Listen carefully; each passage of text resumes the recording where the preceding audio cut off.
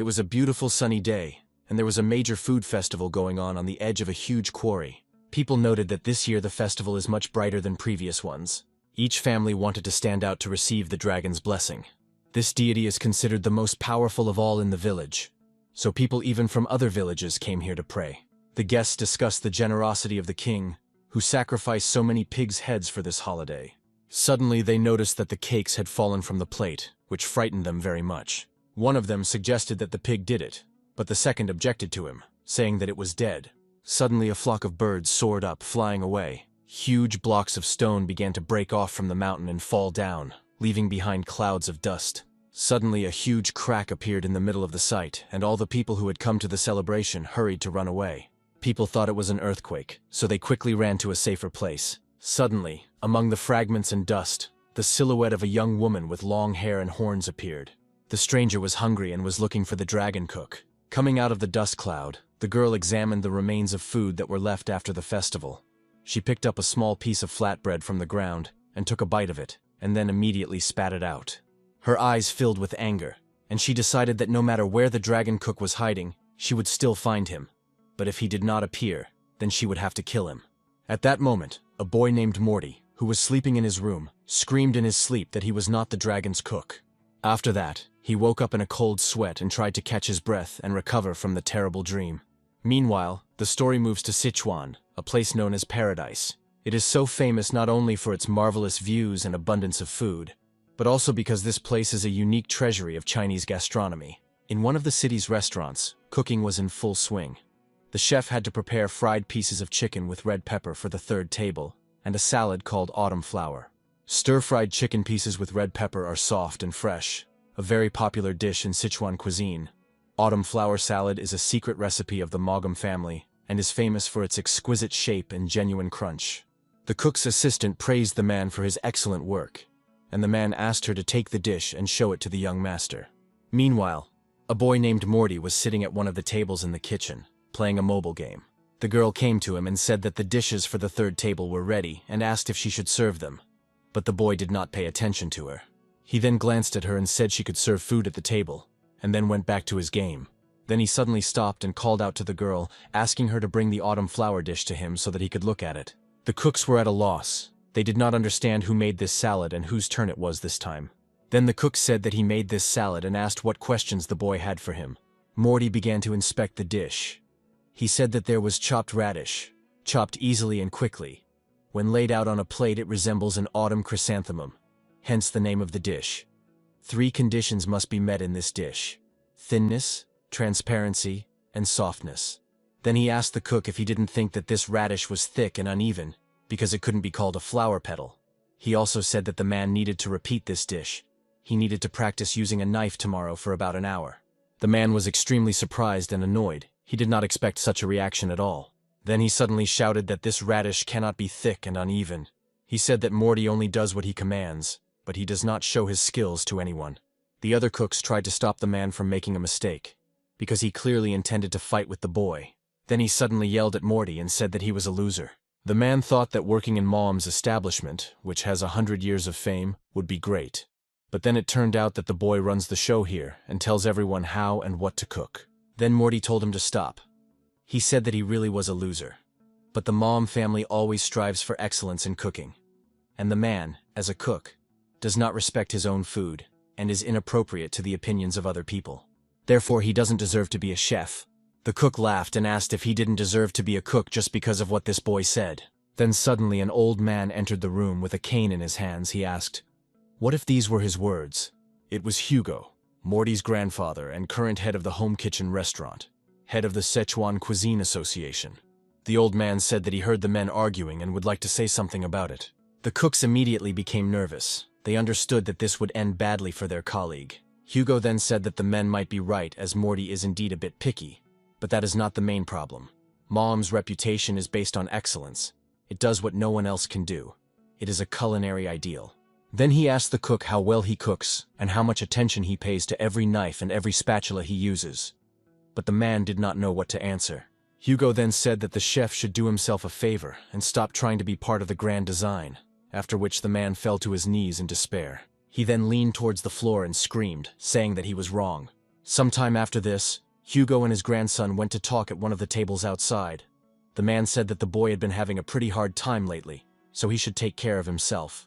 Morty laughed, saying that he was the 28th generation of the family and had nothing to worry about. However, Hugo said his talents and understanding of the culinary arts are worthy of the title. Morty said he may have problems with his hands, but he's not hopeless.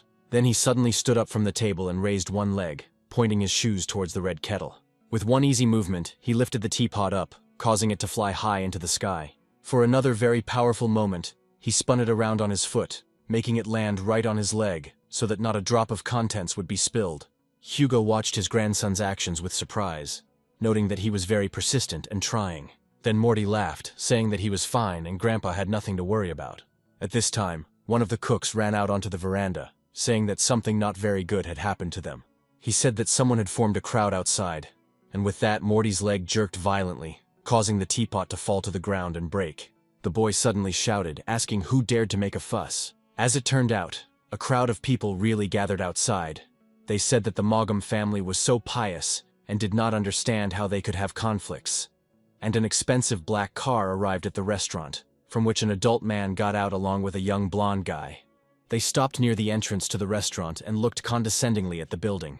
The young guy asked his fellow traveler if this was really the same building.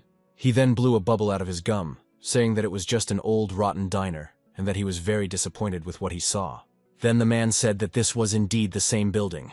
100 years had passed since the last moment he saw it. He then said that it was time for the Mom family to pay for what happened back then, and they would definitely pay a huge price. At that moment, Morty came out of the restaurant. He asked who these people were and why they made a mess here. He looked angrily at the arriving guests and asked if this was really their doing. The men turned over among themselves, not understanding whether this was really the heir of the Mom family. Then he stood on the sign of the restaurant, causing incredible anger inside Morty. The guy immediately rushed at him, intending to knock him to the floor for insulting their family. He attacked him with his legs from above, clearly intending to inflict serious injuries on him, from which the blonde boy was forced to cover himself with his hands. However, he managed to avoid the blow and went back trying to catch his breath. Morty looked at the men condescendingly, saying that they need not think that the Mom family was so easily intimidated. None of them would get away with it today. Then the man suddenly clapped his hands, saying that the Mangam family was truly great. At that moment, Hugo came into the building and said that the men showed impressive aristocracy. The Mangam family always believed that they were helping others. But the men came here, smashed their sign, and were now trampling on it. Passers-by who gathered around the restaurant supported Hugo and his grandson, saying that these scoundrels had disgraced good people and deserved severe punishment. Then the man suddenly laughed when he heard that the Mom family was spoken of as kind people. Then he turned to Hugo, asking if he remembered the Huang family in the south of the city. And even though it was 100 years ago, they have the right to trample on this sign. Hearing these words, the old man was incredibly surprised. Morty said he doesn't care who they are because they have no right to treat their family like that. However, Hugo screamed at his grandson, silencing him. He then approached the guests, saying that since they were respected guests of the Mangam family, they would be polite to them. Morty didn't understand what was happening. He looked at his grandfather in surprise and asked why he was behaving this way. Then the man asked, "Doesn't this kid really know the history of their families?" He explained that 100 years ago there were 2 leading kitchens in the city, and they were awarded royal gold for their outstanding abilities. Then Morty suddenly began to understand what was happening. The Mangam family lived north of the city, and the man's ancestors, the Huang family, lived in the south of the city. Their families were friends. However, because of the pompous and at the same time empty titles, a fratricidal war began. In the end, the Mom family won, and the man's ancestors, the Huang family, left the country with a humiliating defeat. All these 100 years they did not return to their homeland, and so today he came here to fulfill the promise made by their ancestors, to challenge the Mangam family and regain your glory. He shouted, saying that what the Huang family did today had a deeper meaning than it seemed on the surface. Passers-by suddenly fell silent. Now their opinion began to change, and they gradually began to go over to the man's side, realizing that it was really difficult for his family, and therefore there was nothing wrong with this act. Morty was shocked. He didn't understand how this could happen. Then he suddenly turned to his grandfather, but Hugo didn't say anything. He just put his hand on his grandson's shoulder and sadly looked down. Passers-by noted that the man seemed to have aged even more. He looked very dejected, but another girl said that this was nonsense, because both of their families suffered. They understood that these guys were in trouble, because this old man was the president of the Sichuan Cuisine Association. Then Hugo suddenly bowed before the men, saying that he, as the representative of the 27th generation of the Mom family, greeted the men as old friends of their family. He said the Mom family would make concessions. Morty was incredibly surprised by what he heard, his mouth falling open in surprise. Hugo then said that he accepted the Huang family's challenge. In accordance with the promise of his ancestors, they would settle the feud with a culinary duel. He then asked the man what time they would be ready. The man replied that he was impressed by their nobility, and promised to think about when this could be arranged. Then he suddenly pulled the red blanket off the table they had brought with them, saying that they could start right away. On the table there were preparations for a culinary duel. Apparently, they were initially ready to fight in the culinary arts. The guests were surprised at how well they prepared. The Huang family looked like they had already won. Hugo then smiled nervously, saying that Mr. Huang had prepared very well. Morty realized that his grandfather was going to participate in the duel, but his body was not in the best condition. However, Hugo said that everything was fine and he still had the strength to cook. Then Mr. Huang said that they should not rush, but first need to agree on the conditions and punishment for the losers. He said that if they lose, the Mangam family will not only give up their ancestral home, lose the title of victors in that conflict, and give up the title of the best in the world, but they will also kneel. Upon hearing this, Morty said that every year 8 out of 10 of his grandfather's cooks fail, so Juan can lose to him as many times as he wants. However, Hugo said that he accepted these conditions. Juan laughed and said that he expected no less from the respected representative of the Mangam family. This time, the Huang family's representative in the culinary competition will be his son. He took the blonde guy by the shoulder and brought him forward, saying that this was his son. His name was Tyler. He said that his son is in charge of the kitchen in the Huang family, and after he returned to his homeland, he received the highest qualification as a chef. Therefore, Juan wanted the heirs of the Huan and Mangam families to compete in a culinary duel. Hugo was incredibly surprised that the man decided to do just that. At that moment, memories of his childhood entered Morty's head.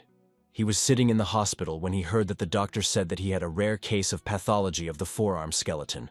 Compared to normal people, he will not be able to perform fine movements and has less strength. He was told that modern medicine could not cope with such a disease, even though the boy was the sole heir to the culinary arts of the Mangam family. Then Tyler said that he wasn't very good at fighting. Then he took an apple and threw it up, and in his other hand he took a knife. The next moment he cut the apple several hundred times and said that nevertheless he had never lost. When the apple landed on the table, it looked more like a flower than a fruit. It was sliced so expertly that everyone present held their breath. Hugo noted that this guy already has the Huang family's greatest skill. He is skilled in wielding a blade at such a young age. Those present noticed that Morty froze. They expected him to answer something, because he was trampling on the name of his family, which was a real shame for them. Then Tyler asked if the Mangam family didn't even have the courage to fight. Morty was seething with anger. He wanted to answer something sarcastic, but his thoughts were suddenly interrupted by the words of his grandfather. He bowed and said that the Mangam family was surrendering without a fight. Those present were in shock. They understood that the century-old glory of their house was over. It was a real shame for Hugo to publicly kneel. Hugo said that they would admit defeat and he would apologize to the men as agreed. Morty tried to stop his grandfather, saying that he shouldn't do this.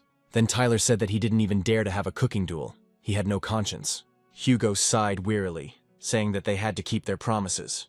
Then he turned around and walked towards the men. The guests were perplexed. Could he really kneel in front of them now?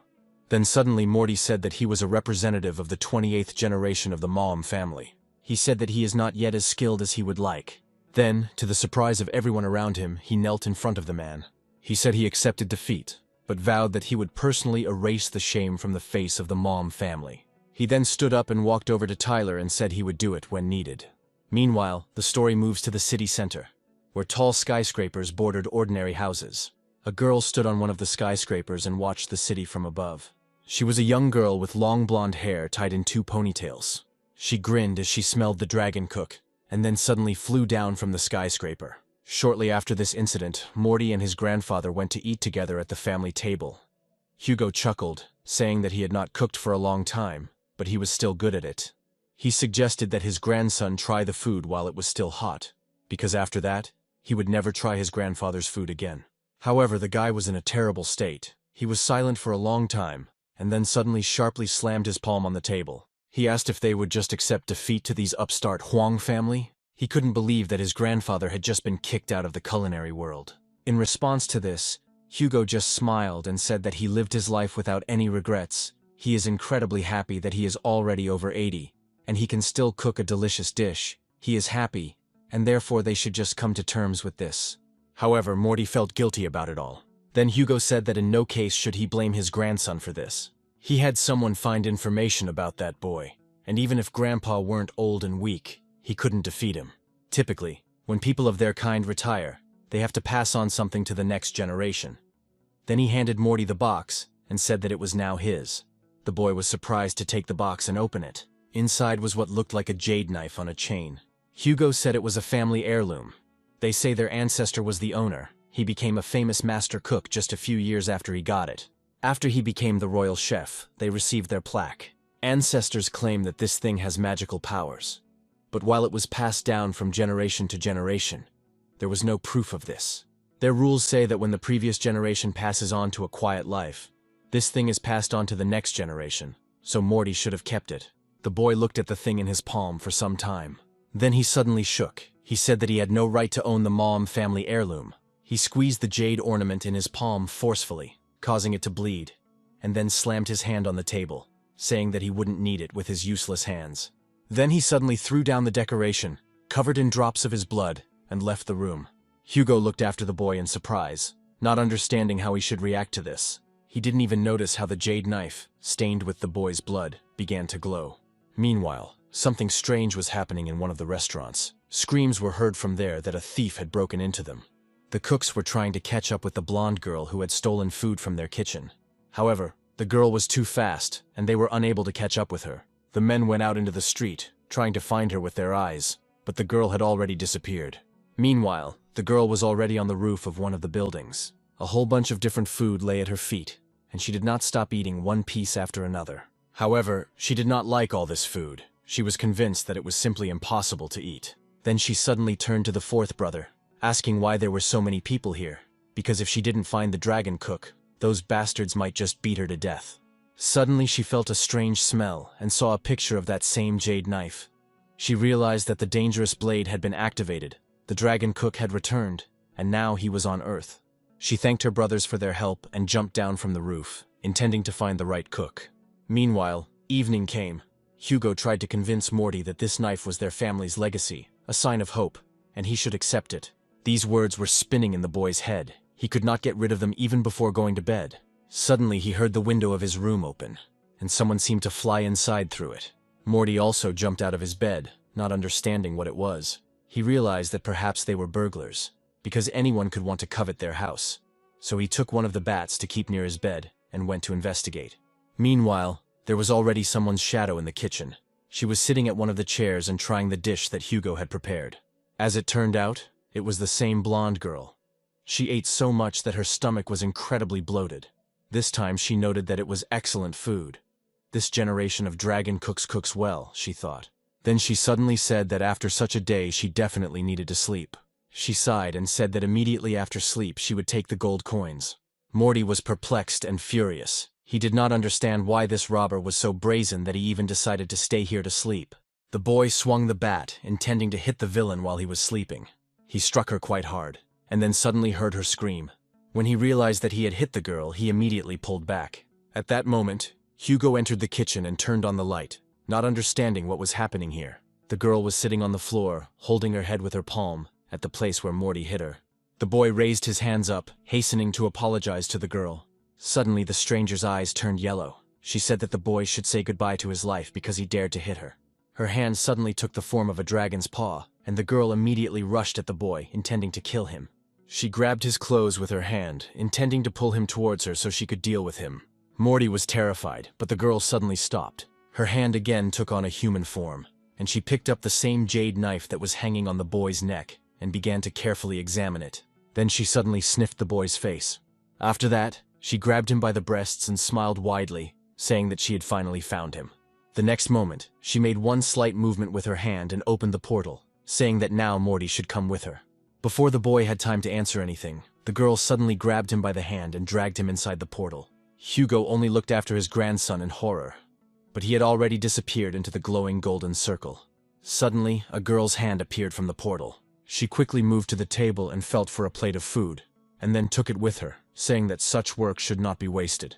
After that, Hugo was left completely alone in the room. He absolutely did not understand what had just happened. Looking at the floor, he saw the bat. It was crushed. It seemed as if it had been hit against something very hard. Meanwhile, Morty continued to fly through the portal, screaming in horror and completely not understanding what was happening.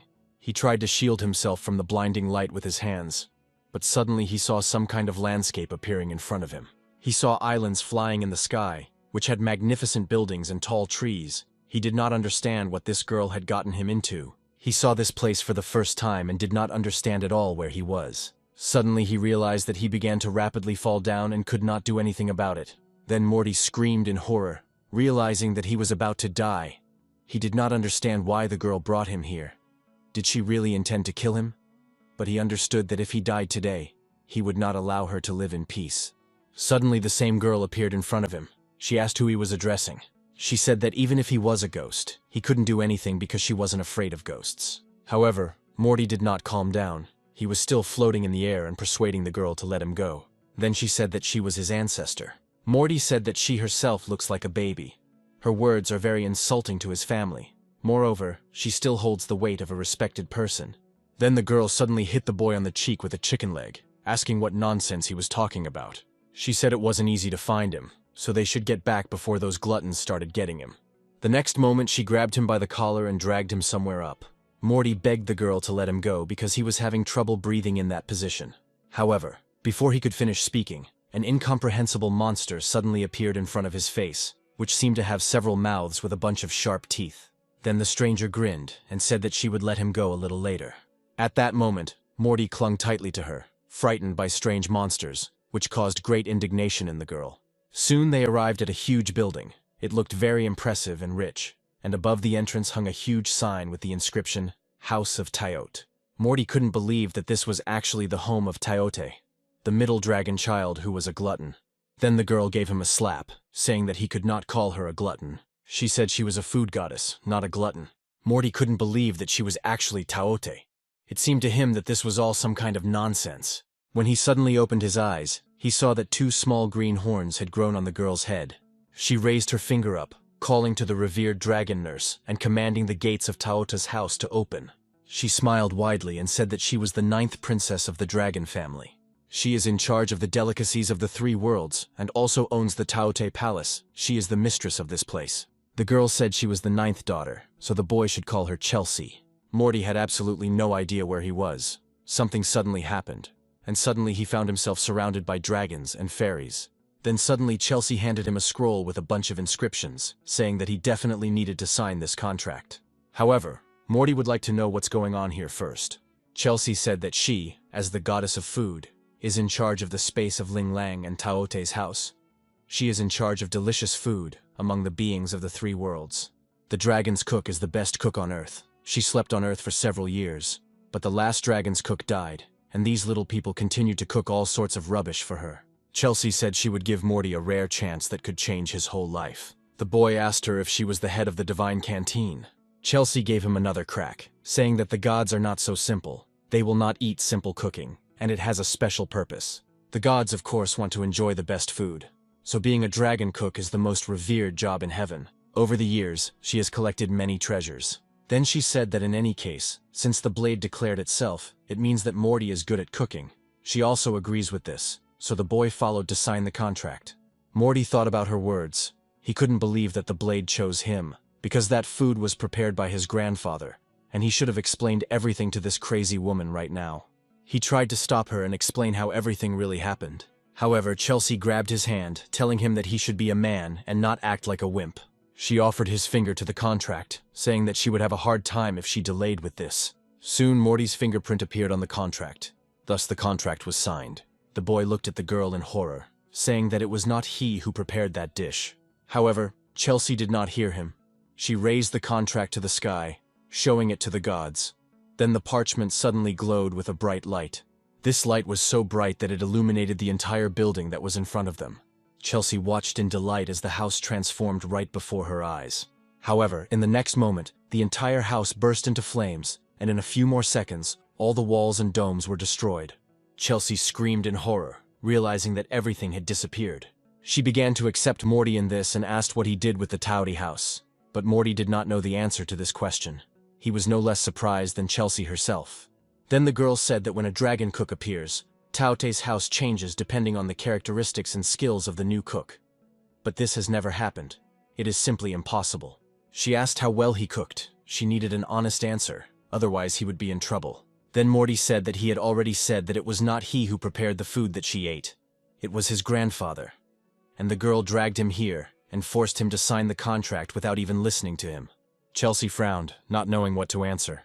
Then they suddenly heard a voice somewhere in the distance. He said that the job was done. The dragon cook had returned. Chelsea froze in horror. She knew that this was the end. Suddenly a bright pillar of light began. Voices laughed, saying that the dragon had finally returned. Chelsea owed them a feast for many centuries, and if they didn't like the cook's food, then she would have to leave. Then the girl screamed, saying that she would do anything to stay, and therefore she would have to kill this boy. Then she suddenly turned around, her face full of rage. She asked Morty what kind of dishes he could cook. The boy said that he had never cooked anything before that moment. Tears appeared in Chelsea's eyes. She said that she would die with him, because she would not be forgiven for such a mistake. At that moment, a sound was heard behind them. A creature that looked like a drop of water was approaching them. It was a funny round creature with eyes, it cried, saying that Chelsea had finally returned. He said that every day they were pestered by these bastard guards, the Eastern Heavenly Brother. They said that they would come to the feast. Then he asked where he was the dragon cook she found. Hasn't he returned to his place yet? Morty wondered what was going on and what kind of creature it was. Then Chelsea took the creature's latch, saying that his name is Po, and he is the spirit of the owner of the Taote house. They will meet often. Then he suddenly flew up to Morty and asked if he was the same dragon cook. Morty said that according to this cruel girl, he really is the dragon's cook. Then Po joyfully grabbed him by the shoulders and said that in this case their house was saved, and then asked him how good he was at cooking. Chelsea turned away embarrassed, not knowing what to answer, but Morty understood what was happening here. When he found out that Morty couldn't cook, he screamed indignantly. Morty said he didn't want to be a dragon chef. He couldn't help it. This girl just dragged him here. Then Chelsea screamed, saying that he had a dragon chef's knife on him, so she was not to blame for anything. It couldn't just be changed. Then Po said that they had better calm down and think about what they should do. Chelsea said that their only option was death, because Morty couldn't cook at all. Then the guy said that it was impossible to do anything sensible with his hands. Chelsea and Po leaned towards the guy and carefully looked at his hands. The girl's eyes turned yellow again. She scanned Morty's hands and noted that the tendons and veins in his hands were malfunctioning, and then she asked him if he was disabled. The guy looked sadly at his palms without answering. Then the girl said that one heavenly pill would be enough. But to eat first, we should send Morty back to Earth. Otherwise these idiots will tear him apart if they don't get good food. Then suddenly the guy jumped up and asked the girl to stop. He asked her again about what she had just said. Chelsea realized that the guy was talking about the heavenly pill. Morty hopefully asked her where he could get such pills. Then the girl realized that he wanted to cure his hands. She said that walking would be a piece of cake for her, and it would be a piece of cake to get the heavenly pill. But he had already caused her so much trouble that she wasn't sure if she should seek it out for him. She then opened a portal, intending to bring Morty back to Earth. She grabbed him by the shoulders and forcefully threw him into the portal, not allowing him to even say a word. The guy begged her to stop. He suggested that they first discuss everything and then make a decision. He then shouted, saying that he would help with the feast for the guards of the eastern gates of heaven. A moment later, Chelsea grabbed him by the collar again and pulled him out of the portal. She looked into his eyes with a smile and asked if he could really help her. Morty tried to catch his breath, said that he could really throw a feast for her. Soon the three arrived at Taote's house. It looked so depressing that Po began to cry. Then the ghost suddenly screamed at Morty, saying that it was all his fault. Taote's house and the dragon's cook are one. As good as the dragon's cook's food is, the house is as great. Chelsea decided to warn the boy, saying that if he didn't cope, she would kick his ass. Then you can say that he never cooked in their world. But in his world, he never had a problem with traditional cooking. He knows many dishes that you don't need to use your hands to prepare. When all three entered the house, Po decided to give the boy a tour. But the hero asked why this was necessary, because this house looked more like an ordinary small stall. Then the Phantom said that Taote's house is a unique artifact of the three worlds. The treasure is located right inside one of the cabinets. The guy reached out to this cabinet, asking if this was some kind of unusual cabinet. When he opened the door, thick white smoke suddenly came out. When the guy opened his eyes, he found himself in an unusual place. As it turns out, the royal garden is home to all kinds of birds and animals from the three worlds. Morty was incredibly shocked. This garden was so huge and amazing. Poe said that the last royal garden was 1,000 times larger than this one. Next they went to the 1,000 herbs, where plants grew in the heavens themselves. Further along the course was the yin-yang space. If the dragon chef cooked one dish here, he could reproduce it countless times. There were many storage vessels here. Poe said that only a dragon cook can use all this, so he shouldn't rely on them. As soon as they try to put their strength into the process, the food turns out tasteless. When the Phantom finished his tour, he suddenly rushed upward, deciding to begin the ceremony. Suddenly, a strange glow appeared in the sky, which immediately struck a beam of light directly into the small stall that was Taote's house. Chelsea said the house was now officially Morty's. He said he could cook without his hands, so she wanted to see him show off. Several dishes flashed through Morty's head at once, but from them, he singled out the one that included chicken. He told the girl that he knew what to do. Soon all three went to get the ingredients, but instead of an ordinary chicken, the hero saw a huge bird that was 1,000 times larger than him. Moreover, it breathed fire, like a real dragon, and broke everything in its path. Chelsea and Poe laughed, saying that the chefs were beating him up with his own ingredients. Morty was horrified. It was not a rooster at all. He wondered what kind of monster it was, because he was hoping to get an ordinary bird. Meanwhile, the fiery rooster towered above the trees, trying to find those who were hunting him. Meanwhile, Morty hid in the bushes. Chelsea laughed at him. They say that the cook clearly matches the ingredients. She said that it was an ordinary fire chicken. All generations of dragon cooks with a knife in their hand could get any ingredient, and the previous generation would be very ashamed if they saw what Morty is doing now. The guy said that if he doesn't succeed, he'll just get hit on the head, but Chelsea will be in real trouble. The girl said that he shouldn't threaten her, because only he can work here. She won't help him. Poe laughed, saying that he would cook, but he needed Chelsea's help in killing the bird. Poe said it's not a problem. The dragons help with the ingredients. Then Chelsea screamed. It was a real shame for her to help him. However, she had no choice but to help Morty kill this chicken. The guy thanked her for her help, calling her an ideal assistant. He said that Poe would prepare these spices for him, and Chelsea would help him with the other ones. He asked her to dig up some dirt. When the girl heard this, her face suddenly darkened. The guy said that he needed the same dirt that they all played with as children. Chelsea laughed. She didn't know if he really wanted to make her dig up dirt. Then the guy said that his hands are not capable of doing such work, so he hopes for her help. Poe tried to calm the girl down, saying that he is their only hope, so they just need to accept it and help him.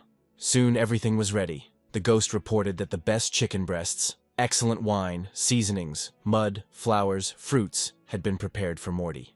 He said that now everything really depends only on him. They helped as much as they could. When Morty turned around, he saw Chelsea behind him. She looked incredibly angry. Then she said that she wanted to watch the guy cook. Then Poe smiled and said that they should start.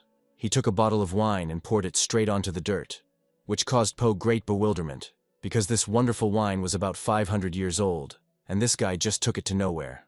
Then Chelsea said that now he should take up meat. He took a pinch of beans and stuffed them inside the meat. Chelsea and Phantom looked at what this guy was doing in confusion. He then took the dirt and poured it directly onto the meat. Chelsea screamed in outrage, asking if Morty really knew what he was doing, the ghost noting that it all looked very disgusting. Then the guy said that he couldn't use his hands, a knife or even a spatula, so he had to find another way to cook food, and they should just wait. Soon he molded a huge ball of mud that completely covered the meat inside.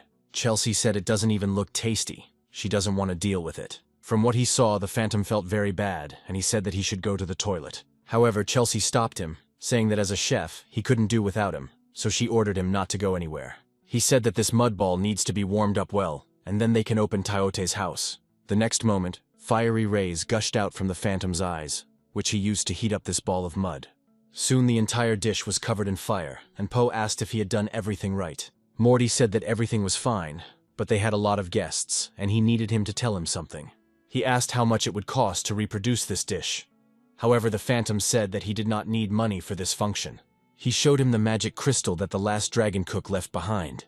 Immortals who want to eat must pay with crystals. It works just like regular money on Earth. This crystal is the key to activating the restaurant function. If Morty did something worthwhile, Ghost would give him the crystal, but in this case it would be a waste of resources. Then the guy told him that he talks too much. He took the crystal from him and used it to multiply this dish. He put it in the box, and soon a bright light poured out, enveloping the entire room. He went straight to the dish, which was still blazing with fire. Soon balls of fire rose up. They looked like fireworks. After a moment, they turned into balls of mud. So the crystal actually took effect, and the dish multiplied. Soon after this, ghostly hands appeared from somewhere out of space. They appeared at each of the dishes. The ghost said that Taote's house can not only replicate the ingredients, but also replicate the cooking technique, and these ghostly hands will copy Morty. Then the hero realized that he only had to add the final touch: spices. The ghost was surprised that the guy just sprinkled spices on the dirt, but Morty just clapped his hands. Soon after, the fire that surrounded the dishes went out, leaving them only as scorched balls of mud. The ghost began to cry, saying that he knew that this guy could not be trusted. He did not understand how these things could be eaten, so he hurried to collect his things, being sure that the end of Taota's house had come. However, he suddenly saw a bright light that appeared right in the middle of the sky. Soon, a huge cloud appeared from there, with several people on it, and then Poe's face contorted in horror. The strangers laughed, saying that they were so hungry and couldn't wait for the Taote house to finally open.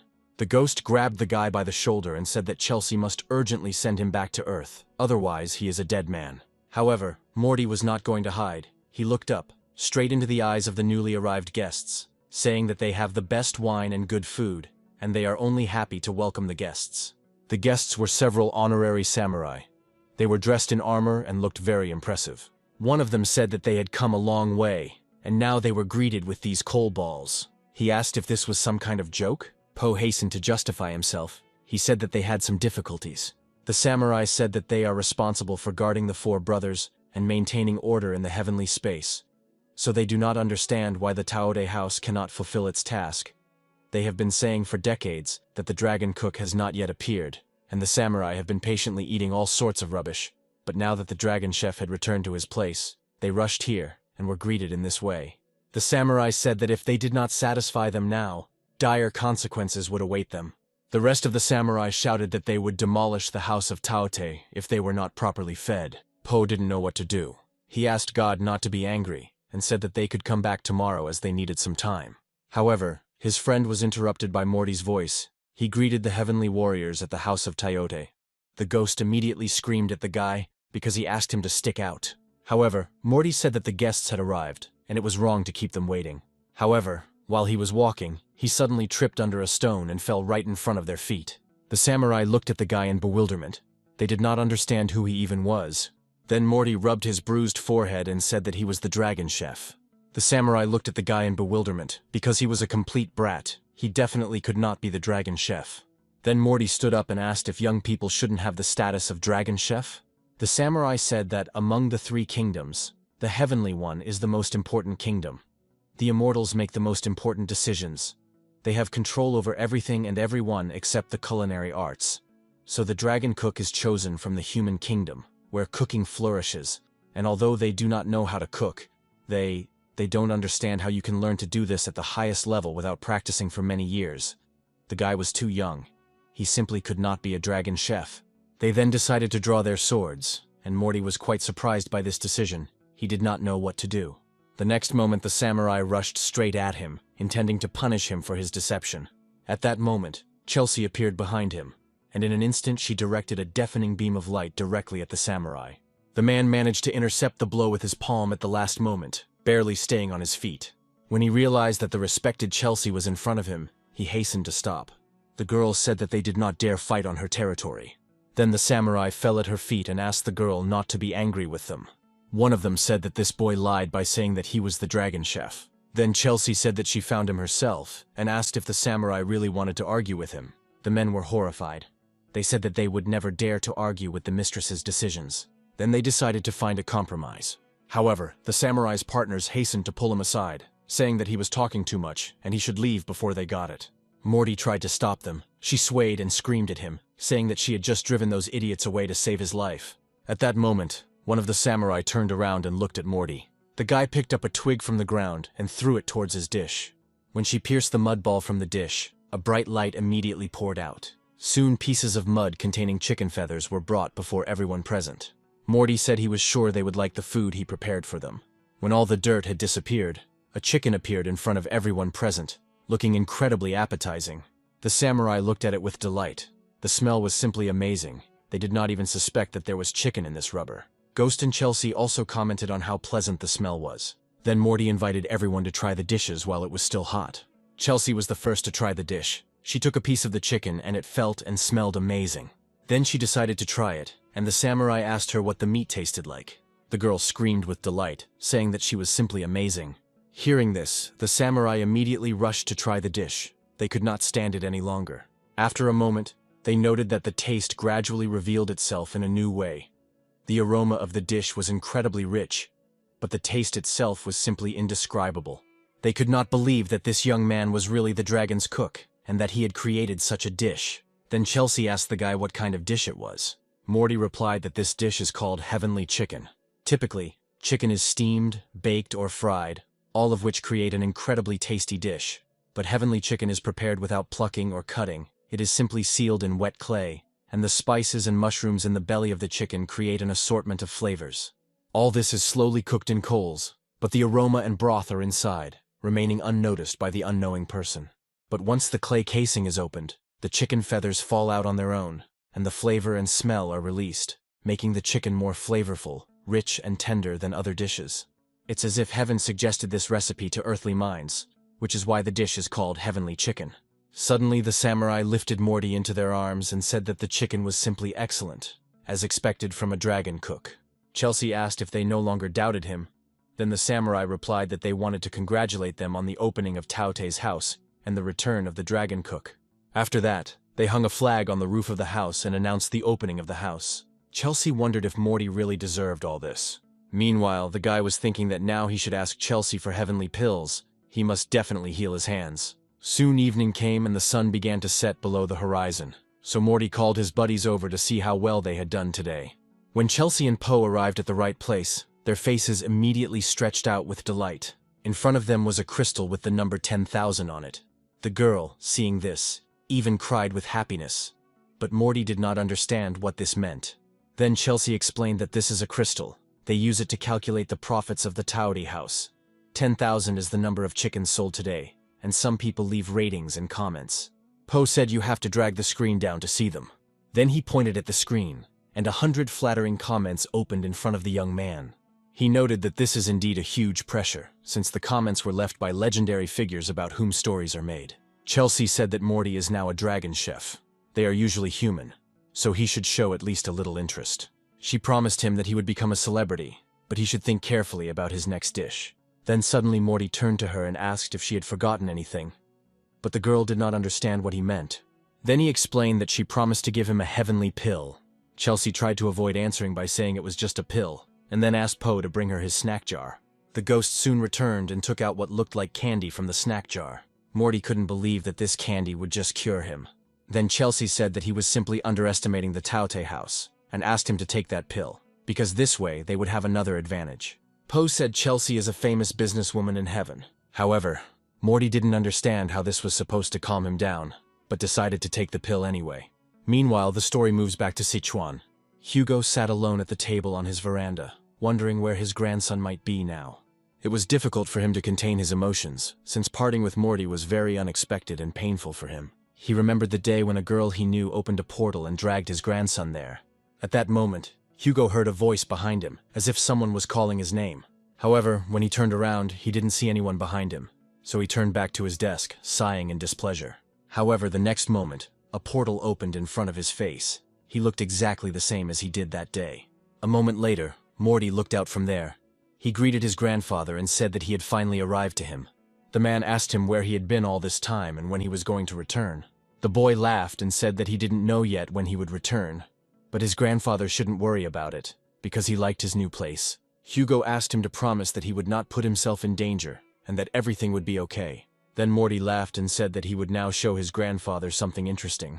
The next moment, he took an apple out of his pocket and took a knife in his other hand. Then he threw the fruit up, intending to cut it. Hugo's thoughts immediately flashed through memories from the distant past.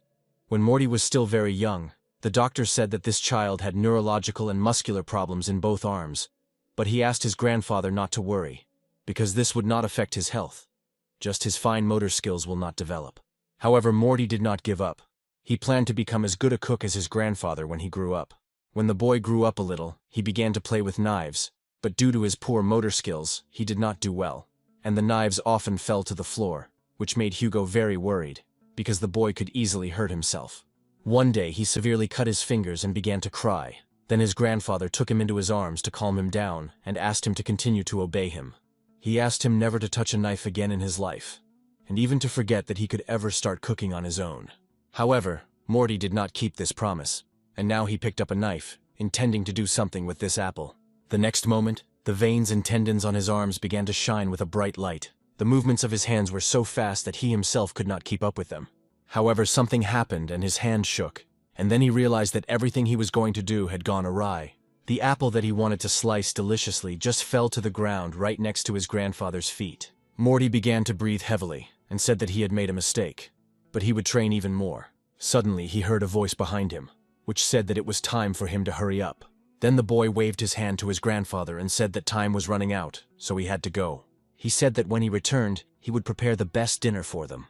He asked his grandfather not to worry about him, and then went into the portal, and a second later, he disappeared again.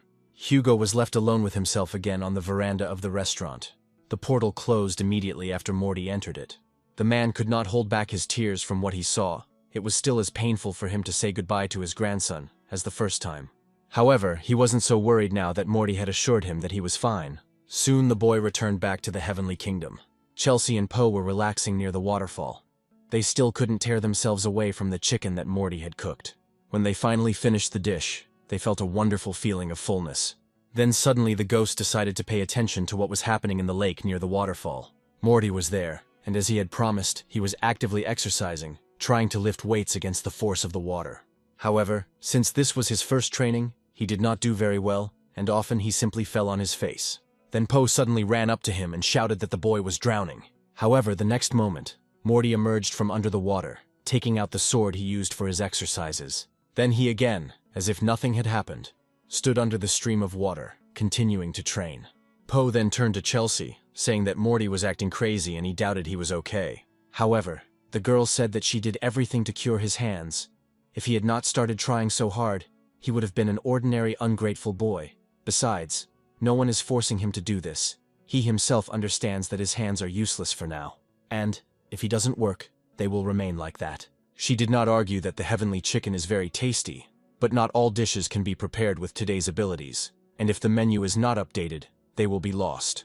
The girl really invested a lot of money into it to give Morty more time to train. They moved to Taya's space, and here time flows differently, and it is very expensive. Time hardly moves here.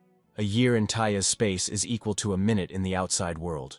However, the man who rented her space said that it could only be rented for a week, but if a longer period was needed, she would have to pay extra. Chelsea was extremely annoyed that this old pig took all of his jewelry that she had accumulated over the years. At that moment, Morty approached her. He handed her an apple and asked her not to be angry.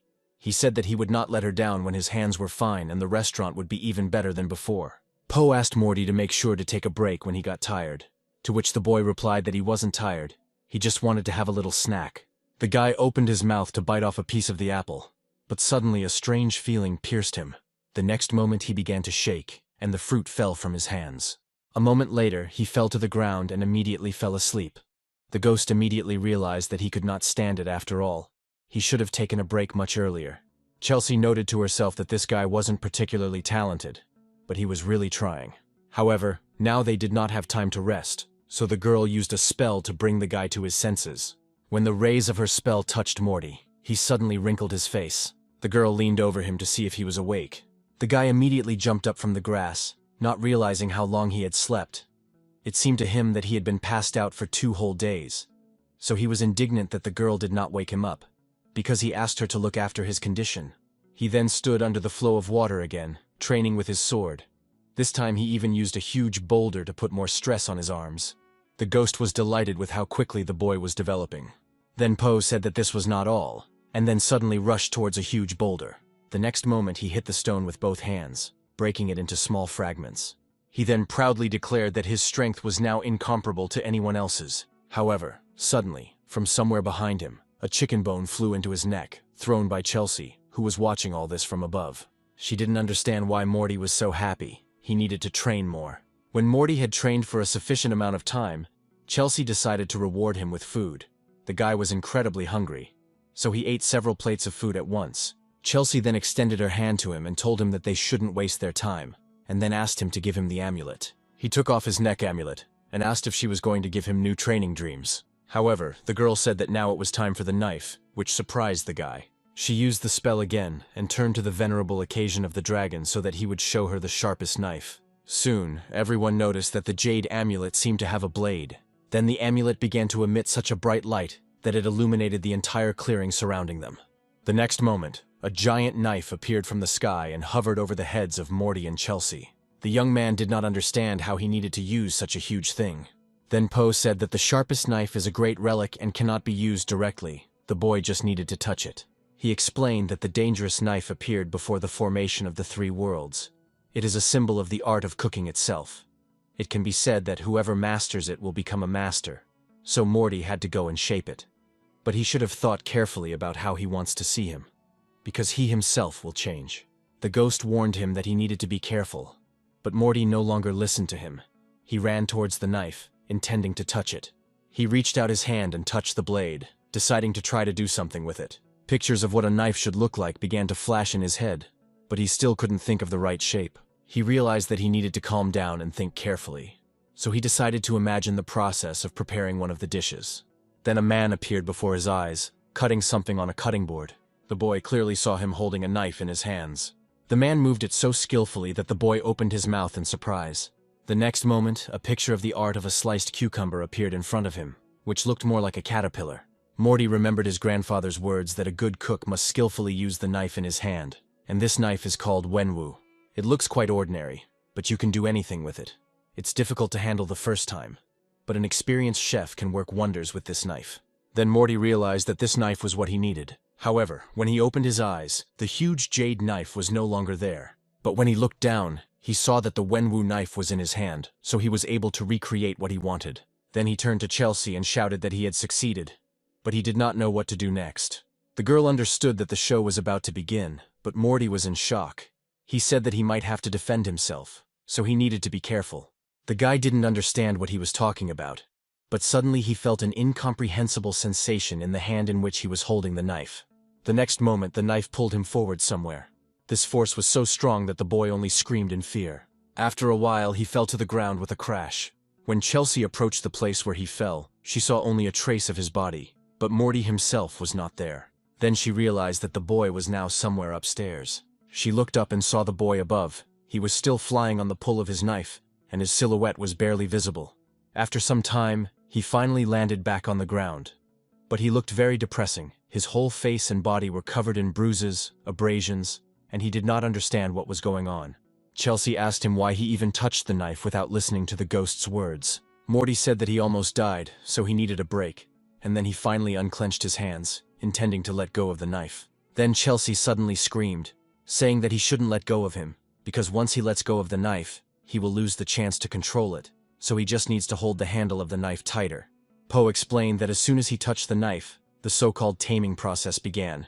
If the guy let go of him now, it would mean that he was giving up, and all his efforts would be in vain. Chelsea added that taming the knife is a test of his will and patience. It will take 10 days, but once tamed, he will be able to control the knife perfectly. Morty was upset that he wasn't told about this sooner, but now he has an incentive to wait just 10 days. Chelsea warned him that the knife's strength would change, so he needed to be careful. Suddenly, the knife began to glow again, and the boy realized that it was starting again. After a while, Morty was lying on the ground with a huge bump on his forehead. However, then he suddenly jerked and jumped up. He tightly squeezed the handle of the knife in his hands and said that he was not so simple and ready for the attack of the knife. On the second day, the knife tested him even more harshly than before, slamming the boy directly into the tree trunk.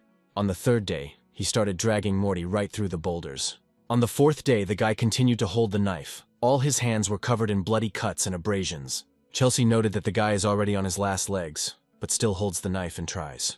It was the last day of this training. The ghost noted that the poor guy was tortured to death. Then Chelsea suddenly realized that since it was the 10th day, the test of the world was approaching. But she doubted that Morty would be able to withstand it. While the guy was unconscious, someone's narrow, bright eyes appeared before his eyes. They spoke to the boy, forcing him to wake up. And then Morty finally opened his eyes and immediately asked the stranger who he was. However, when he realized that there was a dragon in front of him, He jumped back in surprise, since the lizard was incredibly large. When Morty looked down, he saw that there was no knife in his hand. He did not understand where it went, because he had not yet passed the test. Then the dragon asked him if this was the same boy who wanted to control him. Morty couldn't believe his eyes. He still couldn't believe that there was really a dragon in front of him. Then the lizard asked him why he still had not given up, and why he was suffering so much. He said that if the dragon asked him, then he would give him part of his power, and make him the dragon's best cook. He stated that Morty did not need to control him. Then he asked again if he was ready for this, and also promised that he would not tell anyone about their deal. However, Morty said that he didn't want to do that. He stated that his friends told him that he had to take this test. His grandfather had once told him that a cook could not be called a cook if he could not control his own tools. And now that this knife was in his hands, he had to have complete control over it. Then the dragon shouted that his words were too loud, and then added that mortals are so greedy and stupid, and are always striving for power that does not belong to them. Then he opened his mouth, from which a huge bright ball shone, and said that now the boy would know the taste of death. The next moment, a deafening blow came from the dragon's mouth, which left behind a huge blast wave. Morty still decided to open his eyes and see what was happening in front of him. At that moment, in real life, Chelsea heard Morty screaming in incredible pain, all the veins on his body standing out from the intense tension. Blood dripped from the corners of his mouth, and tears flowed from his eyes. The boy still did not stop screaming. Then Morty asked the girl what would happen if he couldn't stand it, because there was already a case when the dragon's cook went crazy. However, Chelsea was confident that this would not happen. Then she used the spell again and directed it towards the guy, touching his temples. The ghost realized that this spell was a verbal stream.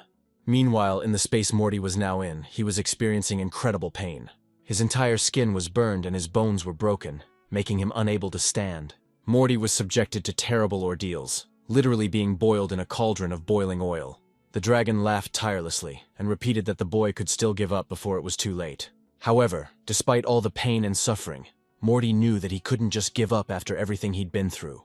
The next moment, a whole cauldron of boiling oil was poured on him.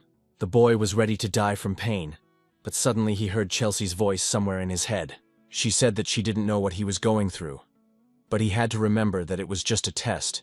It was just an illusion and should not be confused with reality. But Morty had to find a way and hold on. She believed that he could do it. Then Morty suddenly thought that this was really an illusion, and he could find a way out of here. The dragon raised his paw, surprised that the boy still did not give up. He argued that there was nothing wrong with this. He should just give in.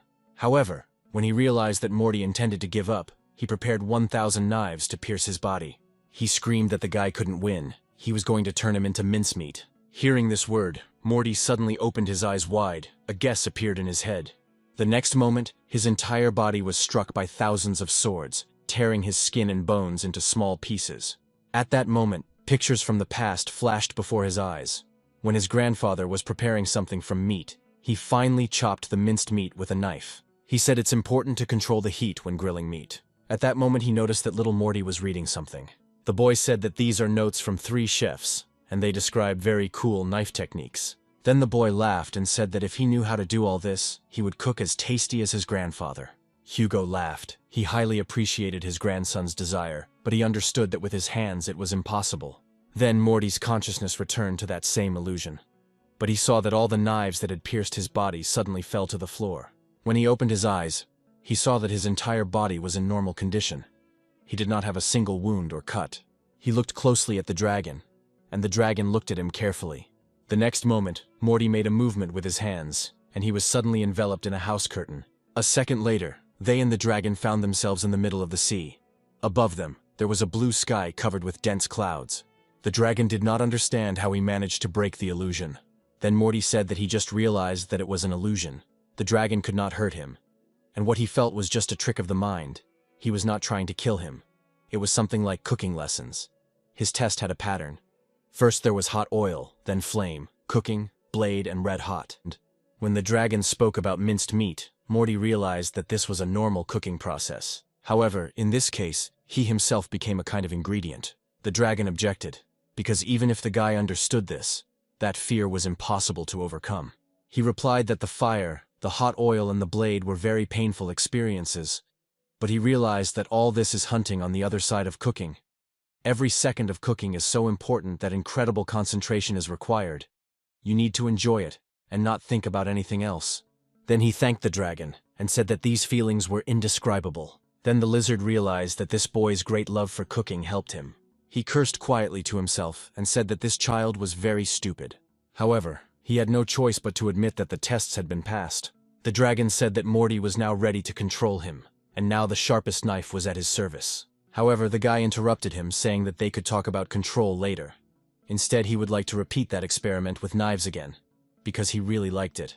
The dragon did not believe his ears. He looked at the boy as if he were a fool. He screamed that he was a complete psycho, but Morty continued to stand his ground. As it turned out, Morty's physical body was still unconscious. Chelsea was trying to bring him to his senses, and she was already quite annoyed that he was not reacting to her attempts. Suddenly, somewhere high in the sky, she heard birds singing. As it turned out, it was a postal crane. It landed right in the girl's hands and immediately turned into a small piece of parchment. It was written to Chelsea, saying that a lot of time had passed, and the sender had heard that the dragon cook had returned to the restaurant, so he would like to visit it tomorrow to try the feast of the 8 divine dishes. Chelsea realized that the sender of the letter was Taya's righteous one. She immediately screamed, saying that this was too much. She was just mocking them. Morty's life and mind were now in danger. There was no question of any 8 dishes, and even tomorrow. Chelsea dropped the piece of parchment from her hands and screamed that this was a complete nightmare. The next day soon arrived and Morty was relaxing at Taore's house. Chelsea sat next to him and was still trying to figure out what they should do. Poe said that maybe Morty could help them like last time when he woke up. However, the girl objected. She said that he did not know anything about the 8 divine dishes, preparation, processing, and knife technique. It was not the same as last time. Moreover, he had not even trained. The ghost then said that anyway, their lease on Taya's space wasn't over yet, so they could go there with Morty when he woke up and practice. Chelsea said that even if he learns how to prepare the dish, the ingredients that go into it are very rare and almost impossible to find in one day. Then she asked the ghost to get ready and run. She would take him to Earth, where he could eat and drink as much as he wanted, but Poe was delighted with this idea. He said that this was a crime against heaven, and if she was caught, she would die when it hits the ground. While they were busy thinking about what they should do, Morty began to slowly come to his senses. Soon the guy opened his eyes. However, his consciousness was still somewhere far away. He was sitting in a huge steamer somewhere in the middle of the heavens. A dragon flew near him. He puffed tiredly and looked extremely exhausted. Morty realized that steam is not evenly distributed inside and outside the ingredients. But with good control, it can create rich texture and flavor. Therefore, he asked the dragon to perform the procedure again. The lizard was shocked by such a request, because he had already told Morty 3 times that he had passed the test perfectly, and he approved of it, so he did not understand why the guy still wouldn't calm down. The boy said that this was a unique experience. Ordinary chefs can only judge dishes based on appearance and smell. But now he can remember every detail of the preparation, and he could not miss this opportunity. Then the dragon said that he had a limited supply of energy, and he could not do this work all the time. However, Morty objected that he was the best knife among the 3 worlds, so he had no right to shirk his work. Thus the cooking process continued, and Morty experienced incredible sensations from this entire process. As a result, it turned out that the dragon had performed this procedure more than 300 times, so he begged the boy to give him some rest. He said that if it weren't for the world of imagination, he would have run away immediately, because this guy is crazy and he needs to deal less with him. Morty chuckled, saying that it was probably time for him to leave this world. The dragon immediately jumped out of the water. He was delighted with such an offer. He said that if the guy let him out, he would do whatever he wanted.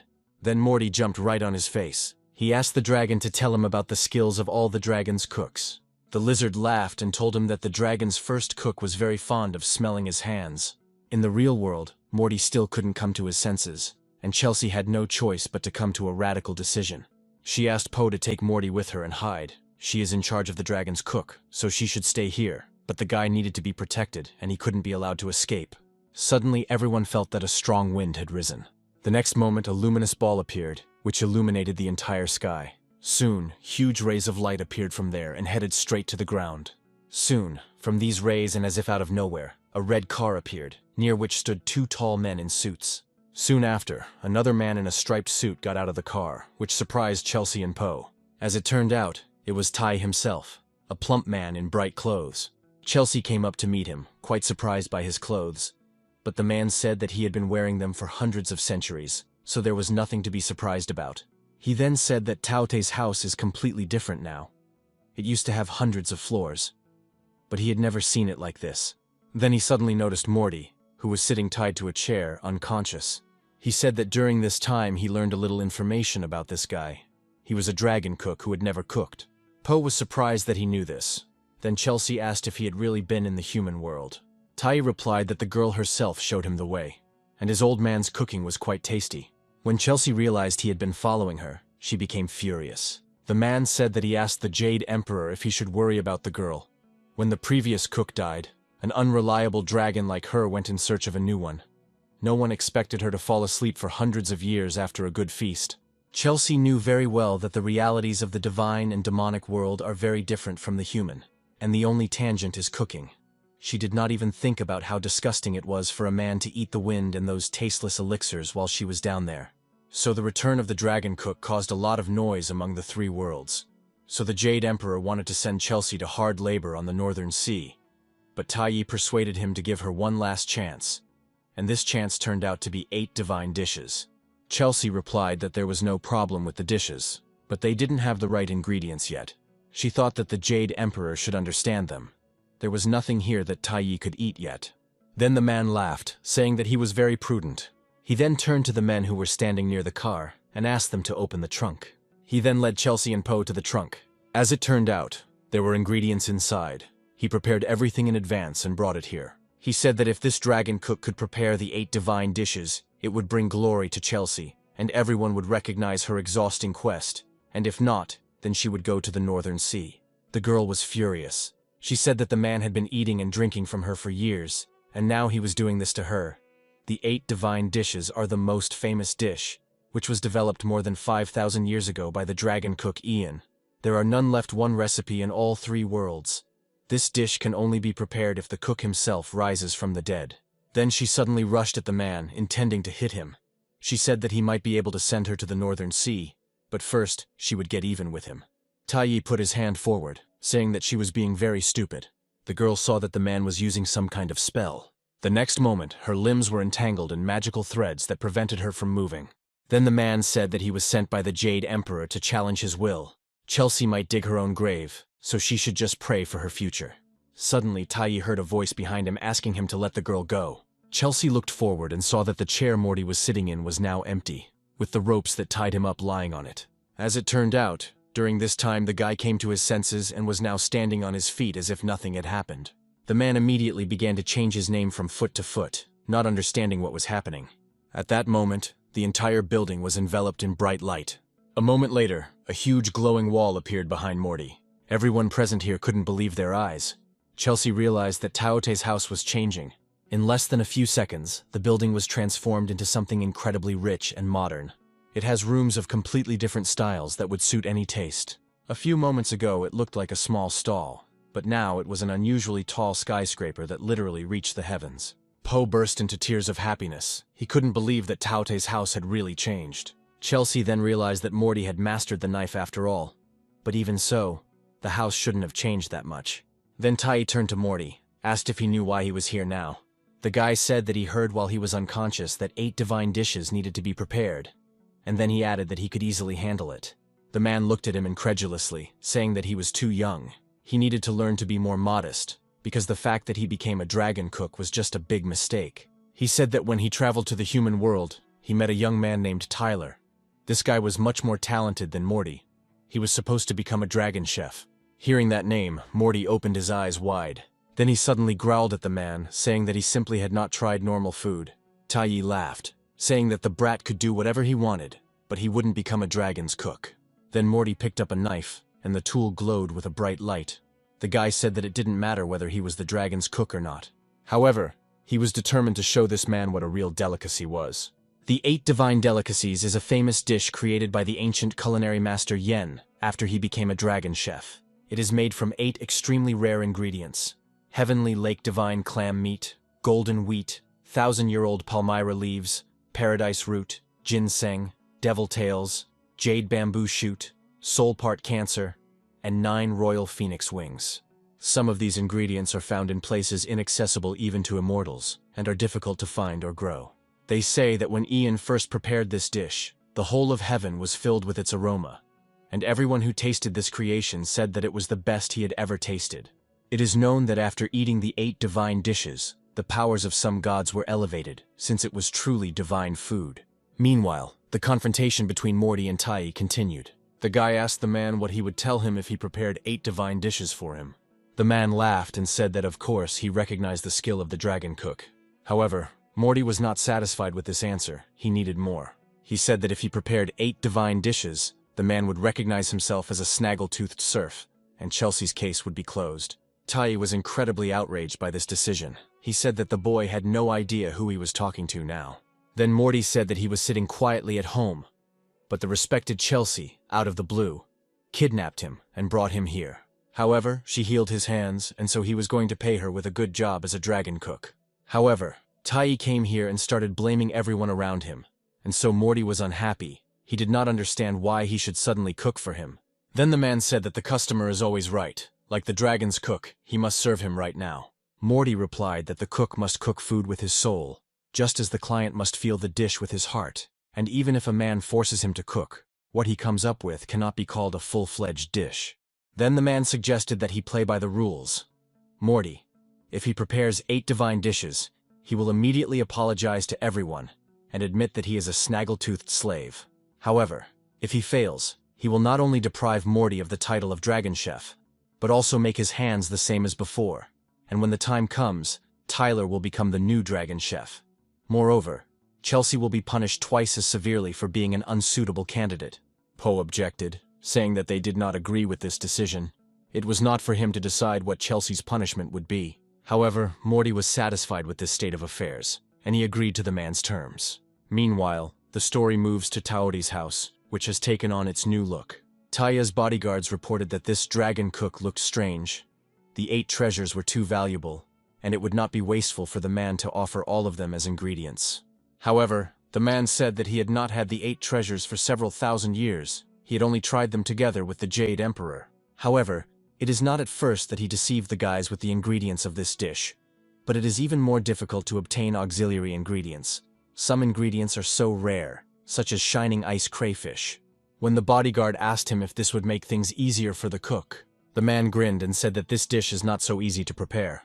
Meanwhile, cooking was in full swing in the kitchen. Morty was sorting out the ingredients that the man had brought for him. Poe said that all this was very cool. He didn't know that Taote's house would be transformed like this, only thanks to the knife. He said that for greater success, Morty needs to prepare as many features in dishes as possible, because the sharpest knife, the #1 culinary tool in the 3 worlds, recognized him as its master. He wanted to turn to Chelsea, but she looked incredibly upset. She did not understand how Morty could agree to double her punishment. Then the ghost tried to calm her down, saying that nothing had been decided yet. At that moment, they were distracted by the sound of breaking glass. When they looked up, they saw that one of the crayfish had grabbed Morty's nose with its claw.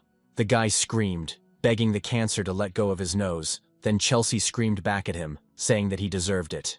Poe laughed. He couldn't believe that the guy thought of using an ordinary kitchen knife to deal with the cancer of the purest soul. This is an immortal cancer that lives in a jade pond.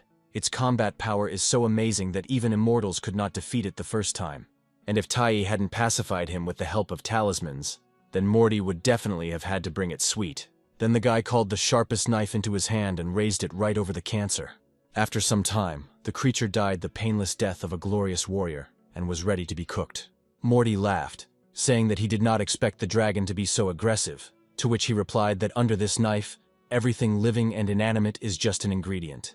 The knife begged the guy to let him cut something else. He said that he was very hungry and asked the boy not to stop. However, despite this, Morty only froze in one place. Poe wondered why the guy wasn't moving, because he needed to hurry with the ingredients. Then he asked Chelsea if she thought the cancer was very valuable. The girl replied that it was very valuable because it lived in a jade pond at a depth of 9,000 meters. It was unusually strong and rare, but she was wondering why the guy was asking her about this. Then he picked up the dead crayfish and handed it to the girl, asking her to look at him carefully. He spread her belly, which was full of caviar. But the girl said that there was nothing special about it, because it was just a female, and she was carrying the caviar. Then Morty laughed slyly, asking them if they had heard anything about artificial breeding. Soon the 3 of them went to the royal garden. All kinds of birds, animals that exist in the 3 worlds are present in the royal garden. Chelsea and Poe stayed on the shore while Morty took care of business. He asked his partners to carefully watch what he was doing, and then took a handful of caviar and threw it straight into the pond.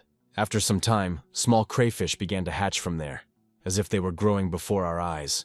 After some time, Morty emerged from under the water, holding several crayfish in his hands. He laughed and said that getting them this way is much more dangerous. Chelsea burst into tears of happiness, holding Poe close to her. She understood that in this way they would earn a lot of money and thus save the Taote house. However, she was still wondering when Morty would prepare the 8 divine dishes. The guy just looked back at her with a smile, which irritated the girl, because if he doesn't prepare this dish, it will be the end for all of them. Morty asked her to relax and not worry so much. He took his amulet in his hands and asked the one who lived inside him to appear. A second later, a golden dragon of incredible size appeared above the heads of Chelsea and Poe. Morty immediately scolded him, saying that he was scaring his friends with his evil appearance. Chelsea said that his ancestors were great people, and he shouldn't risk their history, or he would be punished. Suddenly, the guy's whole body lit up with a bright light. Then Chelsea realized that Morty had completely screwed up and angered the dragon. However, when the light went out, they saw that the dragon that had just been huge had turned into a small dragon, ready to fulfill all the requests of its master. Morty asked him if he knew how to cook a crayfish of the purest soul. The dragon asked if he meant the crayfish of the purest soul from the 8 divine dishes. Crayfish are the purest souls. This is one of the 8 divine treasures. They live in the jade pond and have an extraordinary taste. The meat of this crayfish is soft and snow-white, thanks to the energy of water and ice that the crayfish absorbs throughout its life. Dishes from it are not only an exquisite delicacy, but also have a beneficial effect on the powers of immortals. Additional products are especially important. White chun leaves, rootless water, flowers of the goddess of illusions. These 33 spices are prepared for 79 hours. Then Morty realized that it was not as easy as he first thought. These ingredients were not among those given to Tai, which makes Morty's task much more difficult. Then he asked to find them in the garden of 1,000 herbs. The ghost said that this was impossible. The current level of the Taote house does not allow the cultivation of thousands of herbs in the garden, ingredients of such rarity, Morty remembered. Chelsea cursed to herself, thinking that this time the old man had cheated.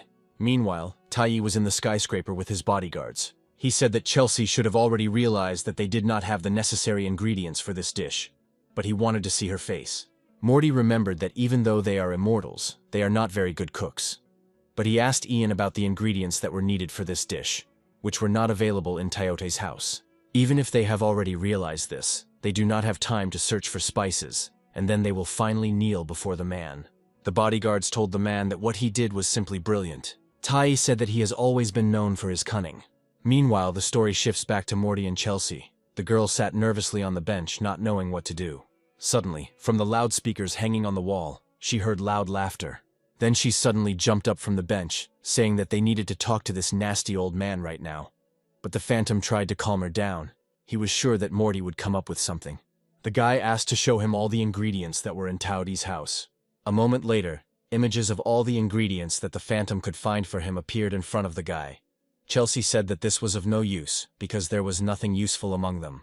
Taking a closer look at the ingredients, Morty suddenly found that an idea began to form in his head. Then he suddenly smiled widely and shouted that everything was fine with them. He pointed his finger at the ingredients and asked her to prepare them for him. He then took out his knife and other kitchen utensils and said that they should get started.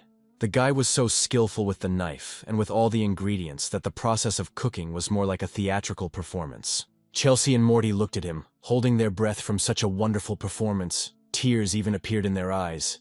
They did not believe that this was the same Morty who was previously insecure. Soon everything was ready, and the guy said that their problems were solved. After some time, Tai approached them along with his bodyguards. The men looked at each other awkwardly, noting that the dish looked too simple. The men asked again if this was really the real 8 divine dishes. When Morty said that this was not entirely true, Tai cursed. He asked him what he meant, because if he tried to deceive him, then he would face a severe punishment. As a dragon chef, Morty could not fulfill the immortal's order. He failed the test, so he should have expected the wrath of the Jade Emperor. Chelsea and Morty, standing behind Morty, looked quite worried. Then the guy sat down on a chair and said that the crayfish of the purest soul is the creation of heaven and earth, the most valuable ingredient, the flesh of which is crystal white, smooth and tasty. The use of the crayfish of the purest soul in dishes should preserve the taste of all ingredients as much as possible. Slow cooking the crayfish with various seasonings can give excellent results, but it will lose its authentic flavor. Crayfish live in very cold abyss, so their flesh is so tough that it is difficult to chew. That's why slow simmering with lots of spices is the best way to cook this meat and soften its texture. The bodyguards noted that this guy knows quite a lot. Taiyi grinned, saying that the guy himself understands that this is the only way to preserve the taste in a dish for 1,000 years. However, Morty replied that this was not entirely true. Hearing this, the man tensed. He did not understand what the guy meant. Then he suddenly shouted, calling him an upstart apparently. This guy thinks that he has surpassed Ian himself.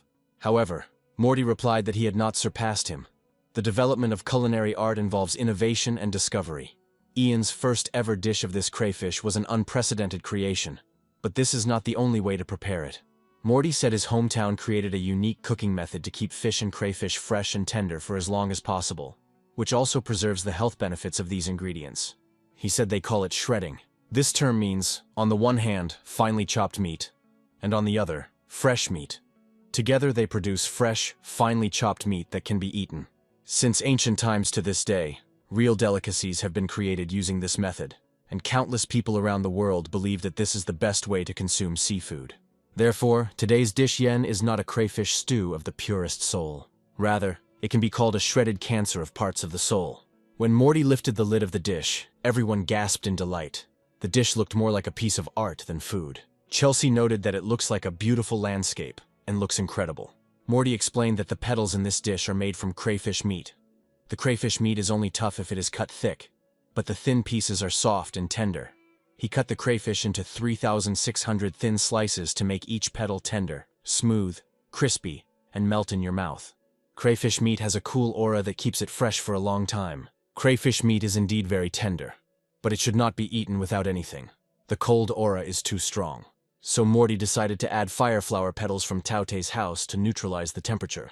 Then Tai shouted, saying that the two leaves were cut into minute patterns, yet they were not separated, but formed a flower. Morty replied that that's not all. The stream next to the carved tree is a special sauce for meat of the purest soul. It gives the light meat a richer taste. Then Morty took one piece of meat and dipped it in the sauce. Then he walked up to the man, put his hand on his shoulder and handed him chopsticks, inviting him to try the dish. The man's mouth watered when he smelled the aroma of the dish. But Morty warned him that he had not prepared a crayfish stew of the purest soul, and asked if he would agree to judge the dish. The man replied that he was the great Taiyi, and he swore that if this dish was really tasty, he would not do anything bad to them. Then Chelsea said that the immortals are true to their taste recipes, especially since there are a lot of eyewitnesses here, so he won't be able to get away with his words. Then the man finally decided to try a piece of meat. The next moment he seemed to turn black. Bodyguards immediately ran up to him and asked if he was okay. However, before they even had time to agree on the proposal, the man began to stuff the entire dish into himself at once. It was so tasty that he could not stop. The bodyguards decided that he could not cope alone and decided to help him.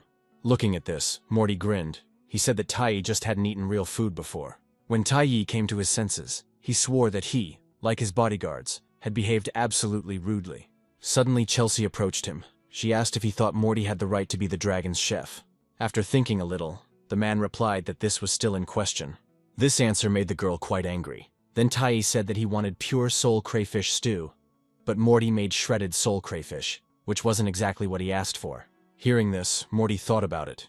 He didn't understand what that freak was up to again. Then the man said that despite all this dish was magnificent, as was the knife work and its shape. Everything was perfect, but there was too little of it. He ate it all too quickly, and unfortunately, did not taste the dish properly. Morty laughed, realizing that the man simply wasn't full of his dish. Then the bodyguards entered into a conversation. They supported their boss, saying that the portions were indeed very small. It was impossible to get enough of them.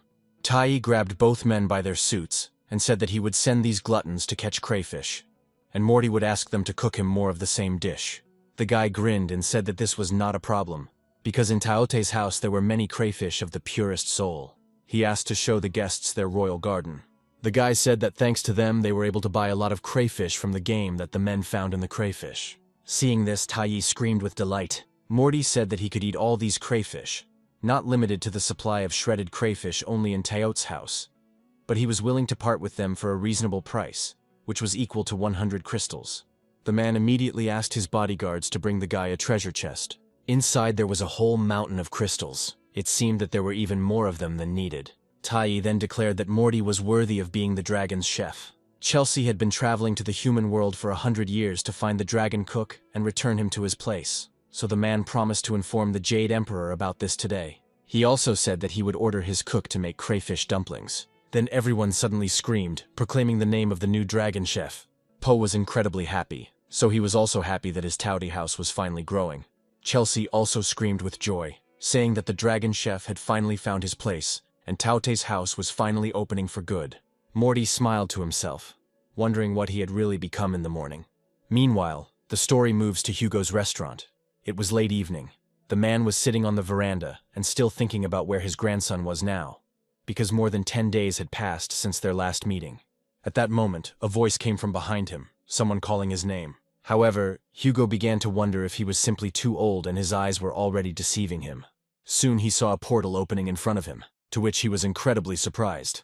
A moment later, he saw the silhouette of a young man in this portal. Soon Morty came out, waved to Chelsea and his hand, and entered the human world. He immediately rushed into the arms of his grandfather, as he missed him so much. He hugged the old man and said that he missed him very much, and tears appeared in his eyes. Then they sat down at the table, and the guy told his grandfather everything that happened. Hugo could not hide his joy, because his grandson was now a real dragon cook. He realized that the legend of the ancestors was true, and that Jade Knife had a great origin. Then he said that since his grandson was blessed by the vlogs themselves this time, he should go and light the incense. However, Morty said that he shouldn't worry about it. Instead, he should try a delicacy from another world. Morty said he brought him here to thank him. The food is said to give strength to the body, and Hugo isn't in very good health, so it should get better with just a few bites. The grandfather said that the work was really not bad, and the serving and presentation of the dish corresponded to him. But the form was not yet ideal. But still he decided to taste his grandson's creation. Morty was very interested in how his grandfather would react. Hugo's face turned red with pleasure. He said that this crispy, sweet, cold, and refreshing meat was simply wonderful, and this leaf was perfect for neutralizing the extra cold. However, then he suddenly jumped up from the table, and his face suddenly darkened. Seeing this, Morty was visibly scared. Suddenly, something strange began to happen to his grandfather. It was as if smoke was coming out of him, and his body began to writhe as if he were being burned by fire. Soon his skin turned red, drool began to flow from his mouth, and he growled. Behind the man were jars containing very precious things. In just 1 second, he turned around and with one kick demolished all the jugs, breaking them into small pieces. The mouse, which was hiding behind these jugs, immediately ran away out of fear. She disappeared somewhere behind jars of pickles. Seeing this, Hugo screamed again. He intended to punish the rodent for daring to run past him. Morty tried to stop him, saying that this vessel was left from their ancestors, but his grandfather did not listen to him. He hit one of the jugs, and green liquid immediately poured out of it. Morty couldn't believe his eyes. He didn't understand what was happening to his grandfather. When Hugo turned around behind him, he saw a poster of a man hanging on the wall. Above the poster was a web from which a small spider hung, making barely audible sounds. Hugo immediately rushed to that corner, intending to kill the spider. And then, Morty could not stand it. He ran after him and grabbed his grandfather by the clothes, saying that this was too much. He shouldn't touch the portraits of his ancestors. At that moment, the grandfather screamed, ordering him to be released, and then swung straight at his grandson. Morty tried to cover himself with his hands, continuing to scream about how his grandfather needed to finally wake up. At that moment, a portal appeared above their heads. A hand touched Hugo's forehead, forcing him to calm down. As it turned out, it was Chelsea. She came to Morty's aid to calm his grandfather down. The girl turned around and looked at the guy with displeasure, asking what he had done. After a while, when Hugo finally calmed down, they carried him to the bed, put a compress on him, and told him that thanks to Chelsea he was getting better. Suddenly behind him, he heard a terrible scream. As it turned out, Chelsea screamed. She was extremely unhappy that Morty stole a crayfish of the purest soul and fed it to his grandfather. The guy tried to justify himself, saying that he just wanted to thank him in this way. Chelsea sighed tiredly and said that humans and immortals have different bodies. Ordinary people cannot eat divine food. Morty thought the girl was just being greedy and brushed her off. Then Poe entered the conversation. He said that Chelsea did not mean it. Heavenly ingredients always absorb divine energy, which is not entirely peaceful. If a mortal cannot digest the divine dish, he may have serious problems. Morty is a dragon cook, so he became a half-divine being, hence it doesn't affect him. However, this cannot be said about Hugo. Not only is he an ordinary person, he is also an old man. For him, one bite of this dish feels like hundreds of ginseng roots at a time. Then Morty finally understood the analogy and realized what he had done. Then Chelsea calmed down, saying that everything was fine, since they managed to come to his aid. Morty said it was his fault, but he thanked his friends for their help. When they turned around to check on Grandpa's condition, they saw that his bed was already empty. As it turned out, Hugo went to the roof and began to pester one of the stray cats. Mighty immediately leaned out of the window, shouting to Grandfather that he should calm down and go downstairs. In the morning, Hugo finally calmed down. He managed to sleep at night, and in the morning he woke up. When Morty, Chelsea, and Poe came to meet him, he looked somehow unusual, as if a divine aura emanated from him. Then the man said with delight in his voice that he, as it turned out, was quite strong for his age. Hearing this, Morty grinned and said that his grandfather must have gotten younger. However, the next moment Hugo hit him on the head with a cane. He screamed at him, saying that if it weren't for this girl, Morty would have simply killed him. And when he looked at his precious teapot made of expensive clay, which he inherited from his ancestors, he completely cried. For a long time, the old man still could not come to his senses after what he had done to the heritage of his ancestors. Then Chelsea came up to him and joyfully told him that he didn't have to kill himself. All this could just be fixed. Then she pointed her finger towards the destroyed jugs, and a second later they stood safe and sound again. The mighty one immediately ran to his grandfather to justify him, but Hugo stood as if petrified. Chelsea said that even though Morty acted like a fool, the man's body held up and he became even stronger than before. Hugo then thanked the immortals for correcting his grandson's mistake and saving his life, and also said that the Mangam family would thank them for their virtue. Chelsea said that they came here to save Morty, and also for Hugo to teach him his skills, and also to look at Earth cuisine to diversify their menu. Grandfather said that he would not upset the immortals, and would not lose face in front of the gods. Morty laughed, saying that, as it turned out, the gods couldn't cook at all. They either eat raw or stale bread from offerings. The hungriest even eat the wind. And his imperfectly sliced crayfish made even Taya's mouth water. Hugo was surprised by what his grandson said, and asked if it was true. Chelsea said that this is true. The world of immortals is impressive, but has no culinary talent at all, so they choose an ordinary person to be the dragon's cook. And now his grandson Morty bears this title. The next moment, the same legendary knife appeared in the boy's hand. Then Morty took an orange from the table and threw it up, and then began to move the knife incredibly quickly. When the orange landed on the table, Morty just touched it with the tip of the knife, and the peel of the fruit immediately disintegrated into petals, thus making it look like a beautiful flower. Hugo was incredibly surprised by what he saw. He did not think that Morty was so good at managing his hands. Then he realized that their family now had its own heir. Then he called Chelsea and Poe to cook for them the heirloom dishes of the Mom family with his own hands. Morty tried to stop his grandfather, asking what about him. Then the man turned around and said that he was the dragon's cook. He asked him to cut the apple into 4 parts. Cut each part into another 3,000 slices. Cut one portion into cubes the size of a grain of rice, and chop the other so that each piece was able to pass through a needle. Ear. Cut the third portion into strips. The slices should be of the same thickness, and if there is even one flaw, he should start over. In addition, none of the slices should be dented or broken, because the boy demanded this from their workers. And now, when his arms are healed, he will have to carry out his requests himself. Hearing this, Morty grinned. He realized that it was now his turn to do this work, but this news did not sadden him at all. Soon Hugo prepared dishes for his guests, and they ate everything without a trace. They noted how well the man cooked. Chelsea said his food is amazing. Hugo laughed, saying that he hadn't felt as good in a long time as he did after that piece of cancer from Morty. Poe chuckled, saying that the old man's food was indeed delicious, but it lacked the divine aura. It was much healthier for them to eat the food of immortals. Then he said that he had brought a crayfish of the purest soul, and it would be great if he cooked it. Hearing this, Chelsea also screamed at him, saying that he was a thief just like Morty. Then Poe asked her if she really didn't want to try this dish herself. Chelsea closed her eyes and said she would taste it, but just a little. Hearing this, the old man grinned, saying that he could make this dish if they wanted it. However, he soon realized that this cancer was indeed very strong and could not be cut with ordinary knives. At that moment, Morty looked in the window. He said that this is the food of the gods, and it cannot be cut with an ordinary knife. He then took out his legendary knife, saying that he should use this. Hugo asked him what he was doing here because he had instructed him to practice with a knife. Then Po said that he had already completed his task. The old man did not believe him because it was impossible to complete this task so quickly. He said that he had previously made him concessions and allowed him a lot. But if Morty was lying, he would be very angry. Then the guy suggested that he look for himself if he didn't believe him. They soon went into the kitchen with Chelsea and Po to check on Morty's work. Grandfather picked up the thinly sliced apple slices to inspect them. As it turned out, they were really expertly sliced. They were so thin that they seemed almost transparent. Chelsea and Po looked in amazement at what Hugo was doing.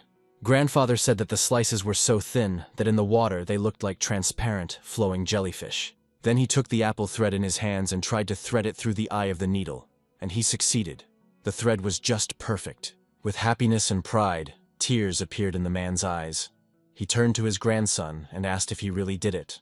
Morty remembered all his hard training, as well as the process of preparing this apple, saying that there was no way he could disappoint his grandfather.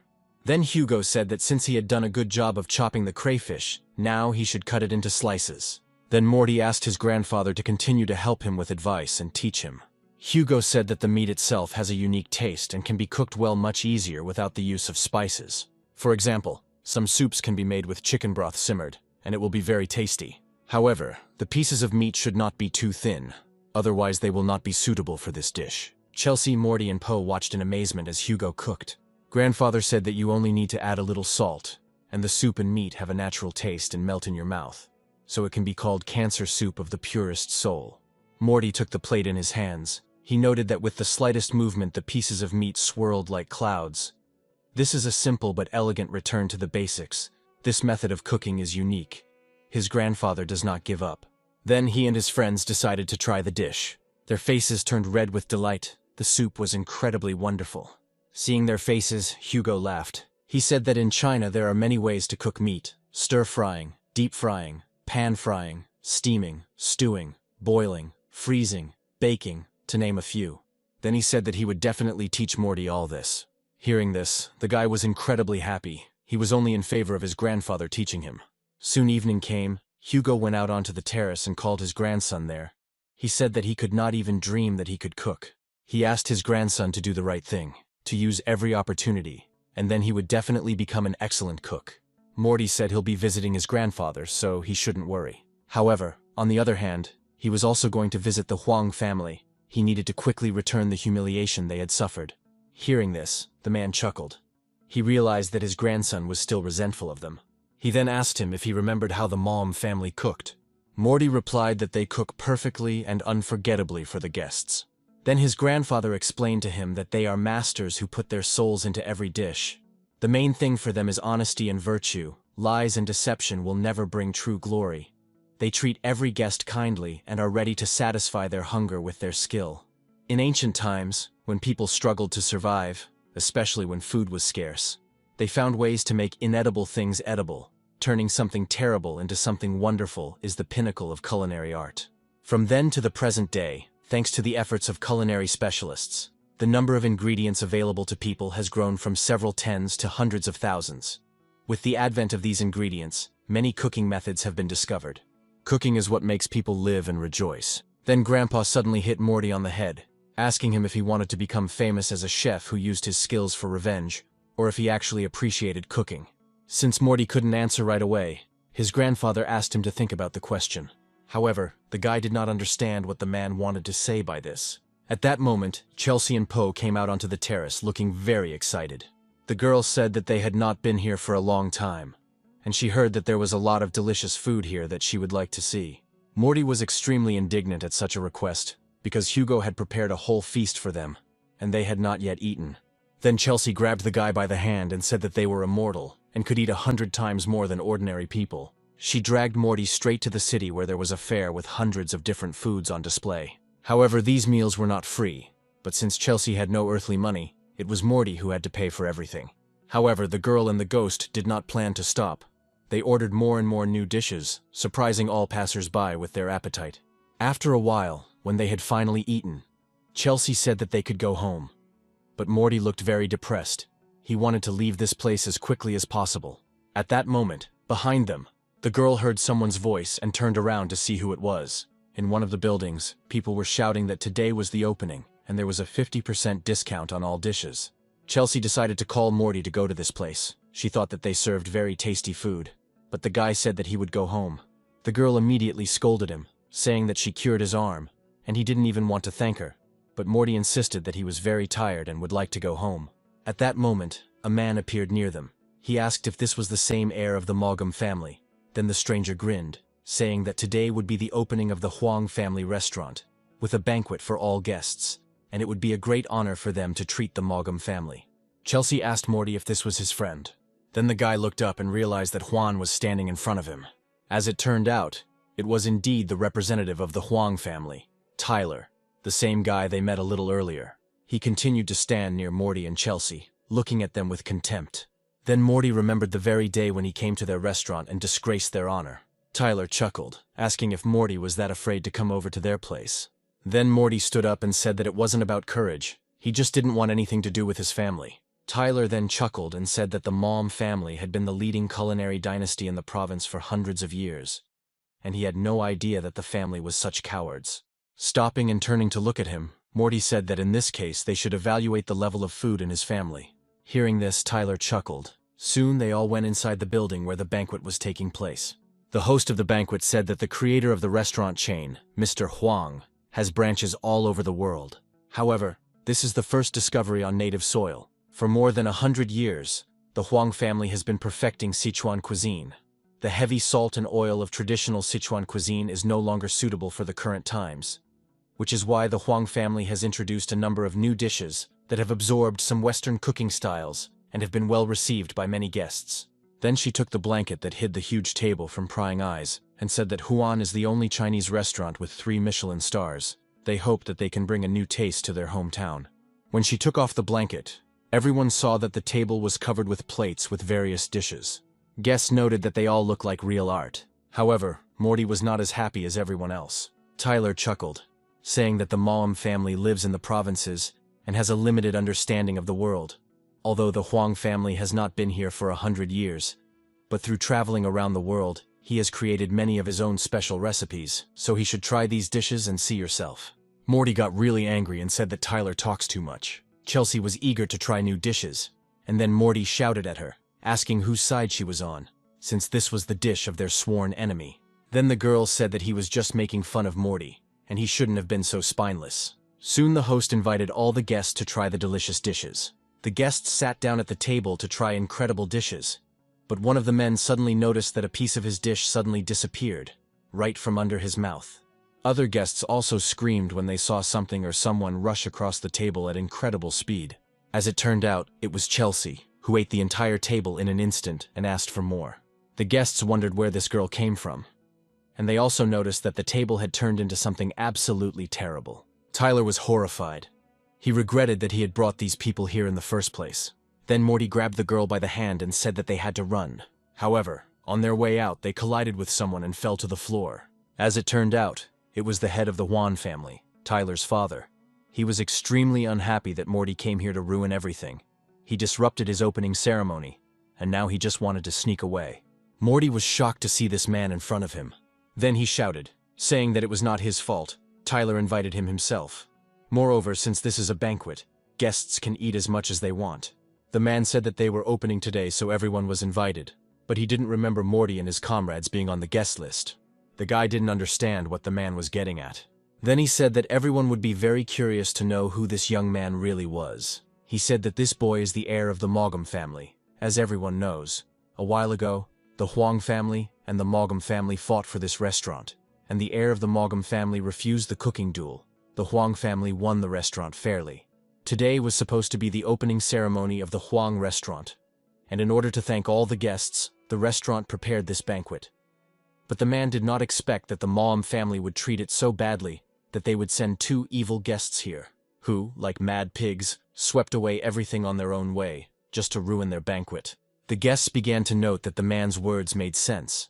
The Mangam family was very pitiful, and this strange girl looked like she hadn't eaten for several years. Chelsea heard what people were saying. They said that anyone would be very embarrassed to communicate with her. Apparently, this girl was a pig in the past. A real conflict broke out between Morty and the head of the Huan family. The guy said that what happened today had nothing to do with the Mogum family. His girlfriend didn't want to offend the Huang family. It was his request. When the man said that, after all, Mogum and Huan are excellent cooks in the family, and he will not get angry and call the police. He suggested that they forget the incident, saying that he already had a solution that Morty had to get used to. Then he demanded that the guy kneel down. Hearing this, Morty became furious and wanted to attack the man, but Chelsea stopped him. She stepped forward, intending to protect her friend. Suddenly the girl was enveloped in a strange aura. Her hair began to spin. The eye turned bright blue, as if a bright fire was coming from it. Poe immediately joined her. He tried to look extremely intimidating.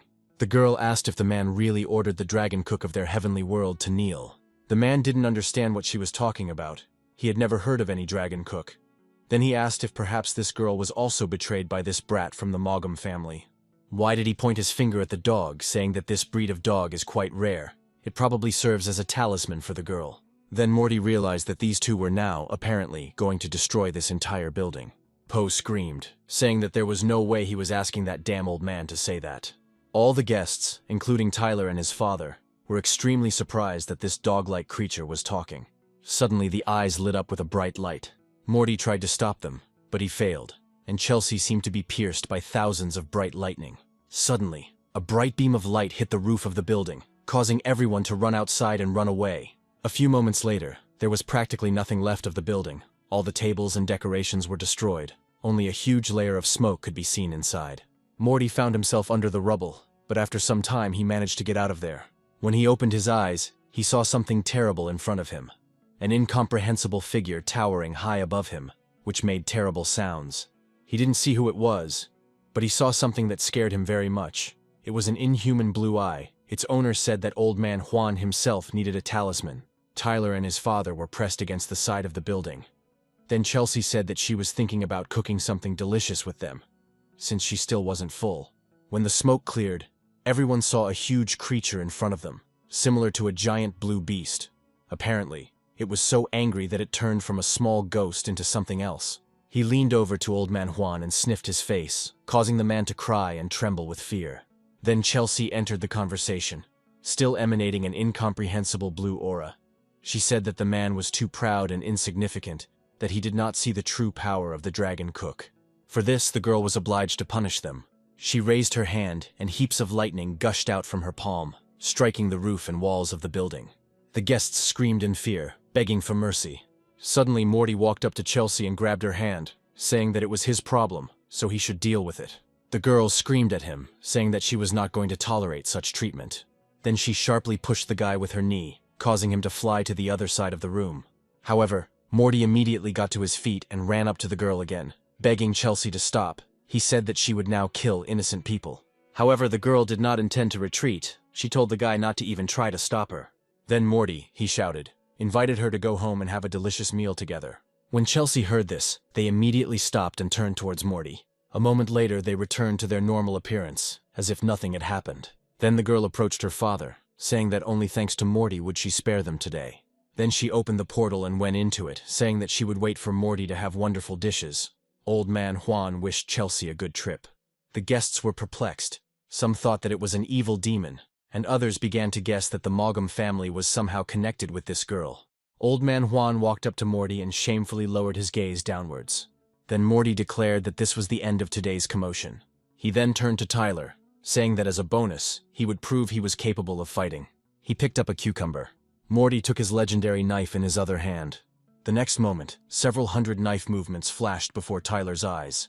A second later, the cucumber landed right on the plate he was holding, after which Morty waved his hand at him and walked towards the exit. When Tyler touched the cucumber with his finger, it shattered into thousands of tiny threads. The guy could not believe that Morty created these threads blowing in the wind in the blink of an eye. This is the style of the Mom family, which none of his contemporaries can repeat. It was just a great job. After returning, Morty, as promised, fed Chelsea and Poe dishes so that they finally had enough to eat. When night fell and they returned to their home, Hugo immediately scolded his grandson. He wanted Morty to take revenge on Tyler professionally, but after such an outburst he could not call himself a chef at all. Then Chelsea said that Morty had nothing to do with it. This vile family accused her of ruining their banquet. The ghost said that if it weren't for Morty, they wouldn't have gotten off so easily. Hugo smiled awkwardly and said that his brat grandson was to blame for this, and respected immortals did not have to justify and protect him. He then turned to his grandson, saying that he understands his dissatisfaction, because he has a strong, offensive family. Juan, they did wrong. But with such an attitude he will not be able to reveal himself as a real specialist. However, Morty didn't understand why his grandfather was telling him this. Hugo then asked him if he knew about the origins of Sichuan cuisine. He said that before, such a concept did not exist at all. But a generation of Sichuan chefs have combined the characteristics of various cuisines, the north, southeast, and west, into one whole, resulting in Sichuan cuisine having about 100 flavors in a single dish. These people, who studied with many masters, humbly adopted the experiences of others, and did not argue with each other. Without their work, Sichuan cuisine would not exist at all. He then asked his guests how they thought cancer could end up in Sichuan dishes, if they had previously learned from professionals in Shanghainese and Cantonese cuisine. He said Morty did have some serious problems with his hands, but he read all the family cookbooks and learned to cook on his own every day. Well, did he really so quickly forget the long history of the founding of the Mangam family? Because starting from the experience of his ancestors is the way of the cook. Thus, he doesn't deserve to be a Sichuan chef unless he's willing to throw everything else away for it. As for the Huang family, Morty is driven only by resentment and desire to be together. He did not even try to evaluate the level of their cuisine. Hugo decided to be completely honest and said that he was very disappointed in what his grandson had done. Chelsea just silently watched everything that was happening, not daring to get involved in the conversation. Morty thought that his grandfather was right. In the days when he couldn't cook, kitchen dreams were all he had. But after his hands recovered, he stopped treating cooking as something sacred. It became a common practical skill. I was distracted from my thoughts by a sound coming from somewhere outside the building. He walked to the door and went outside to see who it was. As it turned out, Tyler was standing in front of the doors. Poe immediately ran out and swore at the uninvited guest, saying that this was the cub of the Huang family, and he had come here in vain, since now he would definitely come to an end. Remembering the form he had taken in their restaurant, Tyler immediately recoiled from the ghost. He said he didn't come to fight, he was just looking for Morty. The guy asked him why he was looking for him. Then Tyler knelt down, saying that he wanted to learn how to use a knife from him. He was ready to pay any price for it. At that moment, Morty remembered his grandfather's recent words that he didn't deserve to be a Sichuan chef unless he was willing to throw everything else away for it. Poe continued to shout at the intruder, saying that he dared to insult them, and now he was asking for their help. Morty then looked back to see his grandfather and Chelsea's reaction, but they looked completely emotionless, apparently deciding to leave the decision up to Morty. Then the guy said that he himself had relatively recently learned to handle a knife. Tyler said he shouldn't have come and said all that and quickly apologized. Then he stood up and headed towards the exit, realizing that there was nothing waiting for him here. Hugo and Chelsea frowned as the guy walked away. Then Morty stopped him, saying that it was for this reason that he believed that this skill belongs not only to him, but to every chef. So if Tyler wants to, he can teach him how to use a knife. Hearing this, the guy immediately stopped and opened his eyes wide in surprise. Suddenly, the medallion hanging around Chelsea's neck glowed with a bright light. A moment later, a contract appeared in her hands. It stated that Baihua would soon bloom in the Jade Garden, so that the dragon cook would use them as ingredients for the dish of the goddess Sivanmu. She said that this is a very important client, so they urgently need to return to Taote's house. The girl hastened to call for a portal that would take them back to the Heavenly Kingdom. She immediately grabbed Morty's hand, telling him that they needed to hurry. The guy finally shouted that he would definitely train Tyler as soon as he figured out what was happening, but he would not forget about his family. After that, the portal closed, and Tyler was left alone with Hugo. He thought about the fact that Morty would definitely wait, regardless of the price. He would learn this technique. Meanwhile, Morty and Chelsea arrived at Taote's house. The girl explained that every 100 years, Baihua blooms in the Jade Pond. The previous dragon cook prepared a delicacy called the 100 Flowers treat, and goddess Siwanmu was very pleased. She liked everything so much that she gave the cook a precious peach of immortality. This is the best gift in heaven and earth. And if Morty also tries, then Sivanmu will be very pleased this time too. Then Morty asked, "Is this really the same peach of immortality that can make the one who eats it immortal?" Chelsea said that this was impossible, but with its help it was quite possible to prolong your life, avoid all diseases, and strengthen the body as a whole. But it had an even more important function. The girl said that this peach is incredibly tasty. At that moment, Poe flew into the room, looking incredibly joyful. He began to rush around the room, bouncing off the walls and ceiling like mad. When his strength suddenly gave out, He plopped down on the floor with a crash. Then Chelsea asked him what was happening to him. The ghost said that divine chicken and shredded crayfish of the pure soul are in great demand. Now they have more than 10,000 crystals, which is a fortune. The girl immediately ran up to Po and hugged him tightly, saying that she had been penniless for so long, and now she finally had money. She would never complain about poverty again, because she would be able to buy herself whatever she wanted. When Morty asked if they should use these crystals to furnish Teote's new home, however, the girl objected, saying that he should not take the crystals. Morty screamed, saying that they were so irresponsible with money, because they would earn much more after the update. Then he asked what they could update to right now. The ghost said that they now have 15,198 crystals at their disposal, which can be spent on upgrading the ballroom to a first-level suite and upgrading 2 rooms. They can also purchase 10 sets of dragonwood tables and chairs, which will add freshness to the interior and fill the room with the atmosphere of a fairy tale forest. The ghost also said that they could upgrade the 1,000 herb garden. Morty liked this idea the most. However, Chelsea asked what was wrong with the garden and why it should be improved. Morty said that if they succeed, they will make a fortune from this. Then all 3 of them went to the garden. It was an unusual forest, full of fabulous plants and trees. Morty said he didn't think there were enough ingredients to feed the entire sky world. Then the Phantom replied that he could not even imagine the potential of Teote's house. It was truly the most powerful artifact of the 3 worlds. Suddenly, Morty noticed a flash of light that flew right in front of him. A moment later, that flash of light turned into a dragon. He asked what Po said, to which Phantom replied that the dragon was also very good at cooking. The dragon said that they, together with this building, are quite powerful. It took 3,000 years to create, but still, the entire Teote house cannot be compared to it alone. Then Morty said that he could only cut, but Teote's house had everything. The dragon objected, saying that he did not understand anything. These powers of artifacts are associated with the abilities of their owners. He does not even imagine how much it increases the boy's culinary skills. Moreover, the heavenly feast is considered the highest aerobatics of cooking. However, Po did not let him finish, covering his mouth with his hand. However, Morty became very interested in this heavenly feast that the dragon was talking about. So he asked what it was. Chelsea and Po immediately looked away, saying that it was nothing special. The girl asked him not to pay attention to all this. She also advised him not to worry about the ingredients. The plants and animals from here can be used both in the heavenly world, in the world of demons, and even in the human world. They will definitely have enough for everyone. She then leaned over and asked Morty to look at one of the plants.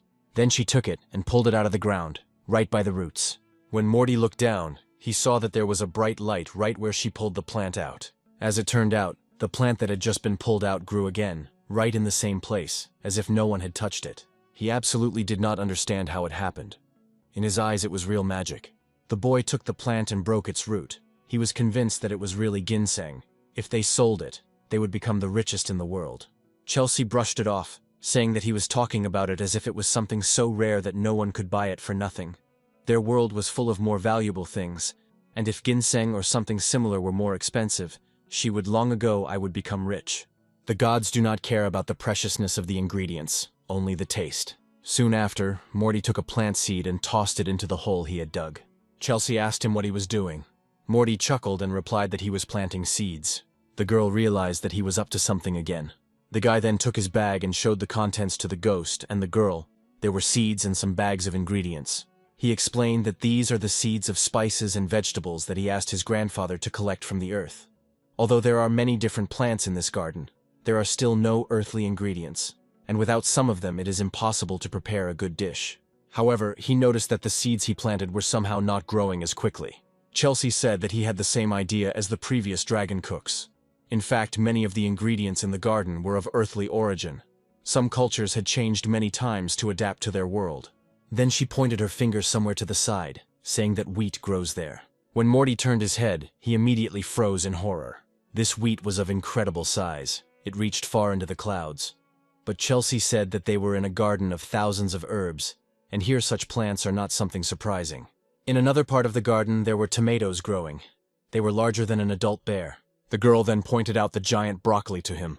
Behind them there were also chili peppers that had already grown to the skies.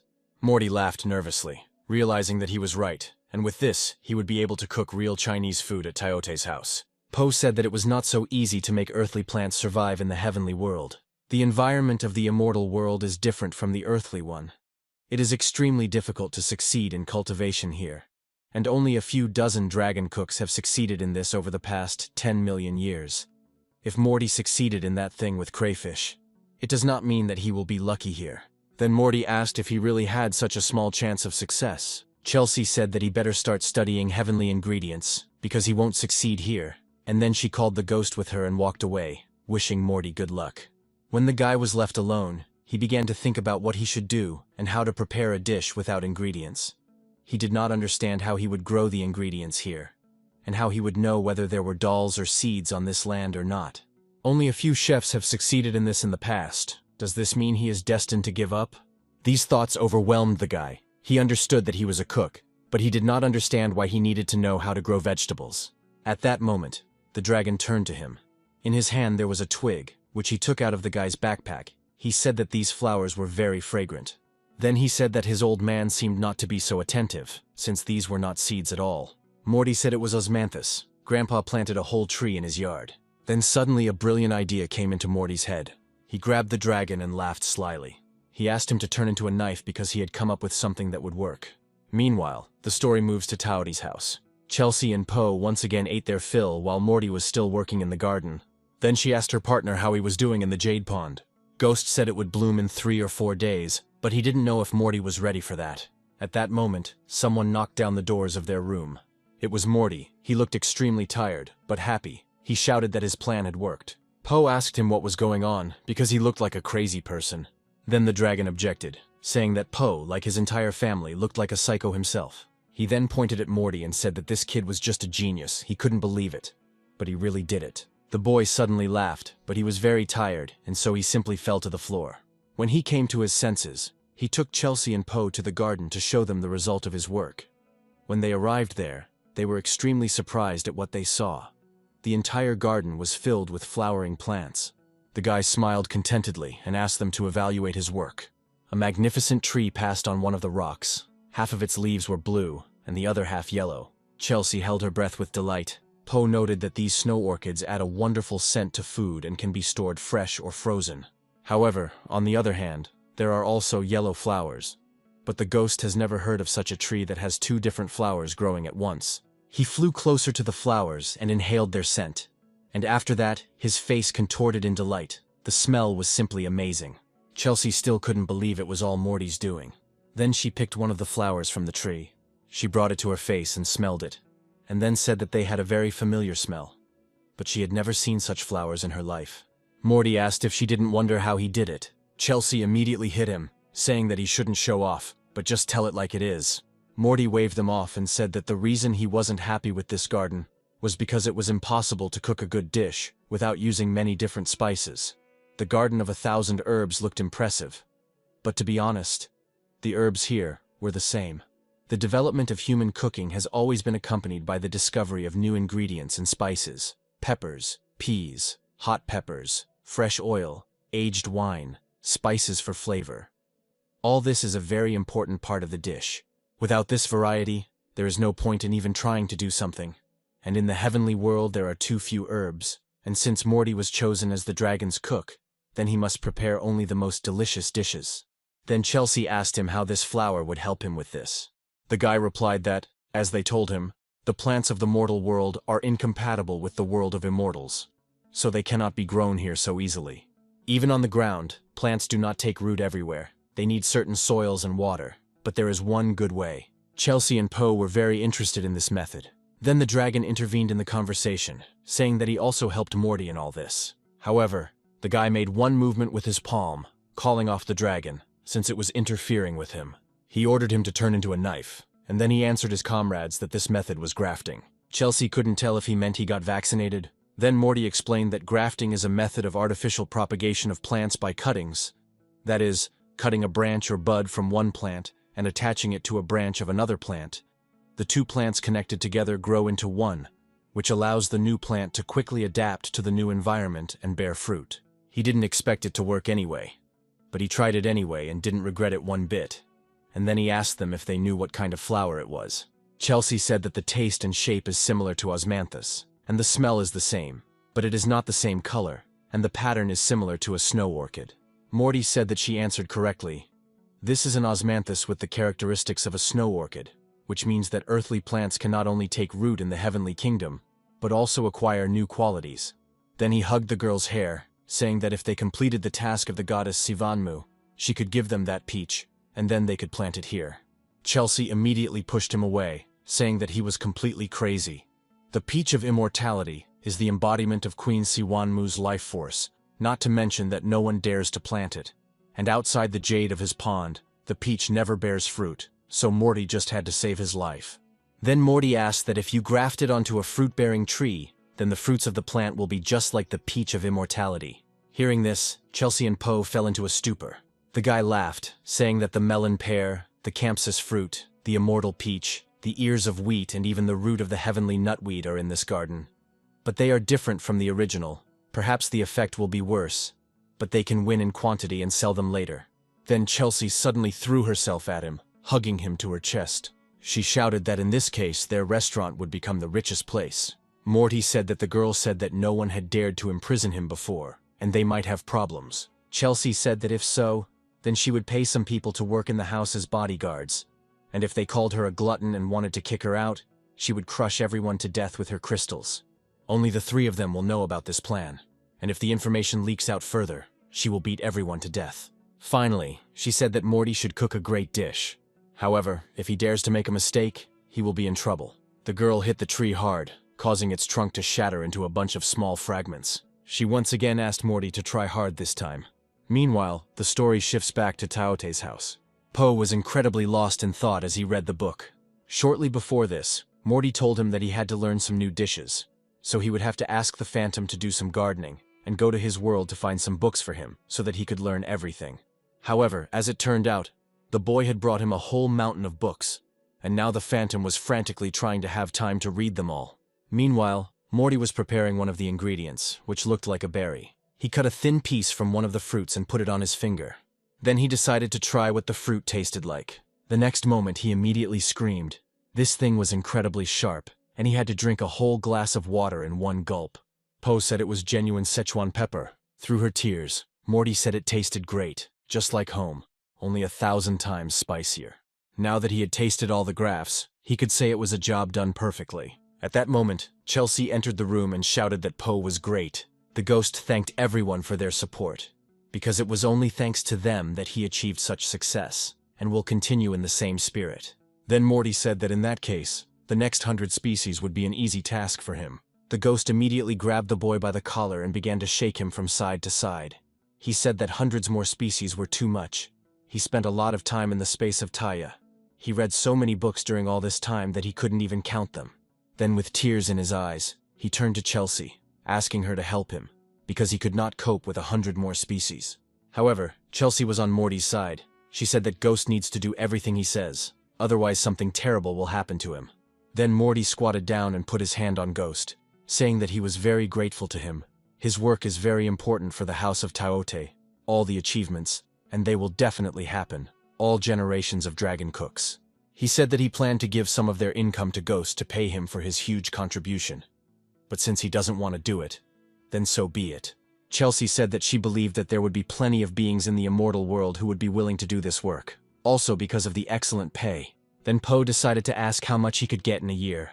Morty said that if the sales of the heavenly chicken and the purest soul crayfish were anything to go by, with the new spices, he would have no problem developing new dishes. In which case it would be easy to increase sales by 1,000 times, with Chelsea of course getting the largest share. Morty will receive the second largest share, and Poe will receive the third. When he said that, according to his calculations, they would receive at least 100,000 crystals a year, Chelsea's faces froze in surprise.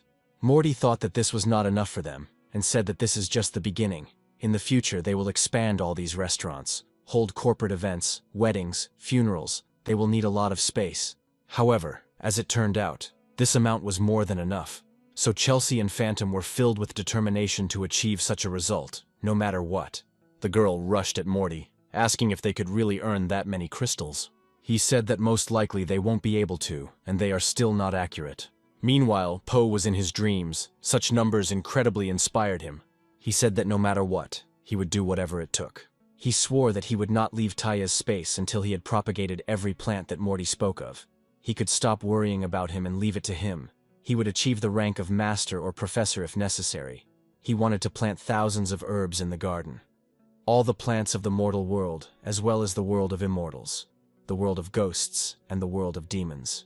The ghost was determined to become the master of the three worlds and a master of gardening. At that moment, an incredibly bright beam appeared in the middle of the sky.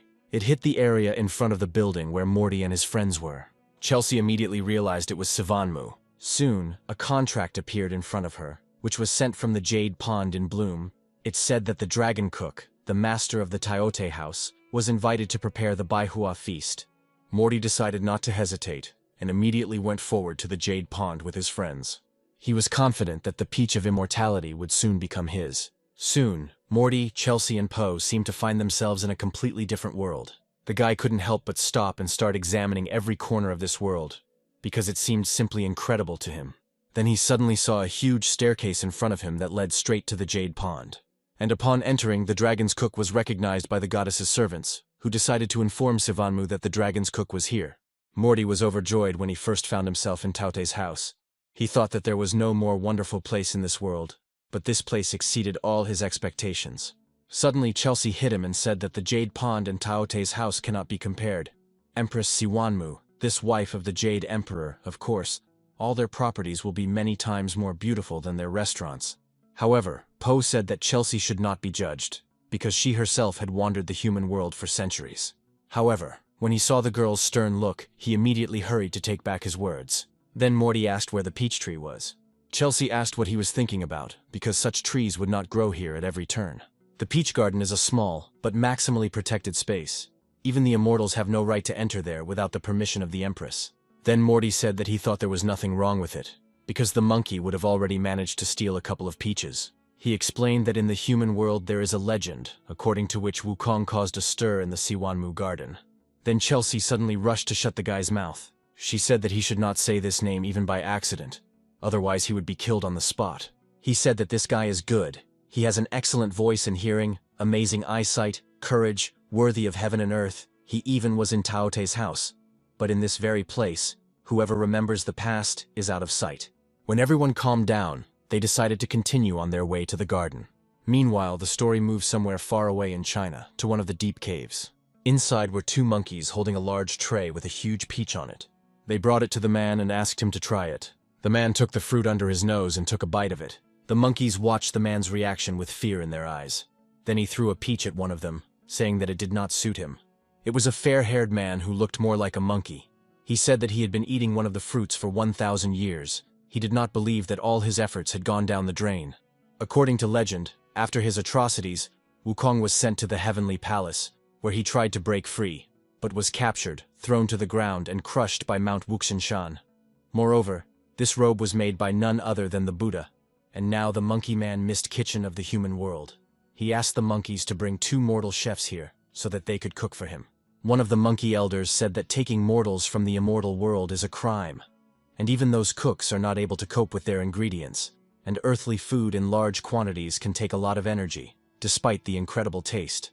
Then the man shouted, asking if it was impossible. He had been eating fruit all his life, but now he had become immortal, and still continued to eat it.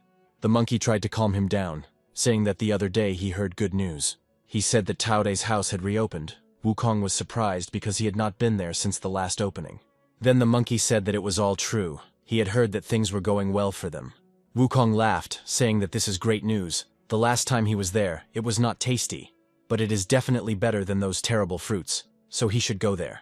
He instantly flew out of the cave, heading to the right place. Soon he was already in the tree, tracking down the people he needed. The monkey warned him, saying that he had not been out on post for a long time, so he should be careful. Suddenly Wukong saw something to the side. The vision showed him that Chelsea and some boy unknown to him were heading straight into the Jade Pond. He didn't understand why the new dragon cook was some boy. The man chuckled, saying that he had not eaten immortality peaches for many years. The monkey invited him to place an order for home delivery. However, when he raised his head to look at the tree branch where Wukong had just been sitting, he realized that he was no longer there. Meanwhile, Morty and his friends have already arrived at the Jade Pond. On a large pedestal there was a huge glowing ball, in front of which stood 2 young girls. Morty, as well as his friends, were trying to catch their breath, since all this time they were climbing a tall staircase. Then Chelsea said, the girl, that they were representatives of the Taote house. They were invited to hold a banquet in the Jade Pond for the Empress. In surprise, one of the girls covered her mouth with her hand. At that moment, someone's silhouette appeared in the ball that stood behind them. Morty asked his friend what was going on. He was embarrassed by the heavy atmosphere. Moreover, they were not even welcomed. However, Chelsea asked him to shut up. Then the silhouette turned to the guests, asking if this boy was the dragon's new cook. Chelsea smiled and turned to the mistress, saying that everything was really like that. This boy's name is Morty. Then an unfamiliar woman asked how old he was, because he looked very young. Morty laughed and said he was 16. Chelsea added that he is young, but very talented, and she is sure that the mistress will be impressed by his abilities. However, upon hearing the real age of the dragon cook, the woman said that he was too young, and therefore he should return back. Morty and everyone else were shocked by this answer. Then the Empress came out of the ball, saying that she recognizes that there are geniuses in this world. But the improvement of any skill takes time. This banquet is held very rarely. Its ingredients bloom only once in a century. Therefore, she is not sure that they will not waste these treasures in vain. Morty tutted in displeasure. Chelsea tried to object, saying that Morty was a dragon chef approved by the sharpest knife himself. He would definitely not disappoint the Empress. However, the woman remained adamant. She said that in the Jade Pond, nymphs take care of Manhwa, and although they were not able to taste the fruits of their labors for a long time, they did not stop trying. And if they disrespected this treasure, it would be very sad. The woman approached Chelsea, saying that she might seem cruel, but she couldn't trust this dragon cook. Sivanmu then extended her hand and said that they should go back now. She didn't want to tell them that twice. Chelsea tried to argue with her. She didn't want to leave here empty-handed. However, at that moment Morty approached her. He stopped her, saying that the Empress had already voiced her decision, so there was no point in arguing. He winked at the girl and said that everything was fine and they could go back. As they emerged from the Jade Pond, Chelsea asked him if there was a way to make Lady Sivanmu change her mind.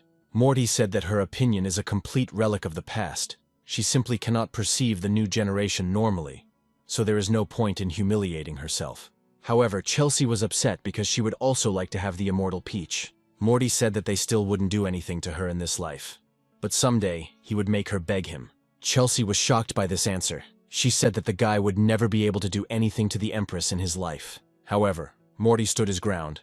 He said that they had already left the Jade Pond area, so she shouldn't care what they were doing here. Chelsea asked him what he was up to. Then the guy asked to move the kitchen from the old Taote house here. The ghost immediately used all his magical power to carry out the guy's order. The next moment, a stall appeared in front of them, which used to be Taote's house. But Chelsea was not happy with this decision. She did not understand who in such a wilderness would want to buy something from them. Morty told her not to worry and then asked her a question. He was wondering what she thought mortal girls liked best. However, Chelsea did not know the answer to this question, since everything on Earth was very tasty. Then Morty answered for her, saying that their favorite thing was snacks. When Chelsea heard this, her eyes filled with delight, and she said that she also really enjoyed the variety of snacks when she was on Earth. Morty said that the girls could refuse the main course, but not the appetizer. And besides, the gods had been eating tasteless crap for decades. He wanted Sivanmu to understand this power of cooking, which has been accumulated over thousands of years, so that she would not deprive her servants of delicious food, because Morty deserves the title of Dragon Chef. Meanwhile, the story shifts back to the Jade Pond. In one of the palaces, the nymphs' work was in full swing, and they were closely watched by the palace guards. At that moment, one of the girls who lived in the palace looked into one of the rooms. She then tried to sneak past the guards. However, one of them noticed her and turned sharply in her direction. Then the girl ran. As it turned out, there was something in her hands. Soon the guards caught up with her and ordered her to show what she was hiding in her hands. The girl had no choice but to obey and show what she was hiding in her hands. As it turned out, it was a bag from Taote's house. She told the guards it was just a bag of snacks. When the guards smelled the scent coming from the package, they immediately lowered their guard as the aroma was incredibly pleasant and tasty. However, then they suddenly shouted, asking how the girl dared to do this. The bodies of nymphs are made of trees and flowers. They should not be stained with traces of evil and greed. And these snacks smell strange. It is some kind of unclean smell. Then the girl took out one of the snacks and ate it, saying that she bought it from a dragon cook recognized by the 3 worlds. So nothing here can be evil. Everything here is clean and hygienic. Then she asked the guards how long they had been serving here, doing their job properly day after day. The guards didn't quite understand why she was asking such a question. The girl said that she could not count the days. However, she knew for sure that every day was work. Her job included working in the flower garden, which was often very dangerous due to the plants that were there. For many years, she was unhappy. But today, when she tried these snacks, she was very happy. Finally, she tasted normal food, and for her it was real happiness. Then she asked the guards if they knew what Dr. Chen exchanged for a simple wind lily. The wind lily is a treasure that blooms once every 500 years. Then the girl said that in exchange for these snacks, she gave Empress Siwanmu's most precious treasure, the golden essence of the sun. Hearing this, the guards were incredibly shocked, because this is the most valuable fire attribute of the 3 worlds. The girl said she traded it for 3 bags of snacks. The guards said that such a system is complete nonsense. Siwanmu should find out about this as soon as possible. Meanwhile, a crowd of people gathered around the shop that Morty had opened.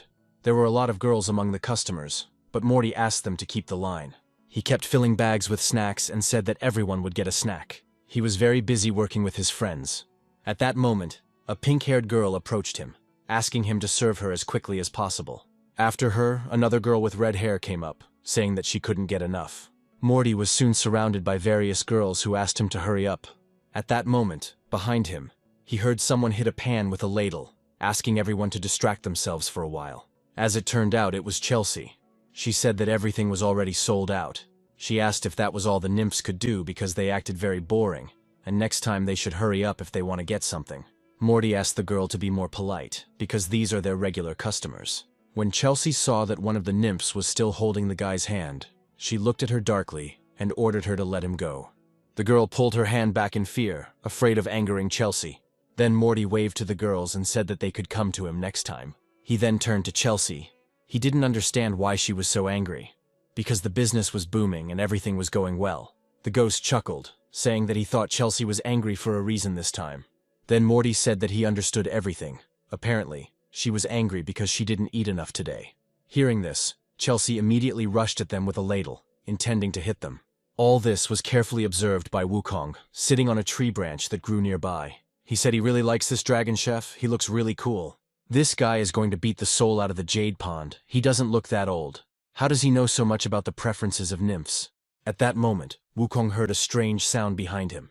Someone was rummaging through the bag of snacks from Taote's house. Soon the pig's head poked out of the bag and he addressed the man as if he were his brother, saying that the snacks were indeed very tasty. Wukong hit him, saying that he called him to express his assumptions, but he still did not stop eating. He asked if he really thought that Siwanmu, the most sensible woman in the 3 worlds, would deal with this trifle. The pig replied that he was right, and then asked the man if he really wanted to help him, the boy. He wondered if he wasn't afraid of trouble. Wukong said that the only thing this world is not perfect in is culinary talent, and this boy is so well controlled by the nymphs. Then the pig asked if Wukong really thought that he would treat them. Then pictures of them trying a bunch of different dishes prepared by the guy appeared in his head, and so he decided that he should really help him. Meanwhile, at the end of the working day, Chelsea and Poe were completely exhausted. Morty said these women are very insatiable. He said that in their world, girls also love to eat, but here it somehow manifests itself on a larger scale. Chelsea laughed, saying that this is why the mortal world suits her better. She then asked how much they earned today. Poe flew up to the chest in which their earnings were supposed to be, and then said that things were bad. Morty and Chelsea turned around, asking what happened. Then the Phantom screamed, saying that it was all Morty's fault. They were just selling snacks from Taote's house, and they were paying with such valuable things. Chelsea asked him what he was talking about since they didn't force them to do it. Then he called them both into the chest and asked them to look at what was inside. They owned about half of the Jade Pond's treasures, and he also saw some fairies selling their clothes. This is an open robbery, and he wanted to say that the firekeeper is very reasonable and careful. If their things, acquired by backbreaking labor over tens of thousands of years, were confiscated in one day, they would also do something. Chelsea agreed with the ghost, saying that all this was really very scary. They should just close the shop and run away from here. However, before she had time to finish speaking, at that moment a bright flash of light flashed behind them, and then people appeared from there. As it turned out, they were the Empress's guards. They said that Siwanmu invited 3 representatives of the Taote house to visit the Jade Pond, right now. Morty chuckled, saying that was pretty good news. Chelsea and Poe looked at their friend in surprise, not understanding why he was smiling. Morty then said that the Empress seemed to be thinking of rewarding them. Soon, Morty, Chelsea, and Poe arrived at the Jade Pond, accompanied by guards. They reported to the Empress that 3 representatives of the House of Taote had arrived. Sivanmu sat behind a huge golden throne, towering above everyone else.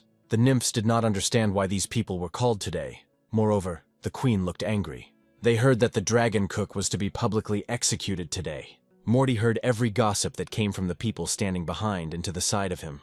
He didn't understand what this old woman was up to. Did she really like watching them wait for her? Then Sivanmu finally addressed them, asking them to sit down. She asked if the 3 realized they had committed a crime. Then Chelsea screamed on what grounds it could be said that they had committed some kind of crime. The Empress said that the 3 of them deceived the nymphs and stole almost all the treasures of the Jade Pond. Chelsea looked at Morty, not knowing what to answer. Shortly before this, Morty had told her that if they appeared before the Empress, he would trust her and Poe to talk. So they needed to be prepared for the fact that she might be furious. The ghost laughed, saying that Master Morty was very wise. Chelsea said that the guy knows the girls too well, he has already deceived many of them. The guy replied that they don't know, but the internet is now full of different forums with discussions, where he just regularly visits and reads what people write. He then took out a piece of paper from his backpack and showed it to his friends, saying that this was the most important thing. Now Chelsea knew she had to do as Morty said. Without waiting for an answer from the accused, the Empress grinned, saying that, apparently, they had nothing to oppose her. Then Chelsea told her that all these accusations were lies. One of the guards immediately shouted at her, asking how she dared openly condemn the Empress. Are the nymphs of the Jade Pond really so stupid that they are so easy to deceive? After all, these were very valuable relics. Then the Empress said that they should not listen to Chelsea since she never framed anyone, and today she wanted to hear their point of view and evidence of innocence. Chelsea said that Taote's house was built by the Jade Emperor and the Immortals to make up for the lack of cooking in the immortal world. Sivanmu said she didn't know everything about it, but she didn't understand what Chelsea meant by that. The girl said that after the creation of Taote's house, everyone in the immortal world could finally enjoy delicious food. But Taote's house was suffering. She then lightly kicked the phantom, saying that it was his turn to perform. Then Poe cleared his throat, and the next moment he roared, saying that they were very unhappy. He said that Her Majesty does not know the whole truth. Taote's house has never been financed in any way from the outside.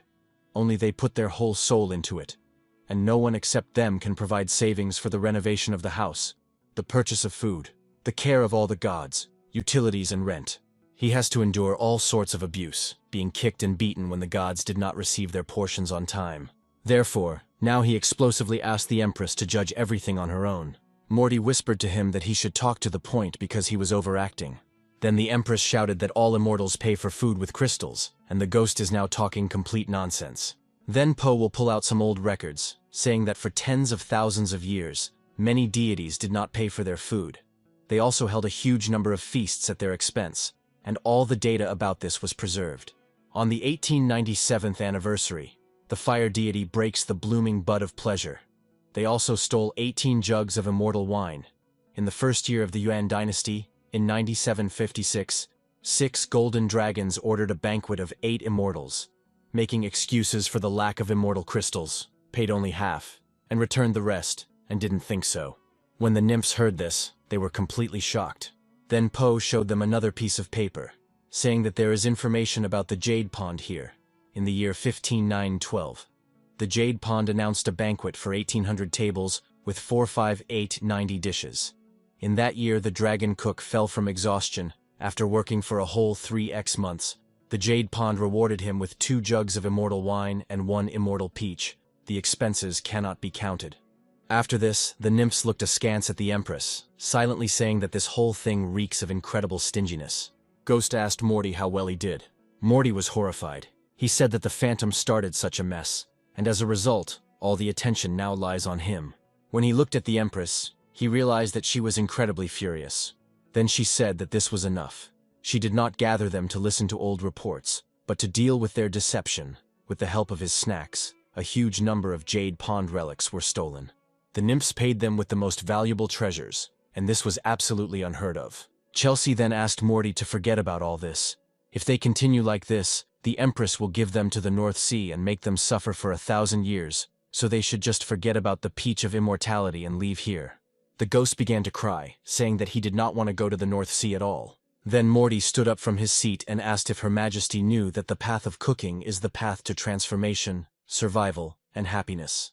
Sivanmu asked him if he really intended to continue this circus. Morty said that unlike the immortal world, in the mortal world there used to be not much food, and their ancestors studied a huge amount of ingredients so that people could simply survive and develop further. Some ingredients are poisonous, but in the culinary arts they become part of the delicacy. Other ingredients may turn out to be ordinary leftovers, but they can be used to prepare delicious dishes. Where he comes from, the internal organs of animals were initially thrown away because they were considered inedible. But in the hands of a master, it all becomes a divine dish. The guy then turned to Chelsea and asked her to go ahead with the plan. The girl used a spell and showed the Empress several wonderful dishes. These were potted beef, cold and ox entrails, and vermicelli from the large intestine of a pig. The nymphs looked at all these dishes in fascination, and Morty continued his speech, saying that in the end, these low-quality ingredients turn out to be much more popular than traditional ones. And instead of despising them for their origin, people simply enjoy the taste. Suddenly one of the guards noticed an incomprehensible sound somewhere to the side. When he turned his gaze to the crowd of nymphs who stood nearby, he saw huge puddles under their feet. As it turned out, the girls were so impressed by these dishes that they drooled endlessly. Morty continued his speech by saying that in his cooking, he does not look at the origin of the ingredients. He only looks at the quality of the result of the dish prepared by the chef. This is the path of transformation, the path of survival, and the path of happiness. And the dish whose recipe was passed down through these paths millennia cannot be judged solely on the origin of its ingredients. The Empress looked extremely depressed when she heard such a speech. Then Morty asked how they could call it a scam if all their clients bought everything voluntarily. Chelsea and Poe praised their friend for his great speech. Then the Empress slammed her hand on the table, continued to conduct honest trade. Then in a few years all the riches of the immortal world will be theirs. This is an obvious deception and theft. Moreover, it looks like a mockery. Then she ordered the guard to seize this impudent dragon cook. Soon the guards ran up to Morty and took his hands. Chelsea turned to the Empress, saying that the nymphs exchanged all these treasures for food of their own free will. Their snacks were only selling for 10 crystals apiece, and they could not think that they would sell so well. Poe also said that they were forced to accept her sister's treasures, but they hoped that the Empress will forgive them. Chelsea screamed that she didn't care about those peaches anymore. The only thing she was worried about now was Morty's safety. However, the guy suddenly took a deep breath and screamed. He escaped from the hands of the guards, and they did not even try to grab him back. Then the Empress shouted at them, asking how they dared disobey orders in front of everyone. Then Morty said he had something to say. Sivanmu said that his endless arguments drove her crazy. Chelsea screamed, saying that if Morty continued now, she would not be able to save him. Morty then turned to the Empress, saying that she was right. Their fault was that they were not knowledgeable enough to know the value of their treasures, so the House of Taote was ready to make amends. Poe and Chelsea were incredibly surprised by this answer. The ghost couldn't believe that he could actually think that speaking in a commanding tone would have any effect. Hearing this answer, the Empress's loyal guards grinned contentedly. Then Morty said that the House of Taote is ready to compensate for the damage, Empress. Chelsea sighed in relief. Morty scared her to death. She thought he was going to do something again. The Empress asked him if he really wanted to pay for the damage. Then Morty asked to open the treasure chest and return every single one. The ghost was indignant, said that he had gone crazy. He had nothing against compensation, but there were a lot of crystals that they used to reproduce the ingredients of the cauldron. They would lose a lot of money. However, Chelsea ordered the ghost to listen to Morty and do as he says, since the Empress was already at her breaking point. Then she approached the guy and said that she wouldn't blame him if he didn't succeed. Morty grinned and asked what had gotten into Chelsea. He said that he remembers everything that she did for him during this time. She even healed his hands. For him, their friendship was much more valuable than crystals. This answer made Chelsea blush with embarrassment. Morty said that she didn't have to console him. He just wanted her to believe that everything would work out. Then the girl walked up to Morty and extended her palm to his face. The next moment she hit him so hard that he flew high into the sky. After some time, a chest containing all her treasures was delivered to the Empress's throne. Poe said that all her treasures were located here. He thought to himself how much they had lost, and that it would have to be included in this debt in the document. Then one of the guards asked the dragon cook if he still had not retreated. Sivanmu grinned, saying that he was so young and promising, but he was not recognized. However, she saw that this guy was very smart. She had already made up her mind about the banquet, so she didn't want to hear about it anymore. Morty then turned to her and said that they wanted to thank the Empress for her mercy, and said that the Taote house had a gift for her. Sivanmu was surprised by what he said, and looked carefully at what he was going to give her.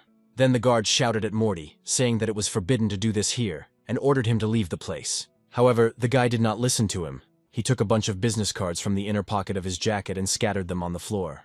Chelsea picked up one of the cards, and when she saw the contents, her face turned red. Morty said these were Taioti House VIP cards that allowed guests to get 2 snacks for the price of 1. What's more, visitors could also get 20% off everything.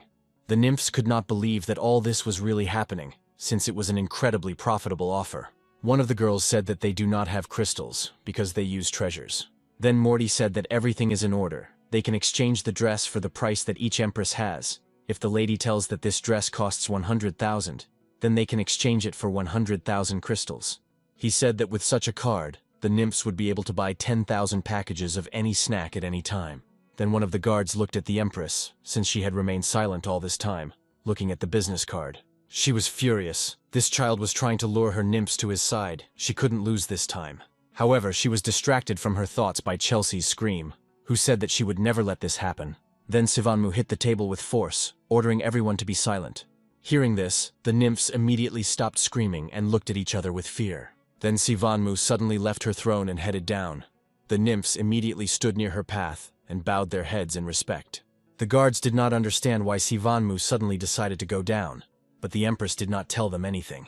Then she approached Morty and said that she wanted to discuss the details of the upcoming banquet with the dragon's cook. The guy smiled slyly and looked into the empress's face. She said that she had known Chelsea for years, so she assumed it was all Morty's idea. The guy laughed nervously, not knowing what to answer. Then the empress told him not to worry. She was not going to punish him. Hearing this, Chelsea and Poe exhaled calmly. Sivanmu said that she simply did not understand their aspirations at all, and why they had come so far. Chelsea said that they hoped that if Her Majesty was satisfied with the banquet, they would be rewarded with the Peach of Immortality. Hearing this, the empress said that they had very high ambitions, and then she asked if they knew that the peach tree blooms once every 3,000 years, bears fruit once every 3,000 years, and ripens once every 3,000 years, and that only the highly revered gods, and those who have rendered great service to the immortal world, are allowed to possess it. Moreover, Chelsea is a purebred dragon, and her body is immortal. The dragon chef's flesh is unable to withstand the energy of the peach. After eating it, his body will surely explode and he will die. Then the woman asked why they needed the Peach of Immortality in this case. Chelsea knew she couldn't say that they wanted to grow a whole garden of her peaches so they could sell them, because she would tear them apart for that. Morty then said that he had heard many legends about the Empress's peach garden. Also, as a chef, he is interested in unusual ingredients and thought he could develop a new dish. Sivanmu thought about the fact that her peaches are the most famous treasure of the 3 worlds, and this guy thinks that they are something like cabbage or radishes from the earth, and wants to cook something out of them. But this is a real treasure. The cook's earth are extremely slow-witted. However, the dragon chef's snacks are still interesting. The Empress has cultivated herself for millions of years to be as cold as ice, but she never imagined that ordinary food would evoke such emotions, and that this is the place where flowers and trees bloom most luxuriantly.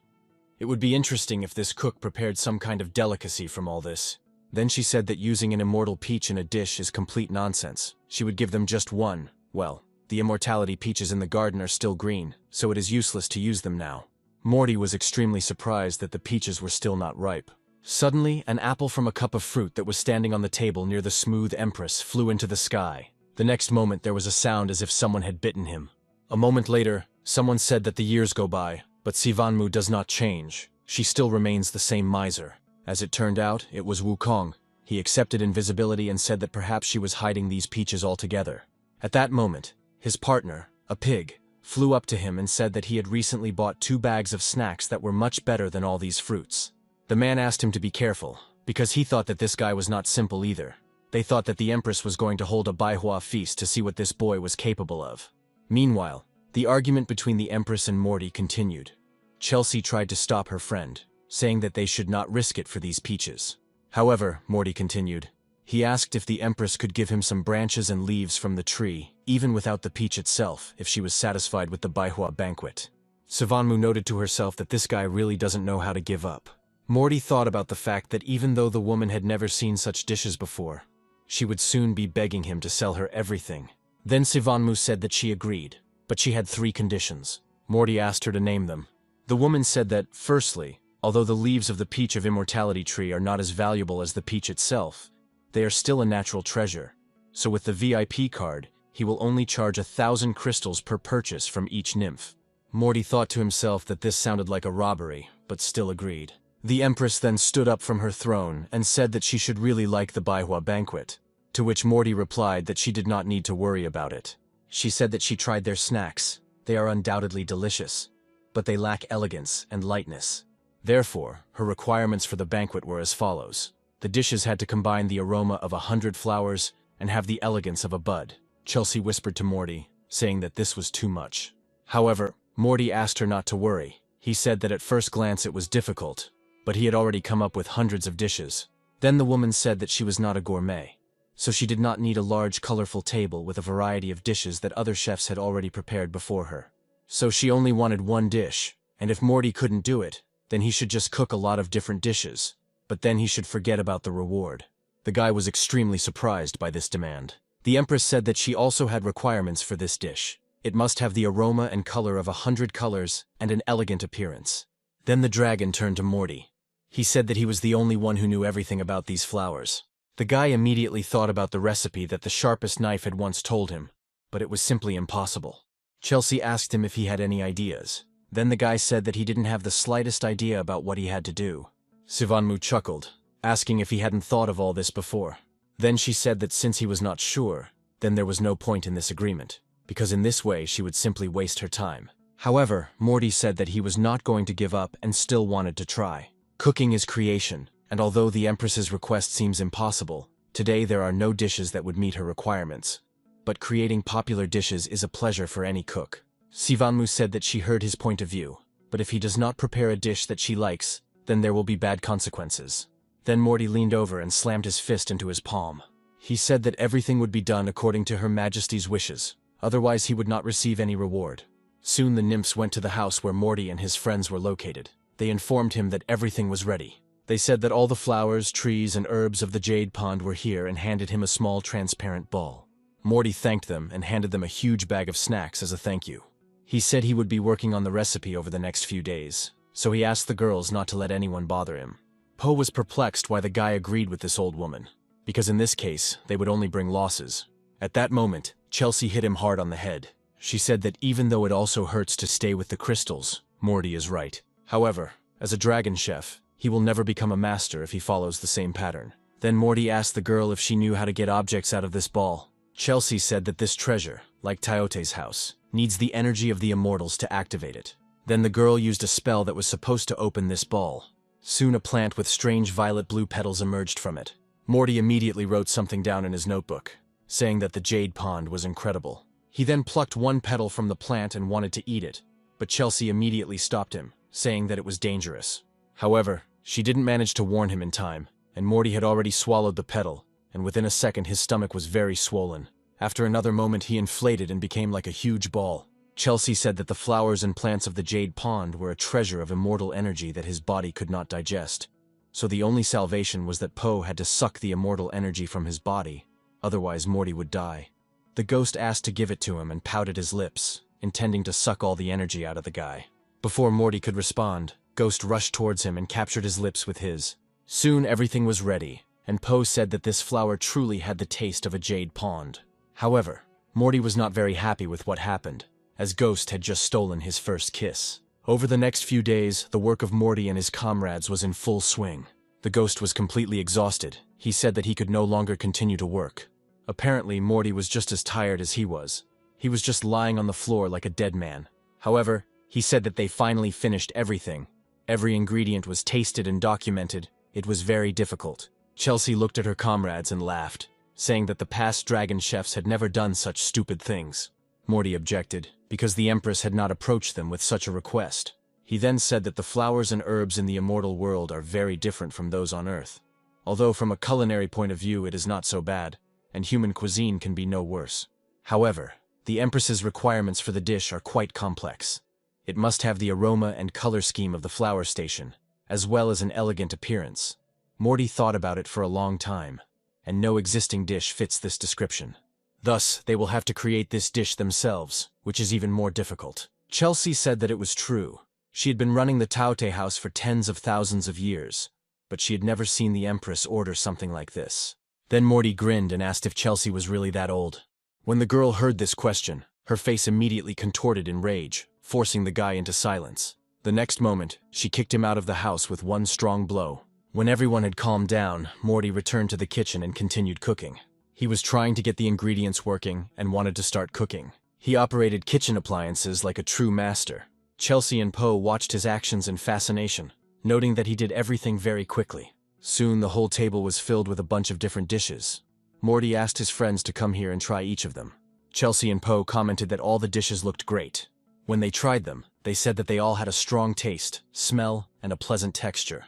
Then the Phantom decided to try one more dish. However, when he tasted it, fire began to spew from his mouth, and he screamed, asking why this dish was so spicy.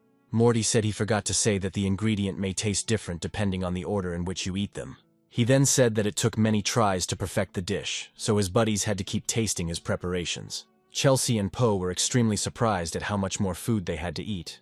After a while, their stomachs were so full that they became more like bubbles. All the plates were empty, and then Morty sighed tiredly. He realized that all these dishes still did not meet the Empress's requirements, and offered to prepare something else. Then the Phantom objected. He said that he had eaten tens of thousands of plates, and if they had not been so strong, they would have died long ago. Morty said he could do all of these separately, but combining them on demand to have multiple qualities in one dish would be difficult. Chelsea said that she and Ghost had been his guinea pigs for the past few days, so she was wondering what he was going to do next. The girl said that she had had enough, and then used some kind of spell. The next moment, a portal appeared in front of them. She directed all the empty plates that were on the table there, and in an instant they turned into a huge block of ice. Morty screamed, begging Chelsea to remove the spell because he needed to finish this dish. The girl said that she would never do this, because he had not slept for several days and nights. He needed to finally take a break. It was already clear to everyone that it was impossible to fulfill the demands of the Empress. They tried very hard, but it was not too late for them to leave with dignity. However, Morty didn't listen to her at all. He tried to break the ice with his hands to get back to cooking. Then he asked the girl why ice doesn't melt when it burns. Chelsea said it was an immortal spell. Then Morty asked her, when will he melt? The girl replied that everything would happen when she wanted, but she did not understand why Morty was asking about this. The guy laughed and said that he was a complete fool, because all this time he did not realize that he was in the world of immortals. Chelsea and Poe looked at their friend in disbelief. It seemed to them that he was starting to go crazy. Meanwhile, the story shifts back to the Jade Pond. The guards informed the Empress that 1 month had passed since the Trinity from the Taote house began preparing the banquet. Sivanmu said that she provided them with premises, and a whole month has passed, and this dragon cook has a very long tongue, but apparently he is hopeless. Then she asked to give them her decree, according to which it was necessary to expel 3 representatives of the Taote house from the Jade Pond and prohibit them from entering here forever. At that moment, one of her girls approached the Empress's throne. She said that the dragon chef had prepared a dish for Baihua's banquet, and he was already here to present it for the lady. Then the Empress decided to let them in to see what he had done there. Morty walked inside, head up from the city, with Chelsea and Poe behind him. All 3 bowed to the Empress and greeted her. The woman asked where her banquet was. Then Chelsea made one movement with her hand, cast a spell, and said that the food was already here. A huge pillar of light appeared in the middle of the throne room. The next moment, everyone present saw something like a green cup inside it. The Empress asked if this was what the dragon cook had been working on for a month. Then Morty invited the Empress to open the dishes and see for herself. The woman lifted the lid, and a bright light illuminated everyone present. As it turned out, there was regular rice inside. Everyone present was shocked. They did not believe that the chef had prepared only one dish. The Empress asked him if he really believed that this met her requirements. Morty said this dish has the aroma and colors of 100 flowers, as well as an elegant appearance. He then scooped up some of the dish, put it on a plate, and then handed it to the woman, saying that, at the request of Her Majesty, the House of Taote had prepared clear spirit porridge for her. He placed the cup near the Empress's throne, and asked her to try his dish. Then the Empress shouted at him, asking how he dared insult her. Morty was horrified by this reaction. Then Chelsea said that the Empress had misunderstood everything and asked her to try the dish. Sivanmu replied that this dish does not meet any of her requirements. It is just a bowl of white porridge. If they are immortals and do not know anything about cooking, then this does not mean that you need to deceive them in such a stupid way. In the human world, people know how to cook, but this dish is just an insult to her. The Empress said that his dish had neither color nor aroma, let alone taste. When Morty wanted to object, she screamed at him, calling him a brat. He dared to argue with her, and did not even understand that if she did not punish him now, it meant that the palace would tolerate any humiliation. Then she ordered the guards to throw out this dish, and to put the criminals themselves in a water prison for a month. Po tried to stop the Empress, saying that this was a dish that the dragon chef had been diligently developing for a month. Then Morty shouted, ordering the guards to put his cup and dish back in its place. The nymphs asked him not to argue with the Empress, but rather to simply move out of the way. However, Morty insisted, saying that although the Empress is immortal, she has exact buttons for eyes, and he himself will take away his dish. The guard carefully watched the Empress's reaction. Sivanmu's face had already darkened. She said that she wanted to get off with a little blood, but this guy leaves her no choice. Then she extended her finger towards him and cast a spell. A bright beam of light flew between the nymphs who were holding a cup with a dish and headed towards the guy. The next moment he hit him right in the chest. Chelsea screamed, trying to save her friend. Deciding not to waste time, she immediately jumped in his direction. When Morty opened his eyes, he saw in front of him a huge turquoise creature with horns, which was covering him from the blow. As it turned out, Chelsea took on her true form and turned into a dragon, and then immediately erected a dome, protecting herself from the Empress's blows. Morty couldn't believe his eyes. He had never seen his girlfriend in such a guise. Then the girl asked him to shut up and stand still.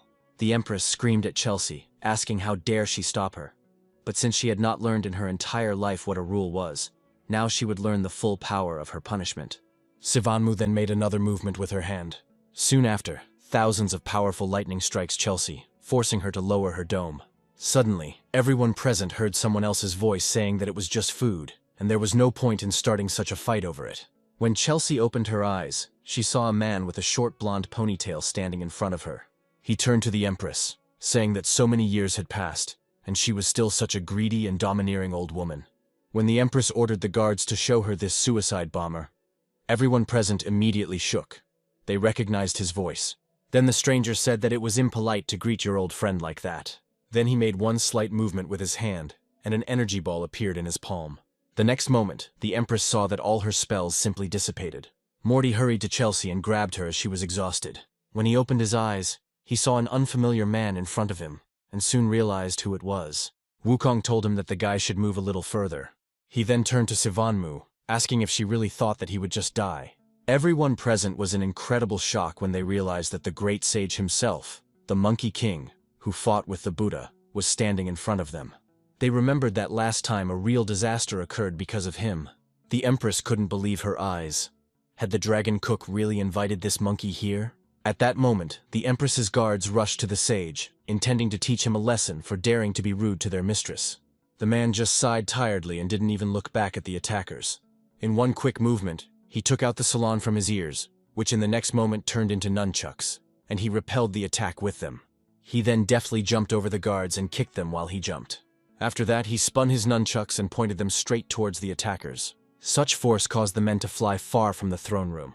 When it was all over, Wukong wiped his hands and asked the Empress if this was her hospitality. Everyone present in the throne room was afraid to take another breath when they saw what the great sage was capable of. The only one who decided to break the silence was Morty. He was delighted with what he saw. He had read about the sage in books, watched films about him, and now he stood in front of him alive and unharmed. Then he got down on one knee and thanked the great sage for his help. Then the Empress asked him why he came here after all. Wukong said that the dragon's cook had returned after many years, and he was tired of living without good food, so he hoped that it would be good to eat here. But he didn't expect that the Empress would also be here, because he was just following the smell with his brother. Hearing about his brother, the Empress was very surprised. Soon the same pig appeared out of nowhere. He grinned and said that he hoped there was enough food left in Taote's house to feed them. Then he turned to the nymphs and said that he also hoped to find a bride here. The Empress then addressed her uninvited guests, saying that she was also waiting for the dragon chef to host the Baihua banquet. However, this year's dragon chef seems to be nothing more than an ordinary bachelor with no skills, so the great sage will also be extremely disappointed in him. She said that she asked him to organize a fragrant, beautiful, and tasty feast, but he only prepared her a bowl of porridge. Wukong turned around and looked at the dragon cook. Sivanmu said that this rude person insulted her in front of everyone. Then the pig approached the bowl and asked if it was really just ordinary porridge. Seeing the confusion on the great sage's face, Morty said that he must try the dish himself before believing the Empress's words. Chelsea also joined the conversation. She said that Morty really put his whole soul into this dish, so she asked the man to be fair. Wukong then walked up to Morty, grabbed him by the shoulder and asked him what he just said about the Empress. He asked if the guy had insulted Manhwa.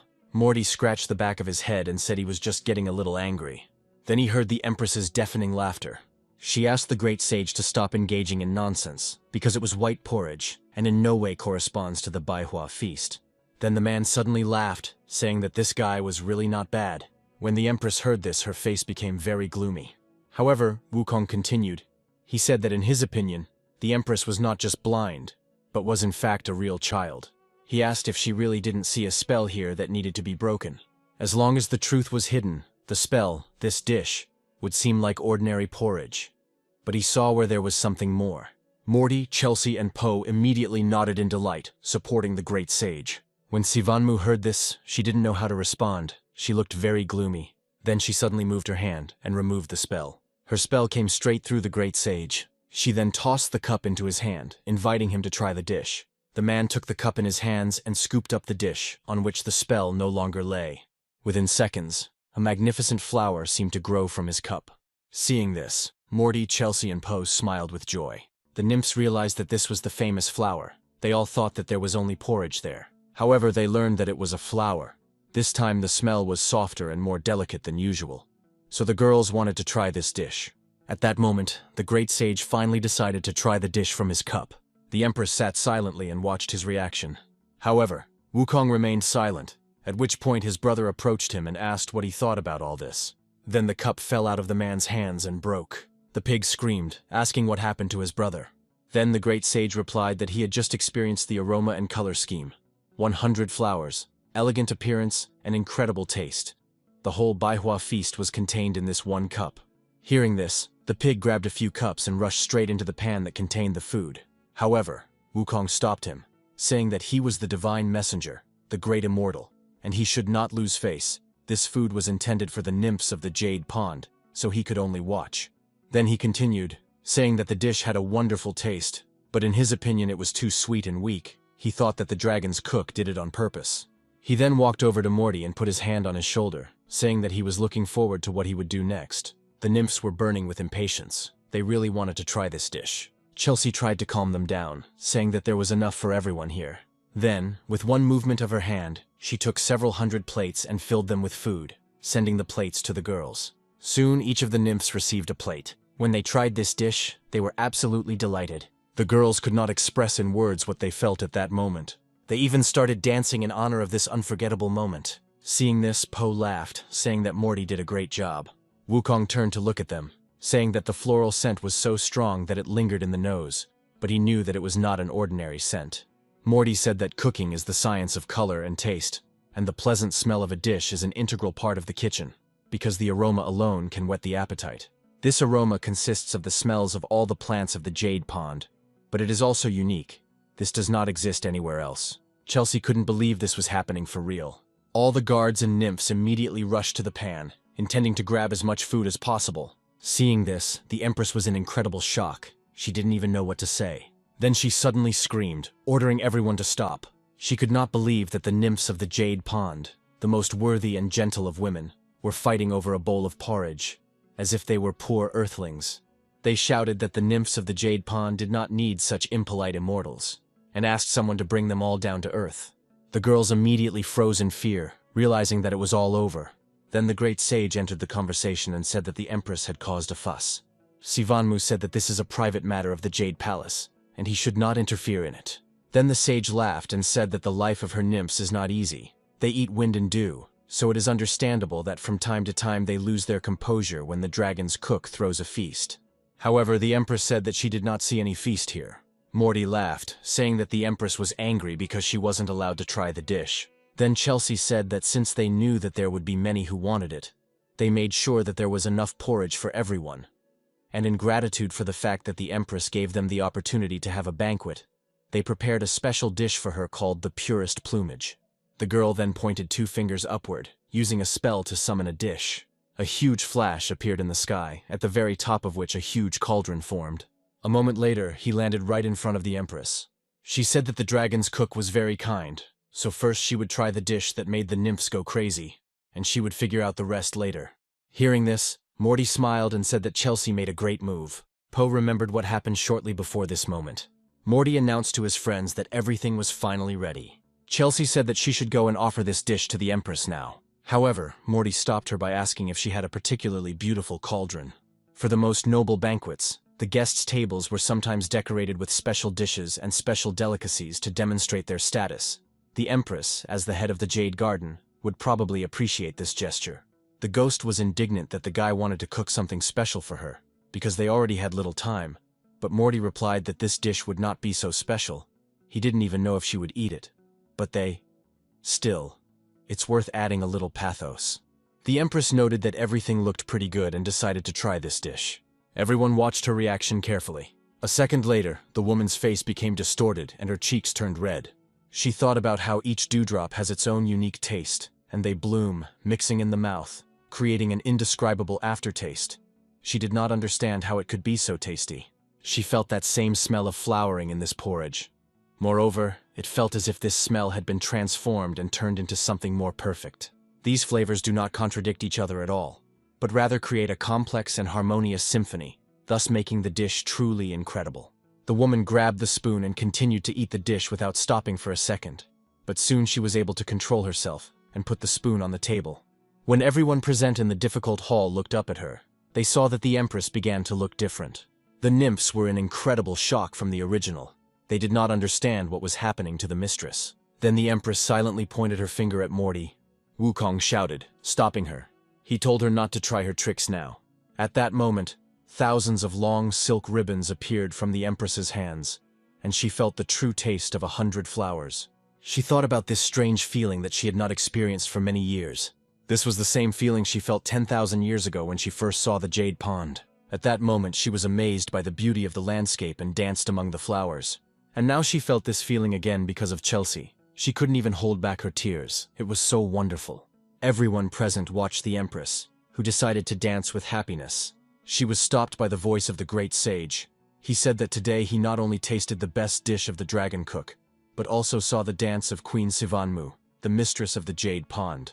The Empress said that when she tasted the dragon cook's dish, she understood what the great sage, his messenger, was talking about. She then turned to Morty, saying that he had done an incredibly good job. She didn't know how long he had been developing this dish, but it turned out incredibly tasty. Chelsea said that Her Majesty had made almost impossible demands for the taste and aroma of hundreds of flowers in one dish with their own elegance, so they were very confused. Then the woman said that it was really difficult, but there was one thought in her head. She was thinking about the fact that flowers bloom, but eventually they fade.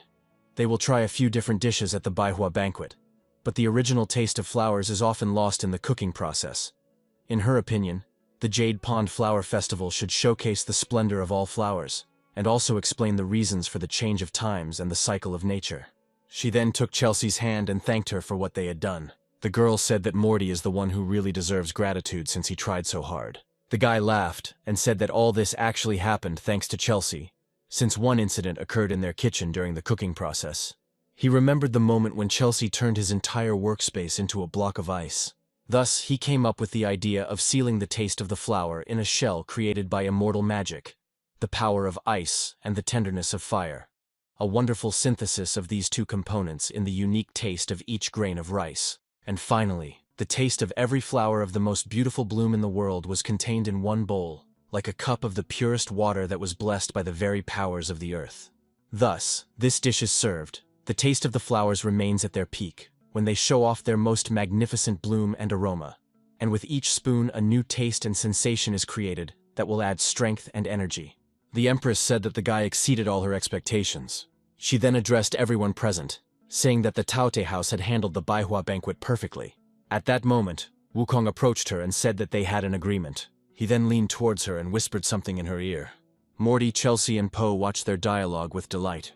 Then the Empress said that the house of Taote was winning, and as a gift she would give them 3 peaches of immortality. Chelsea, Morty, and Poe were incredibly happy with this outcome. Soon they were indeed given 3 peaches of immortality.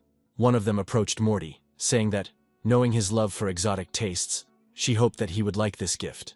and gave him several flowers grown by the Empress and her sisters. The guy chuckled, saying that they shouldn't have bothered so much, but didn't say that the next time they wanted to visit Taote's house, they could take advantage of the discount again. However, he accepted them as a gift and said that they would definitely see each other again. Then the great sage put everyone on a cloud, and they left the Jade Pond together. Morty really enjoyed riding on a cloud with the great sage. He thanked him for helping them. Wukong laughed, saying that actually they should help him with something too, and then they would be even. After this, the great sage and his partner, the pig, laughed slyly, horrifying Morty and his friends. They soon arrived at Taote's house. By that time it was already late evening. Morty was still incredibly happy that they finally had the peaches of immortality. Chelsea was already dreaming about how rich she would become when they grew their peach orchard and began selling the fruits at a high price. They were interrupted from their dreams by someone's voice. He said that he guessed that the guys were up to something. As it turned out, it was the great sage. But Morty could not understand why he was here, because he had to return to captivity. Then the man asked them what they were going to do with these peaches. The guys didn't know what to answer, because it was difficult for them to imagine what would happen when he found out the whole truth. Morty laughed awkwardly and said that it was hard to explain. He had heard a lot about these peaches on Earth, so he decided to ask the Empress to give it to them so they could take a closer look. Then he asked the sage why he came to Taote's house. Then Wukong realized that they were indeed in the house of what they needed, and at the same time try the local dishes. He said that from the moment he was tricked into that cave, he constantly lived in darkness. The Jade Emperor is an old fool. All he does is deliver peaches. In fact, Taote's house is no better, because the dragon cook was gone for so long, and this made the sage sad. Chelsea couldn't believe he was actually saying that. Wukong then said that since he had helped the dragon cook at the banquet, he should now help him. Morty said that there would be no problem with it. A sign of their gratitude to the great sage, he would like to offer a feast of gratitude for him. At that moment, Chelsea and Poe ran up to him, silencing him. However, Wukong had already heard his proposal, so he agreed to this deal, hoping that he would like the chef's food. After that, Chelsea and Poe went to the corner of the room and constantly talked about how it was all over now. Morty didn't understand what they were talking about or what was happening to them. Then the pig told him that they were most likely reacting this way because of what happened last time. He explained that hundreds of years ago, he and his brother came to Taote's house to eat. They were in a good mood and expected to have excellent food prepared for them. When they went inside, they saw a half-naked man with a tattoo on his back. Then the great sage asked him to serve them the most delicious dishes. The man in the chef's hat turned around, stuck his finger up his nose and asked the guests to wait a second. After a while, he brought a dish for them that emitted a strange aura. Wukong realized that this dish was a sign of the beginning. However, he was very annoyed that the cook himself looked disgusting. It killed all his appetite. His brother, the pig, decided not to hesitate and try the whole thing. He said that everything tasted pretty good and invited his brother to try it too. When Wukong lifted the lid, he looked in disbelief at the aura of origin that emanated from this dish. As soon as he tried a piece of this dish, he immediately spat it out because it was disgusting. This whole situation angered the sage so much that he overturned the entire table on which this dish stood. Then he came to the cook's kitchen, holding his nunchucks in his hand. He asked if he really wanted to poison him, but he didn't even want to listen to the cook's explanation. He invited him to say his last words. Then the cook asked him to wait and listen to him. He said that the great sage did not understand anything. The man explained that this unusual dish is the very embodiment of cooking in the synthesis of being completely alive in this world. This is the very essence of their life. A dish that at first glance is unsightly, but it has a deep meaning. The dish combines black and white, in the middle with a clear ratio of light and dark. A natural interaction of layers and a calm rhythm with periodic spots that create a clear effect. Like the twinkling of stars in the universe, the light cuts through darkness, and in the darkness light is born, and so on for billions of years in a row. The chef proudly announced that this dish is called the revival of a star. However, the great sage did not want to listen to all this and hit him in the face with nunchucks. He shouted at him, asking why he needed this art because he came here to eat. He didn't believe that this man could be a dragon chef. He didn't see the need for this place to exist. There was no decent food here at all. However, his friend was stopped from screaming by a voice that appeared behind him. It was Chelsea and Poe. The girl asked the sage, what right did he have to speak like that about Taote's house? Even if he didn't like something, he couldn't just beat up the very dragon chef she worked so hard on. She didn't mind. I would not have achieved this in this business without him. Wukong shouted at her, saying that this is absolutely not hard work. Ordinary people are completely lazy, so they take such lazy people as dragon mates. Chelsea said that they have an excellent reputation in all 3 worlds. They don't have a single delicious dish, so he has no right to beat up their chef. Then the man showed her a plate with a dish and asked her what it was. He asked why he needed this star rebirth. The cook served it to him, but it turned out to be completely disgusting. Then the dragon's cook raised a trembling hand, asking for another chance. He said it was his fault. He chose the wrong dish for Mr. Monkey and Mr. Pig, so they have every right to be outraged. He swore to the chef's pride that he would never back down until they were satisfied. Soon he prepared another dish for the guests, which did not have such an unpleasant aura. Then the sage said that probably he was wrong and this cook was still capable of something. The man said that to compensate for his mistake, he did his best. This is an Italian dish. He proudly declared that it was called the Light of the 9 Heavens. Then he asked the guests to try his creation. Chelsea watched Wukong's reaction in horror. Then she turned to Po and said that they needed to protect the dragon cook and leave here, and also asked to call the guards here. However, they did not have time to escape when they suddenly saw a huge shadow cast over them. Wukong's eyes turned black and red. The story moves back to the present time. The great sage said that he had enough. The pig wanted to say something, but the man asked him to remain silent this time. He then asked Morty if he still wanted to feed them. The boy thought that if he took one wrong step, it would all be over. He then turned around to see Chelsea's reaction. The girl was crying, but the guy didn't understand what happened that time, since now the girl reacts like that. However, he said that he was ready to feed them. In addition, as a sign of gratitude, he would even give them a 50% discount. But there is one caveat. They must pay him with crystals, and they cannot break this rule. In addition to preparing anything, they need the crystals themselves. The joy that was on the faces of Wukong and his pig brother immediately disappeared. The great sage left Taote's house very upset. His brother, the pig, asked if they would back down after all they had done for him. Then the great sage stood up and turned around again, looking at the building. He then suddenly laughed and said that his brother could trust him to get Morty to throw a banquet for them for free. Meanwhile, the story moves to the Garden of 1,000 Herbs. Chelsea stood in the middle of the field with her arms outstretched in different directions. Then she suddenly said that it was time for a new life and used powerful spells. Rays of light filled with various colors flowed from her hands. When the girl landed on the grass again, the entire clearing was decorated with incredibly beautiful flowers of different types and sizes. Morty was shocked by what he saw. He said that the girl did an incredible job so easily. Plants of the immortal world take root much better than earthly ones. They depend too much on soil, water, and light. While Morty and Po were thinking that this way they could make dishes from sacred flowers at any time, they heard Chelsea's heart-rending scream. When they turned in her direction, they saw that the girl was entangled in a thorny vine. Ghost realized it was Starvine and asked Chelsea not to move. He explained that the eyes are one of the most important ingredients, and if it is destroyed now during the planting process, it will never grow again. When Chelsea realized that her friends were in no hurry to save her, she became furious. Then Morty decided that now they should all forget about it, since now the most important task is to graft the peach branch. Po said that they really need to focus on grafting this peach. Moreover, the ghost had a doctorate in agriculture, so he instructed that this peach tree be left to him. However, after some time, he discovered that the branch he had attached to the tree did not take root at all. Chelsea asked him threateningly what they should do now. Morty suggested that it might all be a matter of soil and water. At that moment, the great sage appeared behind him. When he realized that they were really planning to plant a peach, he was very surprised at such a decision on their part. Morty asked him what he was doing here. Then the man asked if the guy really thought he could deceive him. He deceived the Empress by taking the peach branch, and then the sage realized that they needed it for something special. However, he said that the guy should not worry, since he was not going to tell anyone about this. Moreover, he had not eaten peaches for a long time. The great sage said that if they shared the peaches with him, they would help them bring this branch back to life. Chelsea asked him if he didn't talk about how he'd been eating peaches for hundreds of years. Wukong said that the taste of ordinary peaches was different from the immortality peach, and then suggested that they start.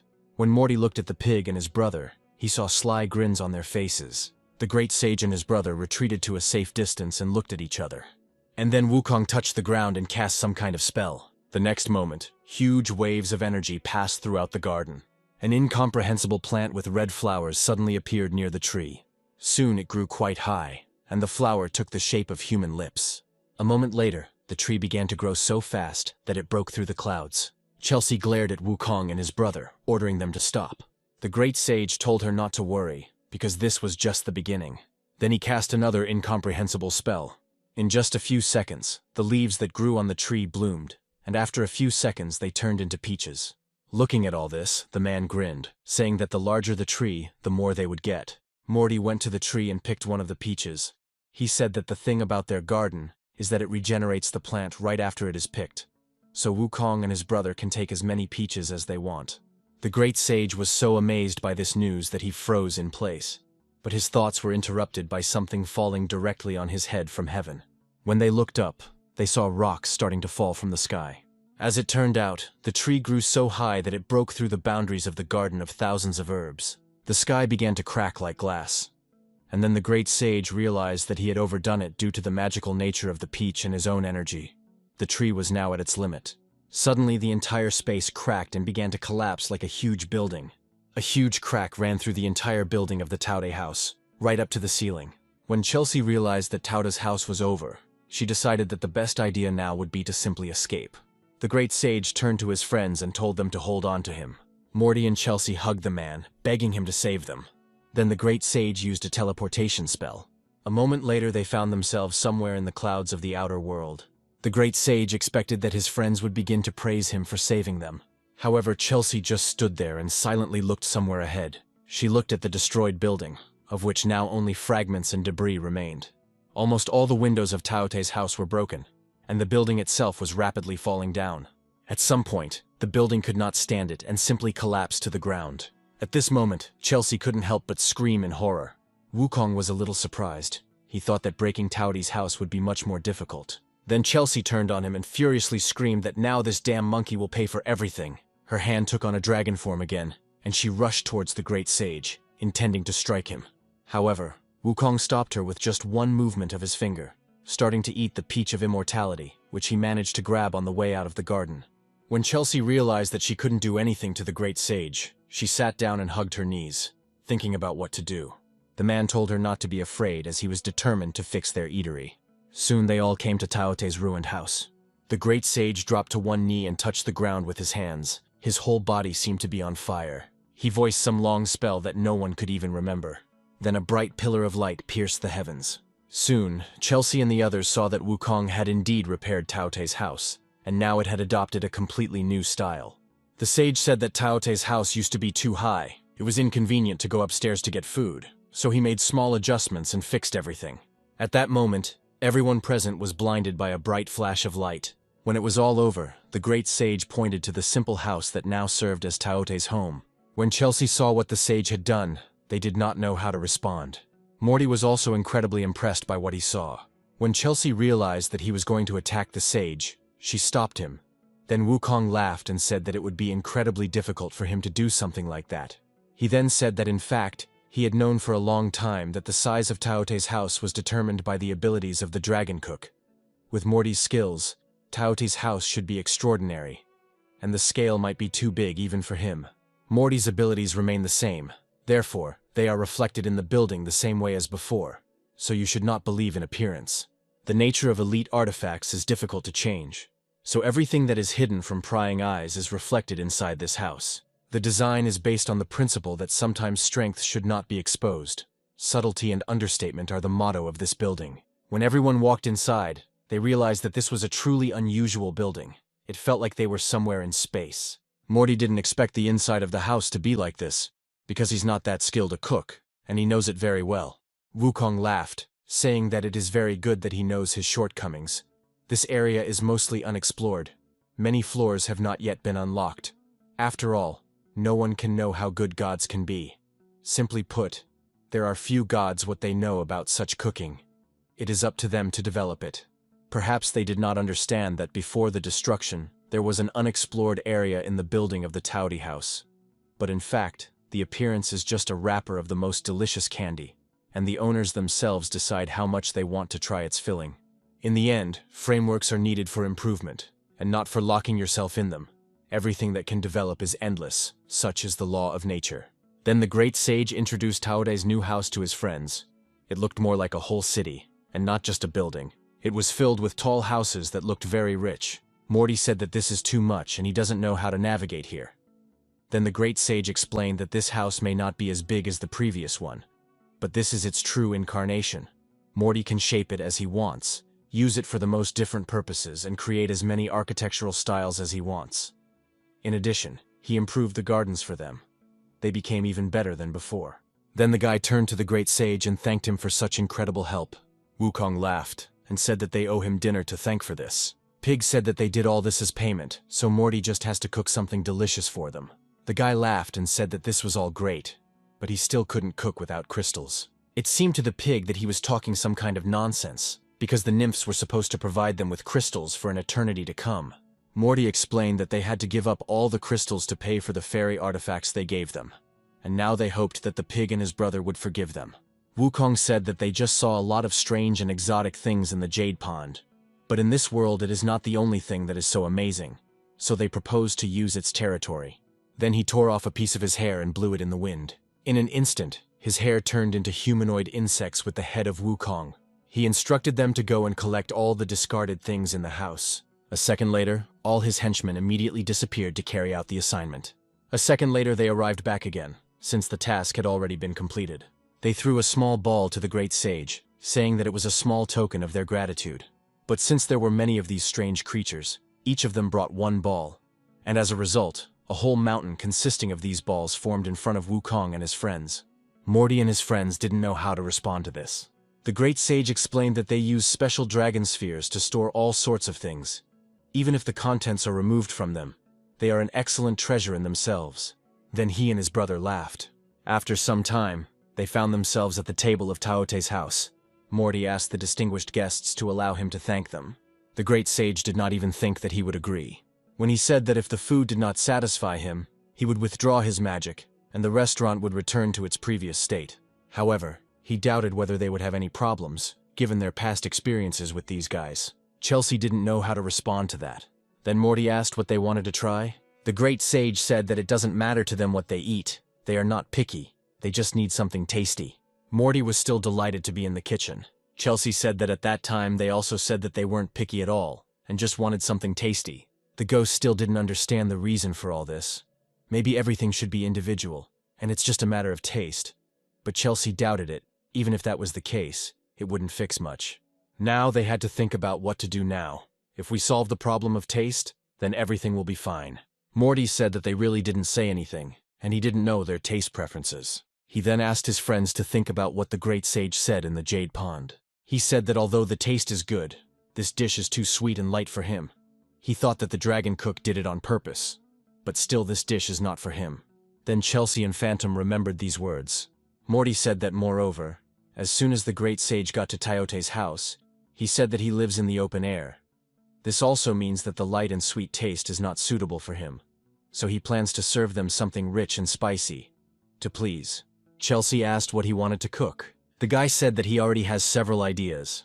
Then he went to the Garden of 1,000 Herbs. Soon he, Chelsea, and Ghost found themselves at a giant tree. He asked his friends to pay attention to something.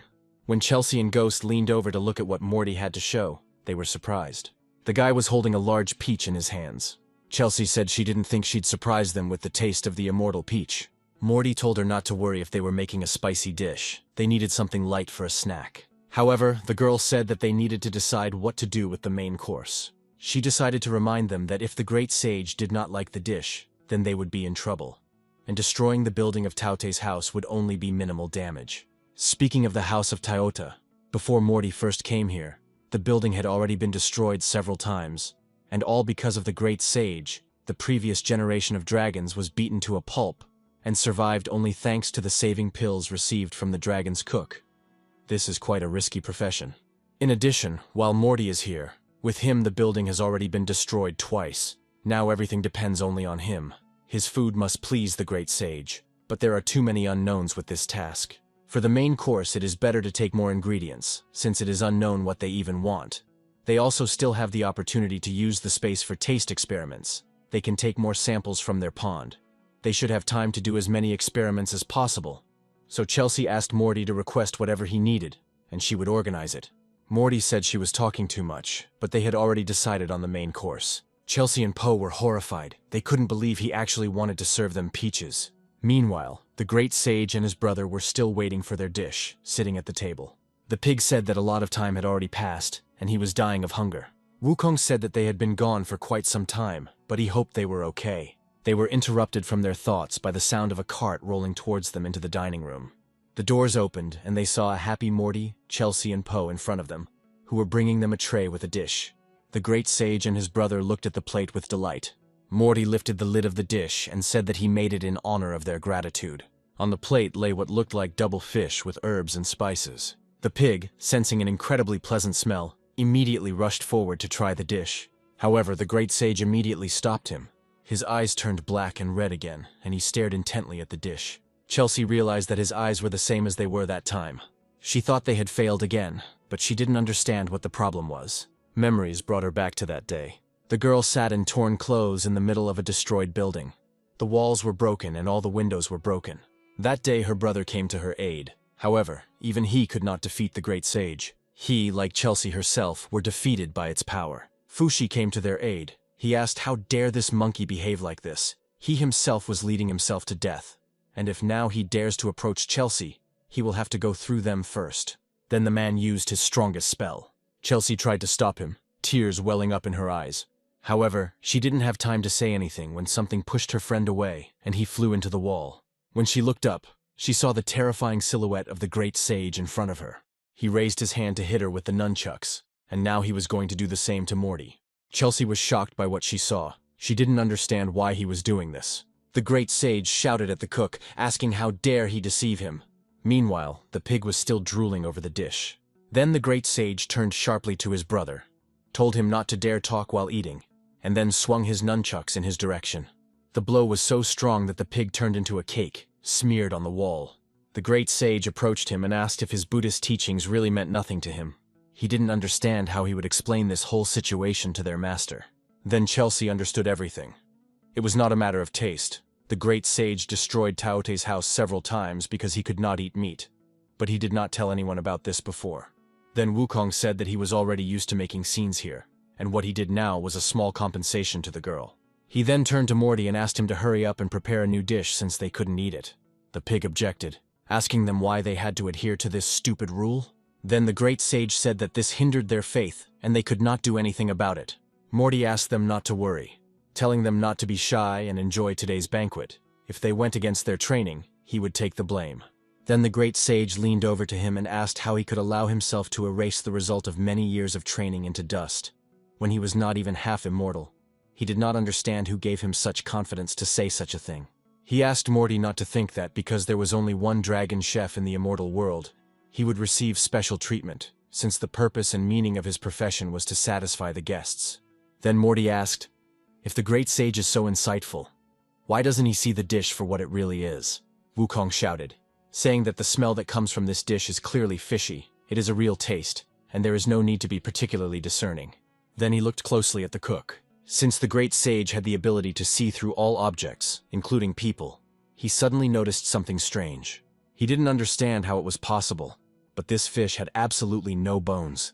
Its texture was impeccable. Then he took the chopsticks in his hands and leaned towards the plate. He took one piece and examined it. He realized that it was not fish skin, nor was it meat. However, he smelled a strong, fishy smell.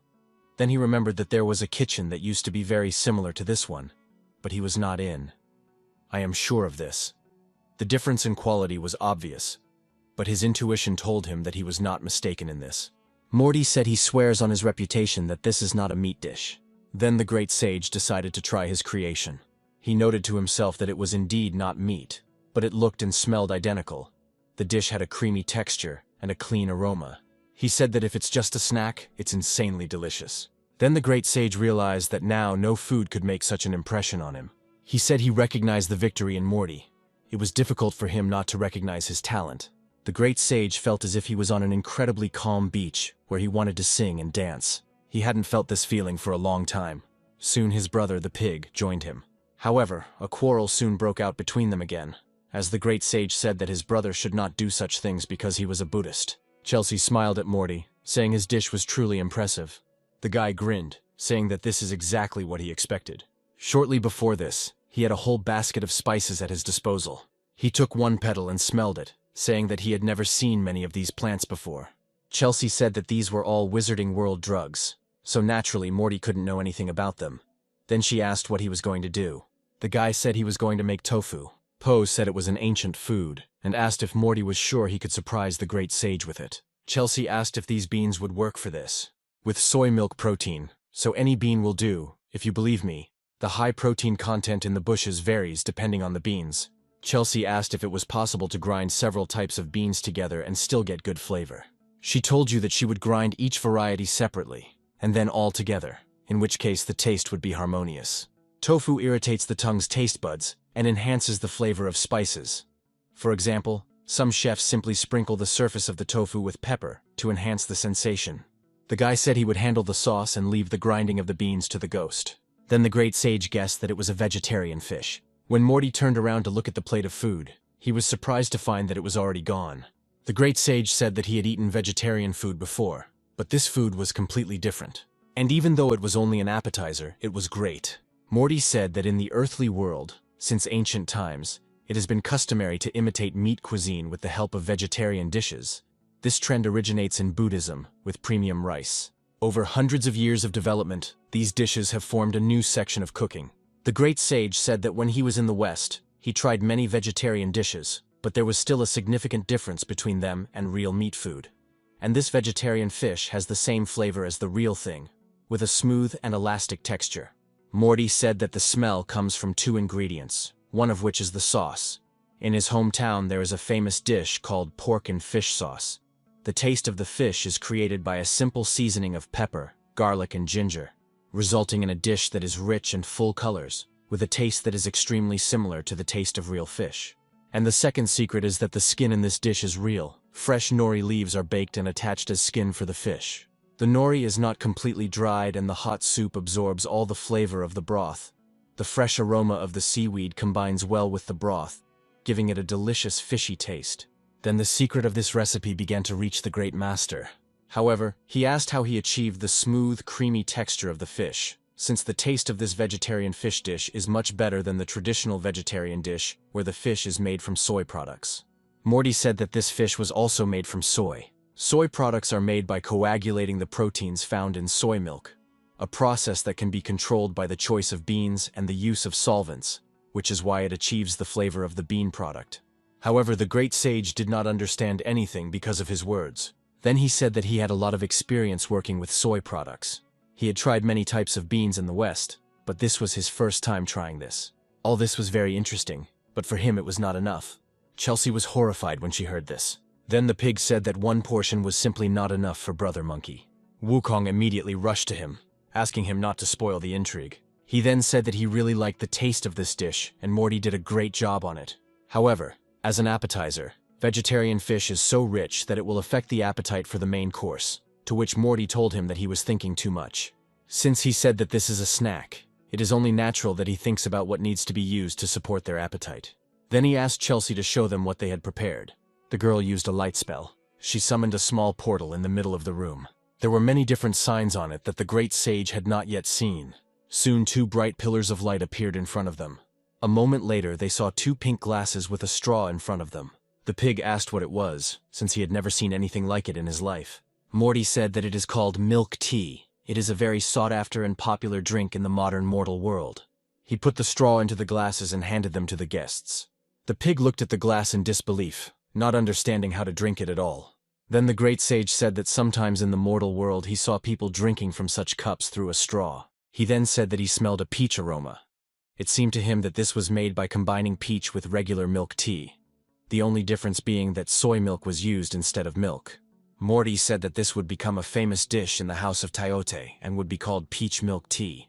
The peach itself was fresh and light in taste, a sweet and sour combination that neutralized the residual heat and further stimulated the appetite, just right for the current dish. Then the pig asked if he could replace the paper straw with another one, since it would affect the taste. But Morty said that nothing could be done about it. Even the gods are obliged to take care of the environment. Then the great sage said that even so, with the current menu, it did not meet his expectations from the house of Tyote.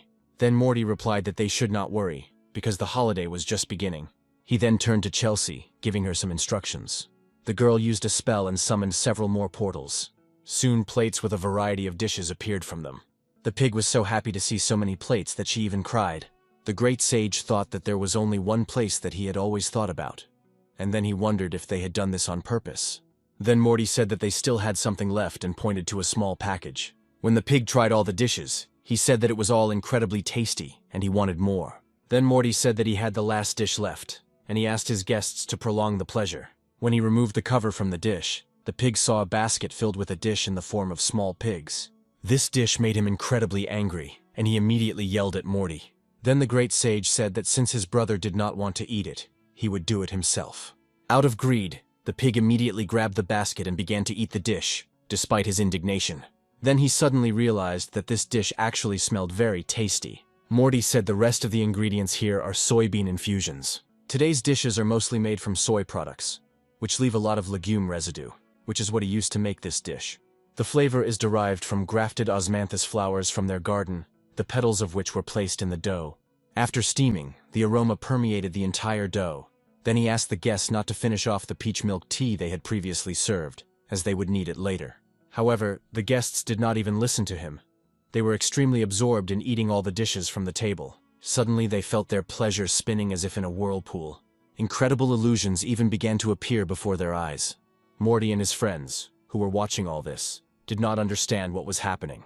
The great sage also did not understand what kind of vegetarian food this was and why it could create illusions of animals. He couldn't even see through the illusion with his own eyes and wondered if it could be real. And suddenly the great sage felt something grab his limbs. Then a series of strong blows fell on him, and he could not even use his strength here. Suddenly he was attacked by shadow monsters who were talking about the 8 commandments. Then the great sage had only one explanation left. This was a violation of a Buddhist taboo. They were careless, and meat food got into the food. He understood that he had committed a sin, and now his power was destroyed. He could not do anything about it. However, suddenly he saw a bright flash of light in front of him. He and his brother thought that the illusion had finally been destroyed. As they walked toward the light, they saw a peach in front of them. And for despair, the great sage hit his brother. However, the peach suddenly began to sparkle strangely. Soon some strange pink liquid poured out of it. There was so much of it that it covered the great sage and his brother completely. He soon realized that it was all a dream, but in fact, they were alive. Then he clutched his glass, surprised that the tea was already gone. He sighed, saying that this vegetarian food was so realistic that he thought he was done for. At this point, Morty approached them. He thanked the guests for their praise, and said that in order to avoid these fears, they chose for them a supplement in the form of peach milk. In addition to neutralizing the stimulation of appetite, the sweetness also helps them feel less full. Then the great sage laughed and said that it was time to continue enjoying. However, when he looked at the table, he realized with horror that all the dishes were already gone. He was very unhappy with this, because he had not yet had time to try everything to the end. However, his swollen belly said otherwise. He said what was certain was that the food was delicious, but it didn't have to end there. The pig was very angry. He said that he had practically eaten nothing. Morty was scared. He didn't think it would end like this. Apparently, the atmosphere was heating up. The great sage asked his brother how this was possible. Could he really eat less than him? Then suddenly everyone present heard the rumbling of the pig's stomach. He thought that something was wrong and he was just affected by an illusion. So he was out of his mind. But now he finally remembered. He said that his brother, the monkey, did not even give him a chance. The pig was waiting for these dishes very much. He had been waiting for them for almost hundreds of years. Then the great sage said that being at the table is like being at war, and the pig had to admit it. Morty also told the pig not to worry, because they still had a dish that they didn't serve. Then the pig asked if they really had one more dish left. He screamed, saying that Morty had to give it to him. He asked them to make one more portion, and then everything would be decided. Morty replied that the number of dishes was strictly calculated. However, Morty did not have time to finish when suddenly he was pierced by a deafening blow to the chest. The blow was so strong that he was simply slammed to the wall. As it turned out, it was the work of a pig. He asked if they really considered such rules fair. He was furious. He said that according to heavenly rule, Taote's house must provide immortals with dishes according to the amount of crystals they paid. She and her brother spent the same amount of energy renovating the building, but they got different results. The pig said that in this case he would take some of his energy back. Suddenly a deafening roar was heard in Taote's house. The walls of the house shook and began to crack. Everyone realized that the energy was returning back to the owner. Po shouted, "They said that you can't do this, because in this case Taote's house will be destroyed again." Chelsea begged the great sage to stop her brother. The great sage said that he had already said that if the food did not satisfy them, they would take the energy they spent back. since his brother was dissatisfied, then he could not do anything about it. The pig said that it was a pity that they could not cope and serve them properly. Then Morty suddenly shouted, saying that he is the dragon's cook. He wants them to change their attitude towards them, so that he will speak their language. Then, to the surprise of the great sage and his brother, he asked Chelsea to serve them the final dishes. The pig immediately cancelled his spell upon smelling the smell coming from the kitchen. Soon the girl took out from the kitchen what was under the thick blanket. Her hair swirled in the wind and she cast the spell again. She said that if they let Morty go, the final dish would be theirs. The great sage thought about her words, and the next moment he grinned slyly. Apparently, he was planning something again. Then he turned to his brother and asked him to stop all this. The pig said that she would let Morty go, but only for the sake of her brother. He then cast a spell, shooting out many bright beams in different directions. There were so many of them that they struck the entire Taude house and returned it to its previous state. Soon the dining room began to look normal again. The great sage then approached Morty, saying that, to be honest, his food was good. However, they wanted to surprise them with their final dish. However, if this dish is the same, then Taute's house won't have much time left. Chelsea and Poe watched Morty's reaction in silence. He also understood that the future of this house depended on the final dish. Then the guy decided to remove the blanket that hid this dish. He said that the dish was initially divided into 2 parts. There would be no more problems. Then he finally grabbed the blanket and removed it, showing the guests the final dish. When the great sage looked at him, he was incredibly surprised because there was no plate there. As soon as he blinked, he realized that he was naked, wearing only a bandage of leaves. Then he thought that he was again in an illusion. He was caught in an illusion 3 times today, and it was truly something special. He was caught in an illusion 3 times today, and it was truly something special. At that moment, he heard a familiar voice behind him, which said that the great sage was finally here. When he turned around, he saw a man with long black hair and horns behind him. He realized that Prince Norwood was standing in front of him.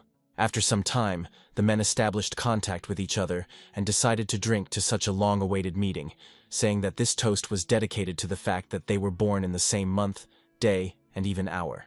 However, they soon decided to abandon this activity, realizing that they were both too smart for such a thing.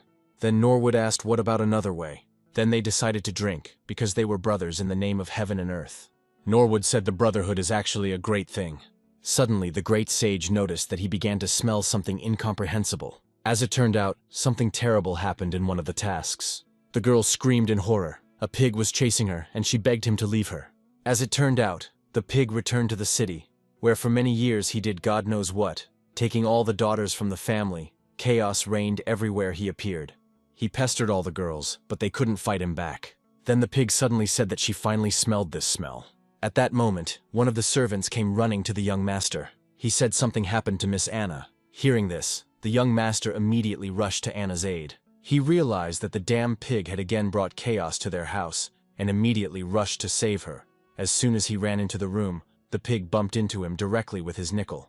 The girls looked at what was happening in horror. Then the pig laughed, saying that he took away the young master's first kiss, and he even vomited because of it. He continued to laugh, asking the young man to wipe up the puddle behind him and wash his mouth. At that moment, Anna approached the young master and said that the pig had not done anything to her. He just asked what she had for lunch, but she didn't have time to eat anything. The pig then approached the young master and asked what he had for lunch, but the guy said that he would die but would not tell him anything.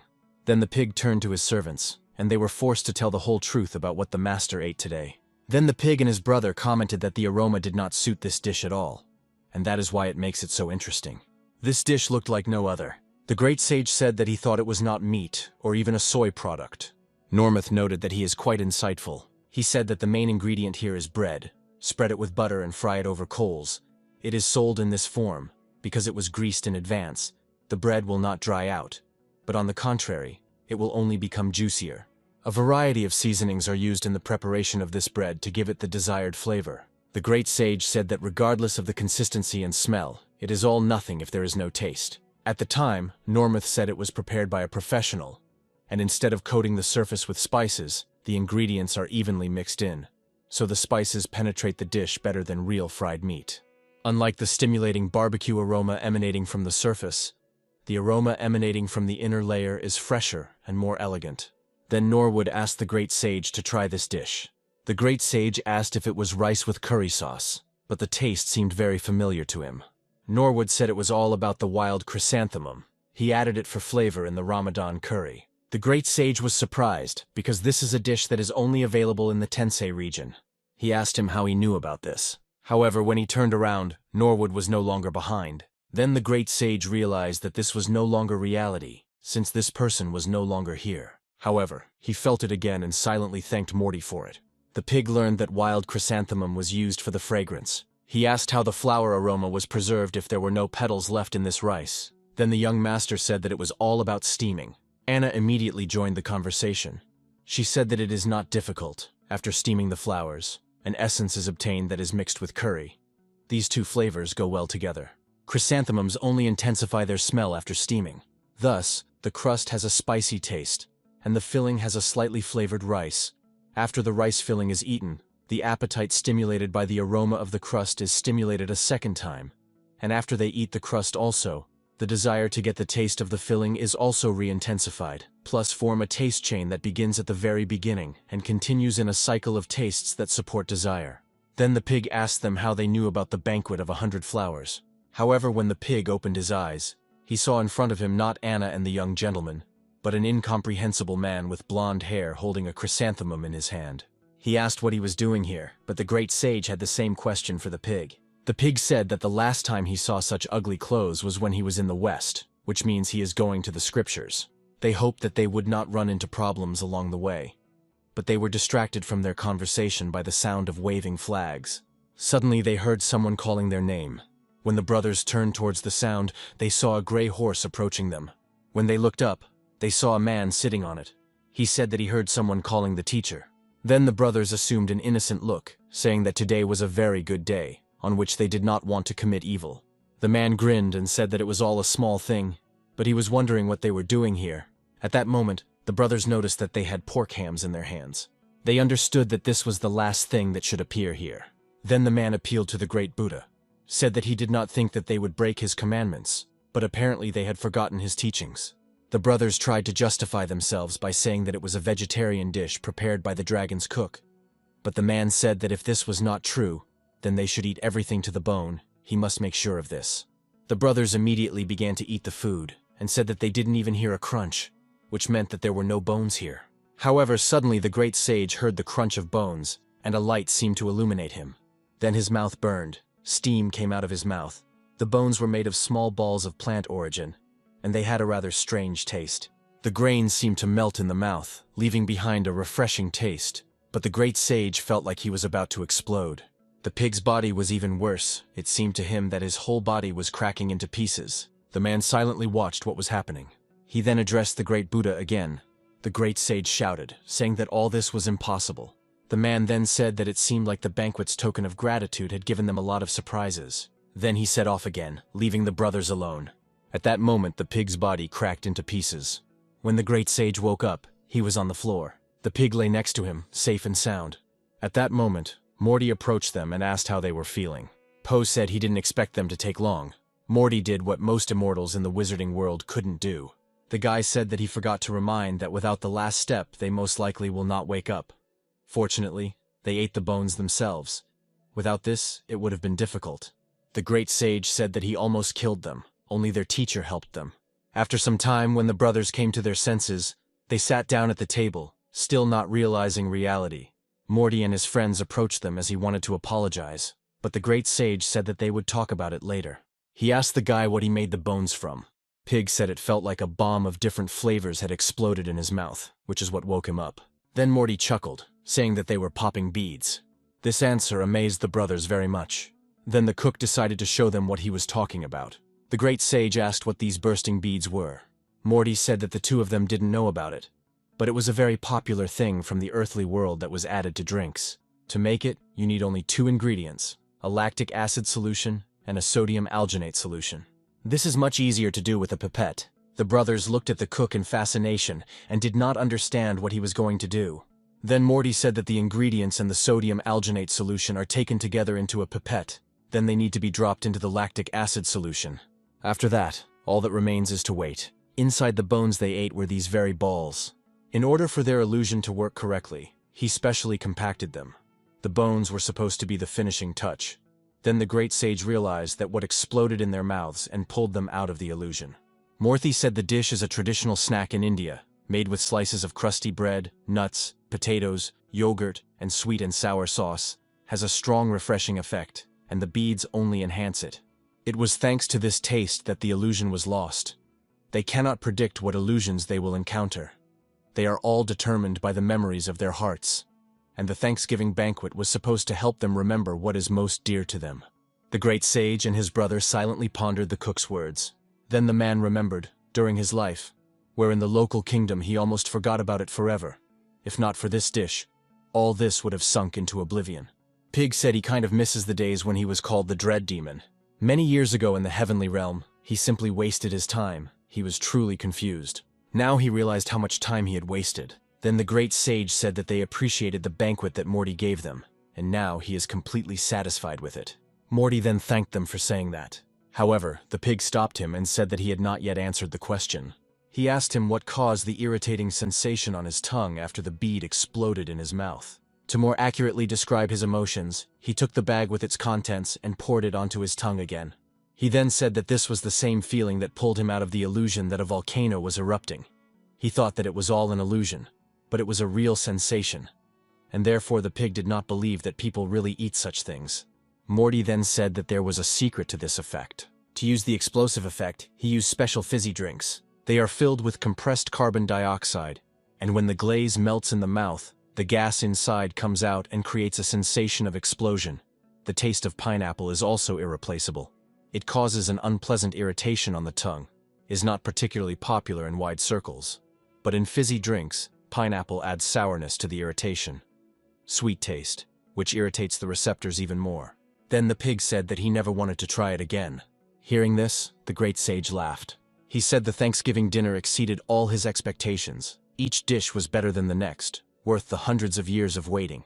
However, he said that Morty should improve the presentation and learn to at least warn about such explosive ingredients. He then, to the surprise of Morty and his friends, asked if they should order another dish to make up for the previous one. He also said that since they knew that this was the finale, according to their plan, there would still be a final dish. Everyone was shocked by this assumption. Chelsea noticed that the great sage was starting to get angry again. Morty realized that he had mentioned the ending in passing, but it was about this dish and not any other. Then the sage said that if they did not agree, then something terrible would happen to Taote's house. Then he looked at the faces of his friends. He realized that with the last people they had deceived him. Hearing this, Morty was horrified. He did not know what to do. Chelsea tried to argue with the great sage, asking what they could do. Then suddenly an idea came into Morty's head. He turned to the great sage and said that he would serve them the last dish.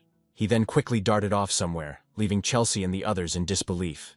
The ghost did not understand what he was going to do, however. Seeing such a reaction, the great sage only grinned. Soon Morty arrived in the kitchen. He walked over to the table and took 2 crystal glasses. Then he headed to the Garden of 1,000 Herbs.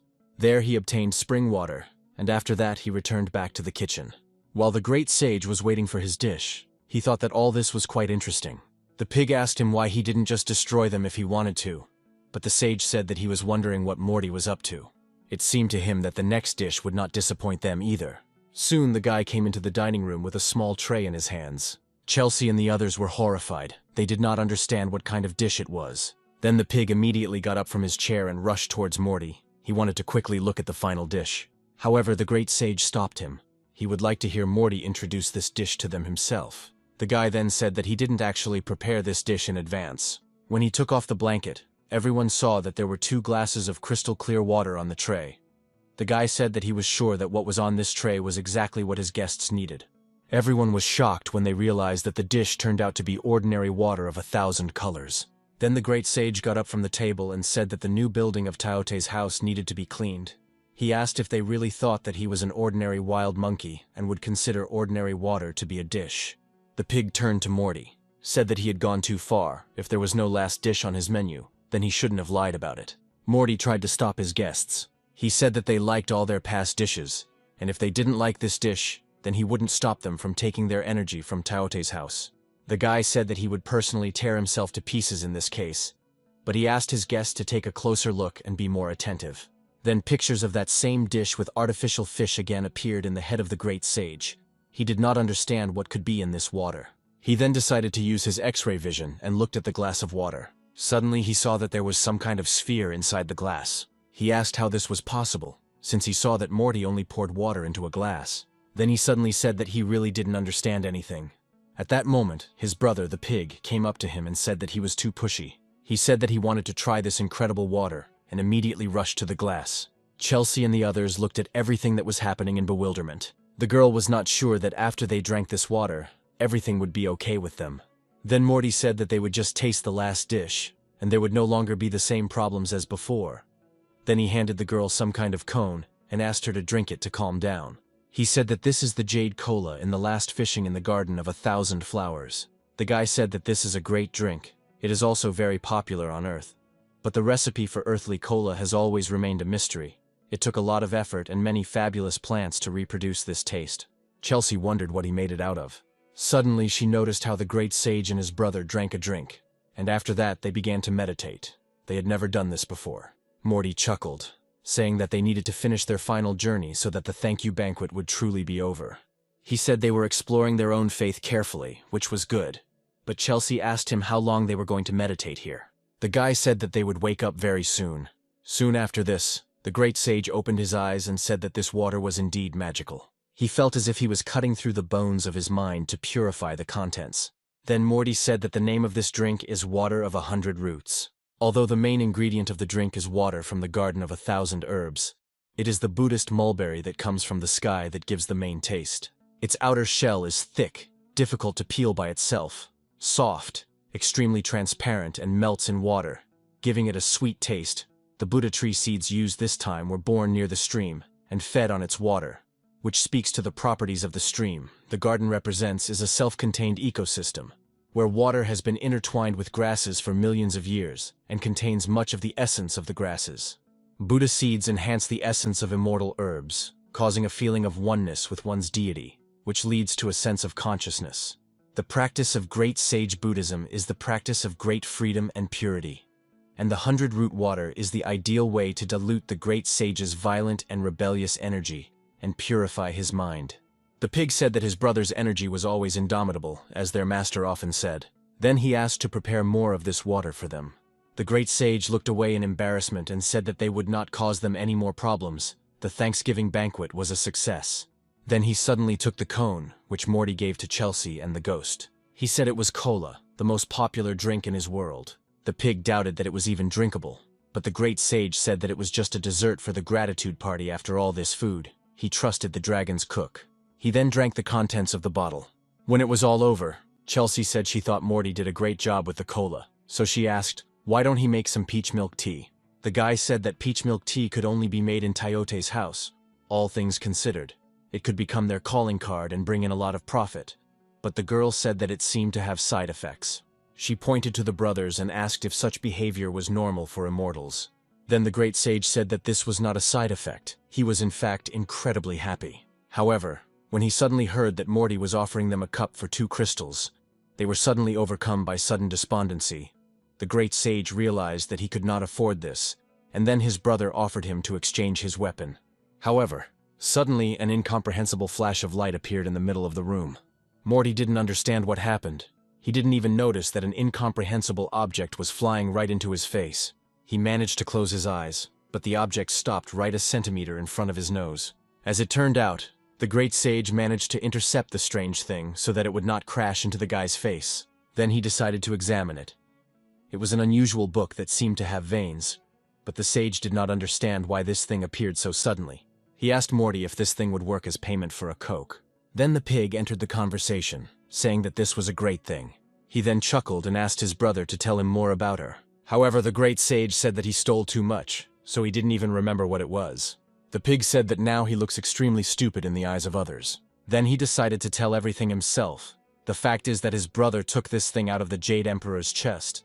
The Jade Emperor chased him and beat him for 300 years, but the elder brother never gave it back. Then the great sage finally remembered everything. But this story turned out to be unimpressive for Morty and his friends. The sage became angry because he could not open this damn book of the Emperor. Otherwise, he would have long ago exchanged it for something more worthwhile. Then he turned to Morty, asking them if the thing enchanted with the seal of the Emperor himself was suitable for him. The guy asked if he could look at this book, but he was warned that he needed to hold it very tightly, Since even the great sage had difficulty doing this, the book began to resist. Wukong said that this thing is very naughty, and if you are not careful with it, it can kill him. Then he released the book from his hands, and it immediately flew to the side. Suddenly, to the surprise of everyone else, she landed right in Morty's arms.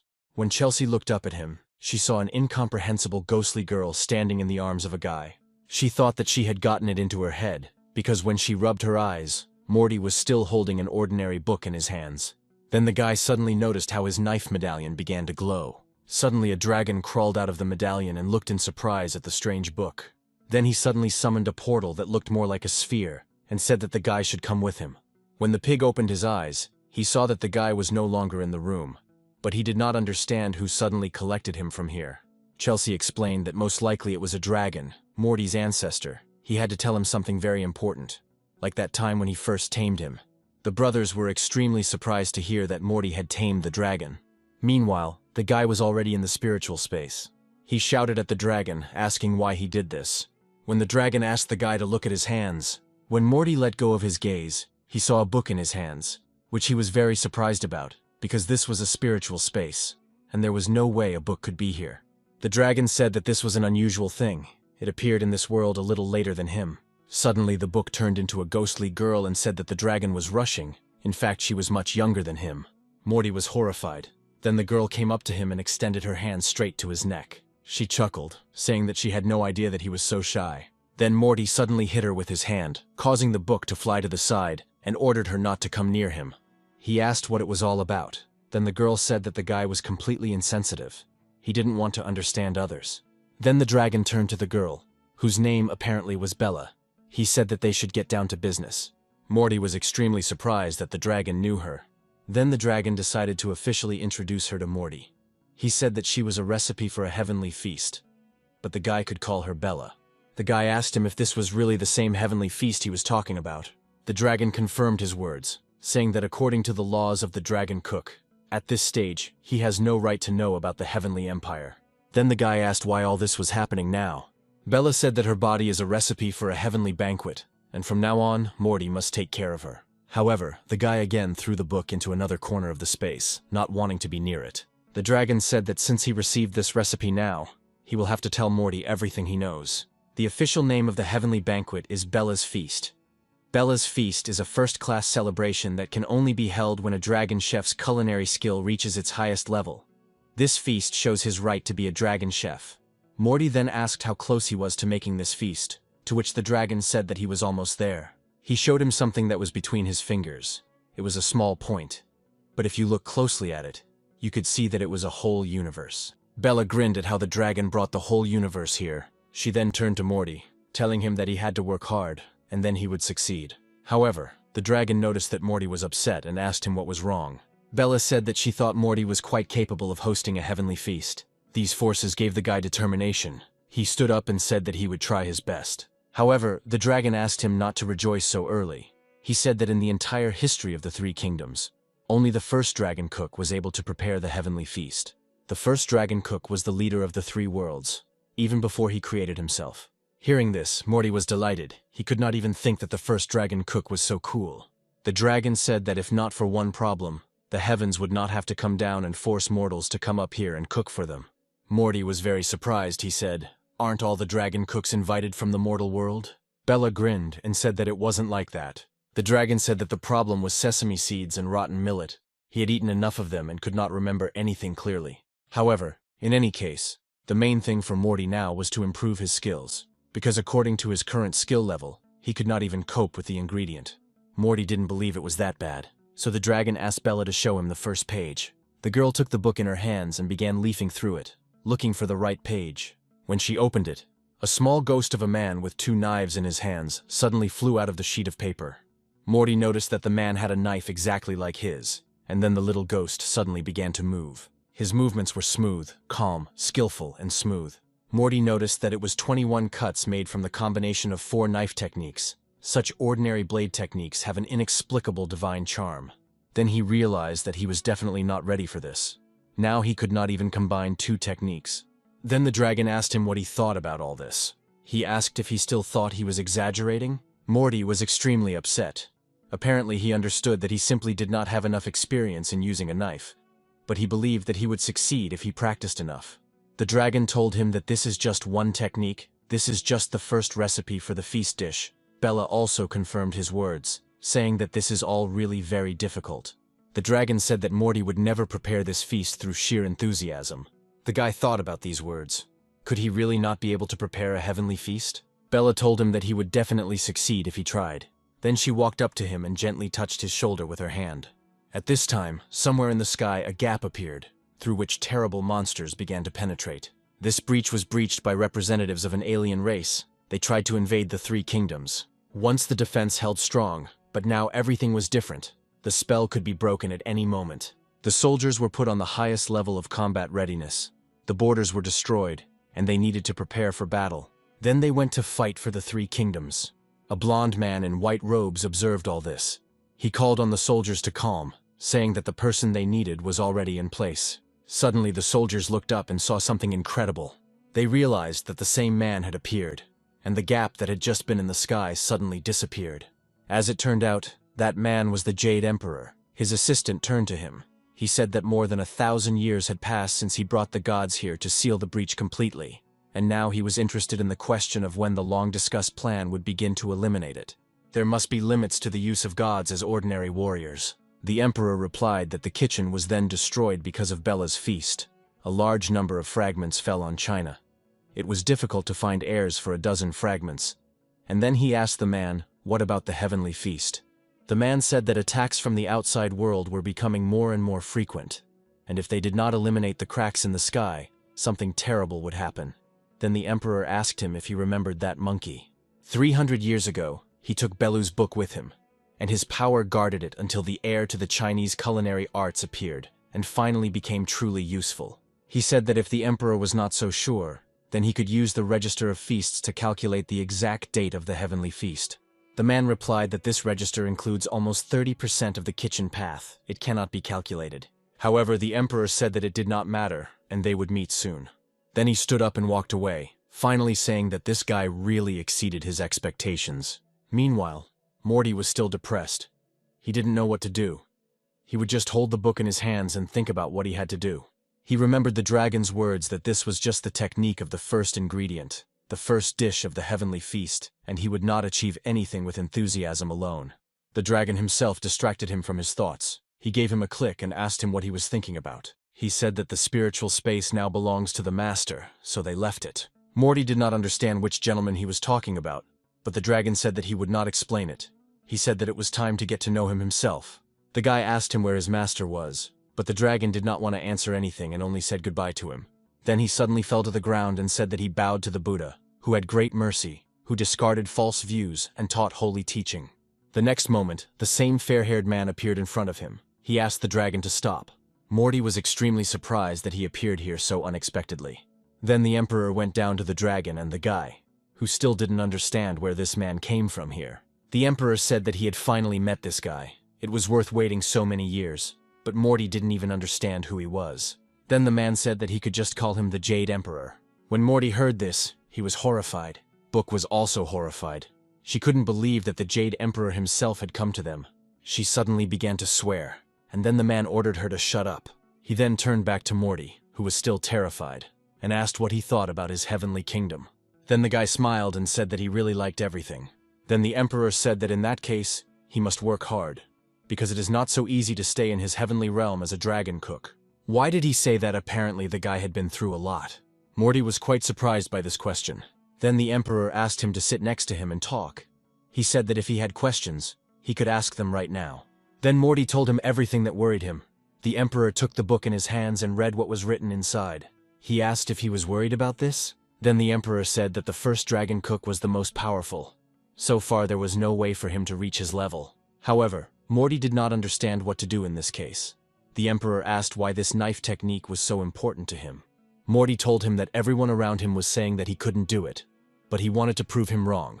Upon hearing this, the Emperor grinned. He then said that even if the guy mastered the technique of preparing the heavenly feast, he would not be able to cook it. Then he asked him to prepare food for him, and only then would he tell him why he could not do it. Noticing the confusion on Morty's face, he asked if he didn't want to do this.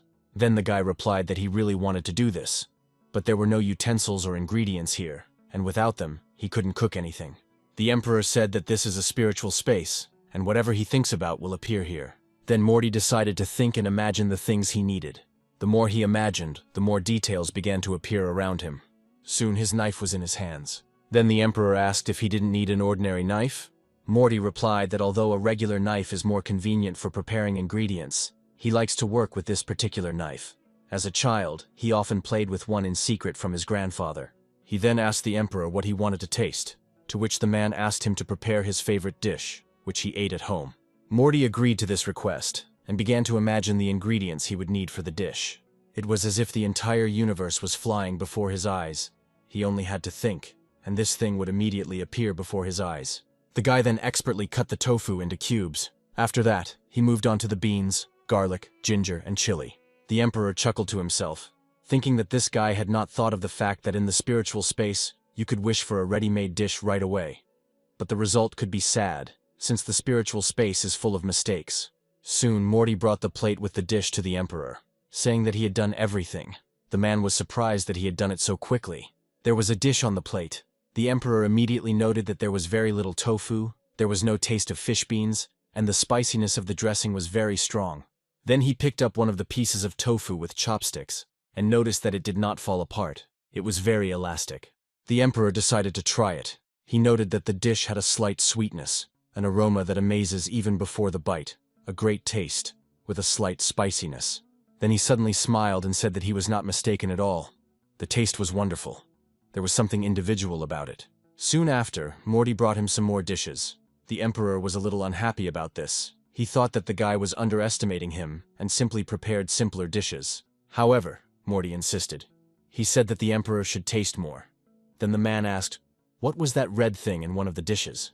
Morty replied that it was a special snack from the Qing dynasty called bowl chicken. Then the Emperor decided to taste the guy's creation.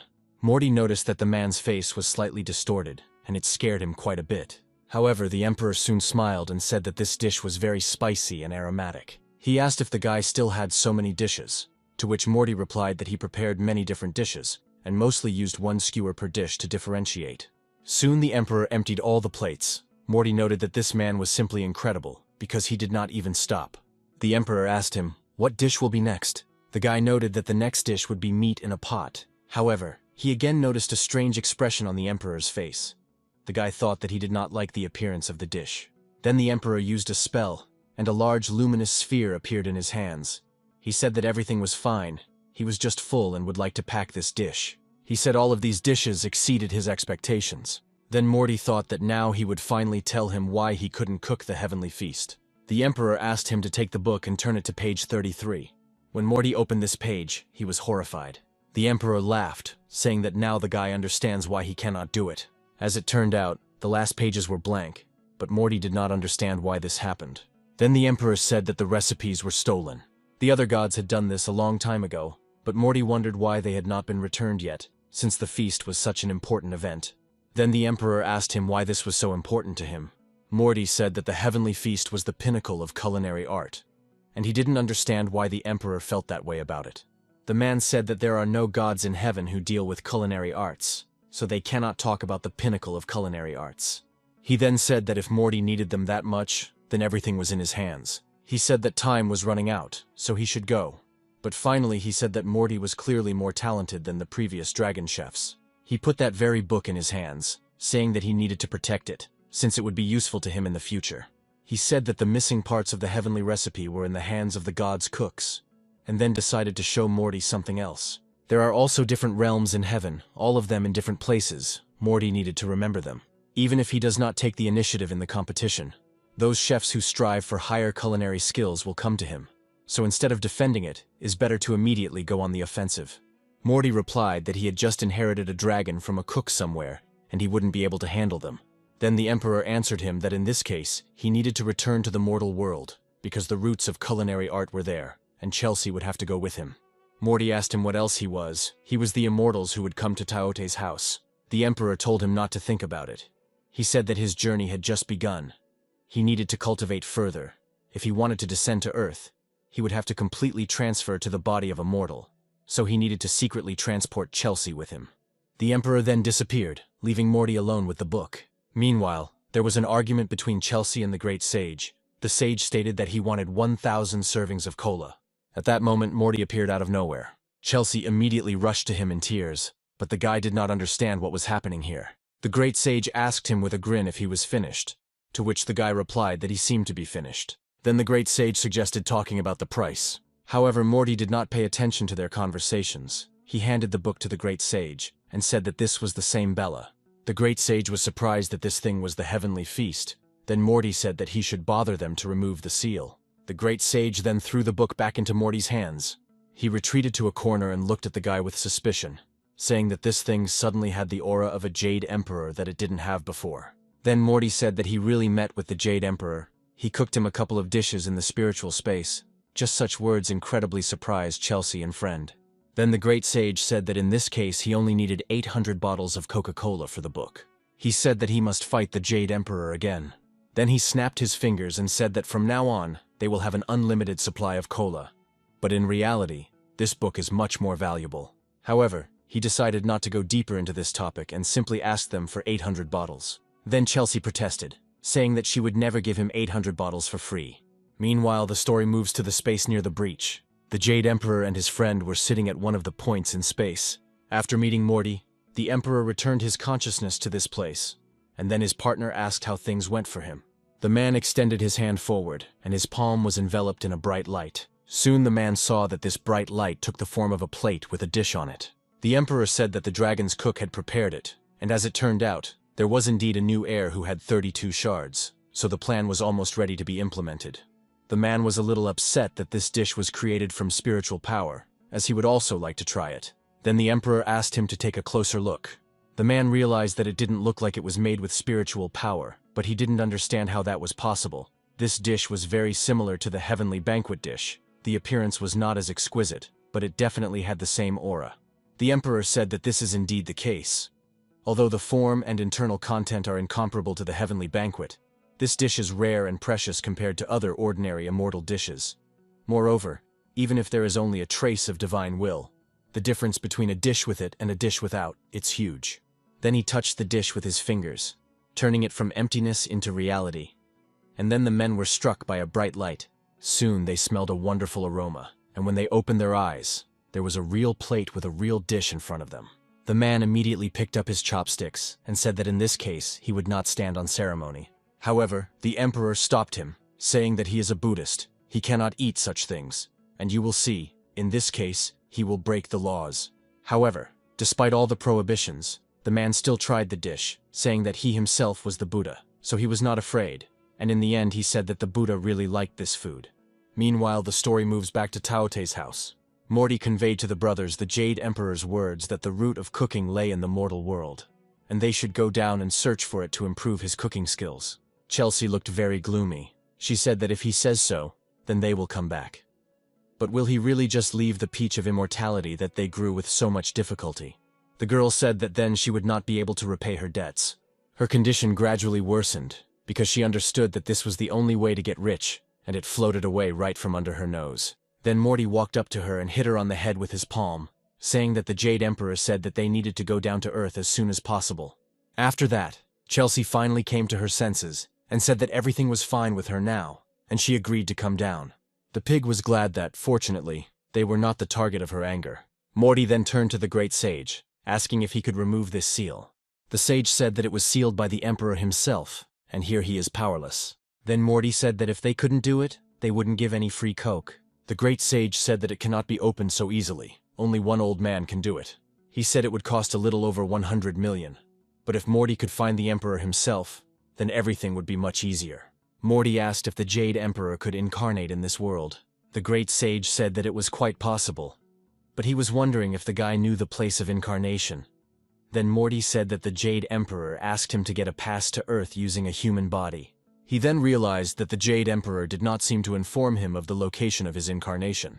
Then the great sage asked him why not go back and ask the Empress. Soon they all arrived at the Jade Pond. The pig said that the Empress and the Jade Emperor had been at loggerheads in recent years, so perhaps she didn't know the answer to this question. The great sage said that they should try anyway. Chelsea then asked what the pass was. The sage said that these are the necessary documents that are needed to exit the 4 gates of heaven. He was extremely surprised that Chelsea didn't know this.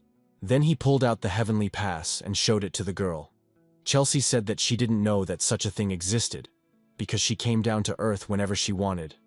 Then Morty said that now he understood why the Emperor asked him to make her a ticket, because she never did not pass to the ground as it should. Everyone was surprised how she had never been caught in so many years. The entire company finally arrived at the Jade Pond throne room. However, the guard had no intention of letting them through. Then Morty pulled out a huge bag of snacks from behind his back and handed it to the guard. Then the man let him in without question, and said that Lady Empress was not in the hall. She was resting in the living room. To get there, they just need to go out and turn left. As it turned out, the Empress was indeed resting in her chambers. She looked very informal and was extremely surprised that the uninvited guests brought her a free gift. She immediately suspected that something was wrong here. Morty asked her if she knew where the incarnation of the Jade Emperor was. The woman opened the snack bag and said she didn't know. The great sage was extremely annoyed by this answer, but the woman hastened to say that the 4 heavenly kings, who are clairvoyants, should know the answer to this question. Morty thanked her for her advice and said that they would definitely follow it. But the great sage continued to be indignant. He was unhappy that the guy was speaking to her so politely. Then the Empress asked Morty to come to her. She put on her slippers, got out of her bed and walked towards him. She then came quite close to him and placed her hand on his cheek. Morty's body seemed to be pierced by thousands of lightning bolts, and he screamed in pain. Chelsea immediately screamed, begging her to let her friend go. Then Sivanmu walked away from the guy, saying that now they must leave. Chelsea immediately ran after her, asking what she had done to him. The Empress waved her hand and ordered everyone to get out of here. She sat back down on her bed and continued eating the snacks, saying that they needed to get out of here while she was good. Chelsea angrily grabbed Morty and the rest of her friends and dragged them towards the exit. The great sage turned to the Empress and grinned slyly. He gave her a thumbs up and thanked her. He said that Sivanmu is a worthy member of the family. The Empress grinned and told the monkey to get out of here too. As they all left the palace, Morty felt like something was missing, but he didn't know what.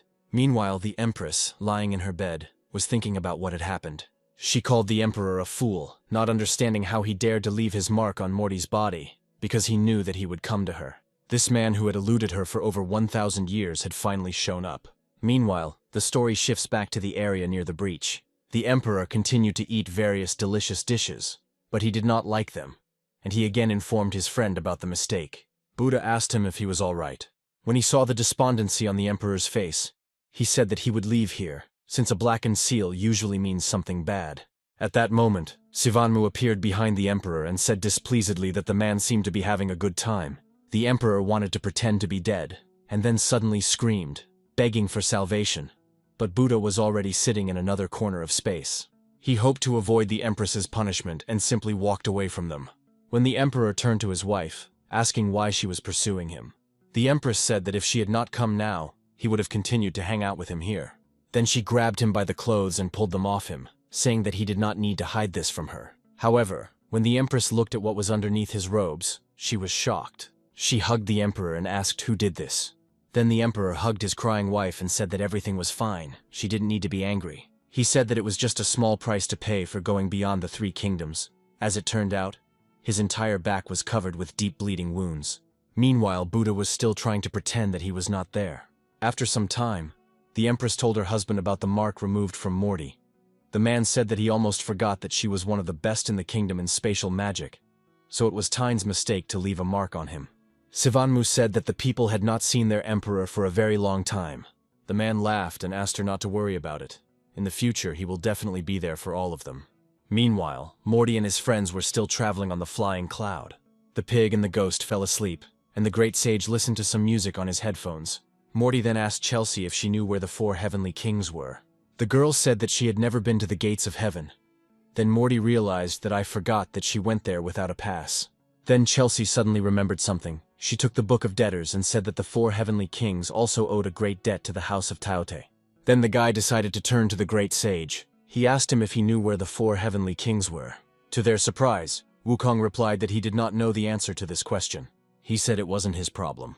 Then he pointed his finger at the cloud, and a portable map of the celestial world appeared in front of him. He began to think that in order to catch the 4, they must first go to the southern heavenly gate. The map spoke to him, thanking him for using their system, and informed him that the final destination had been chosen, the southern heavenly gate. When the pig heard his brother turn on the autopilot, he immediately woke up.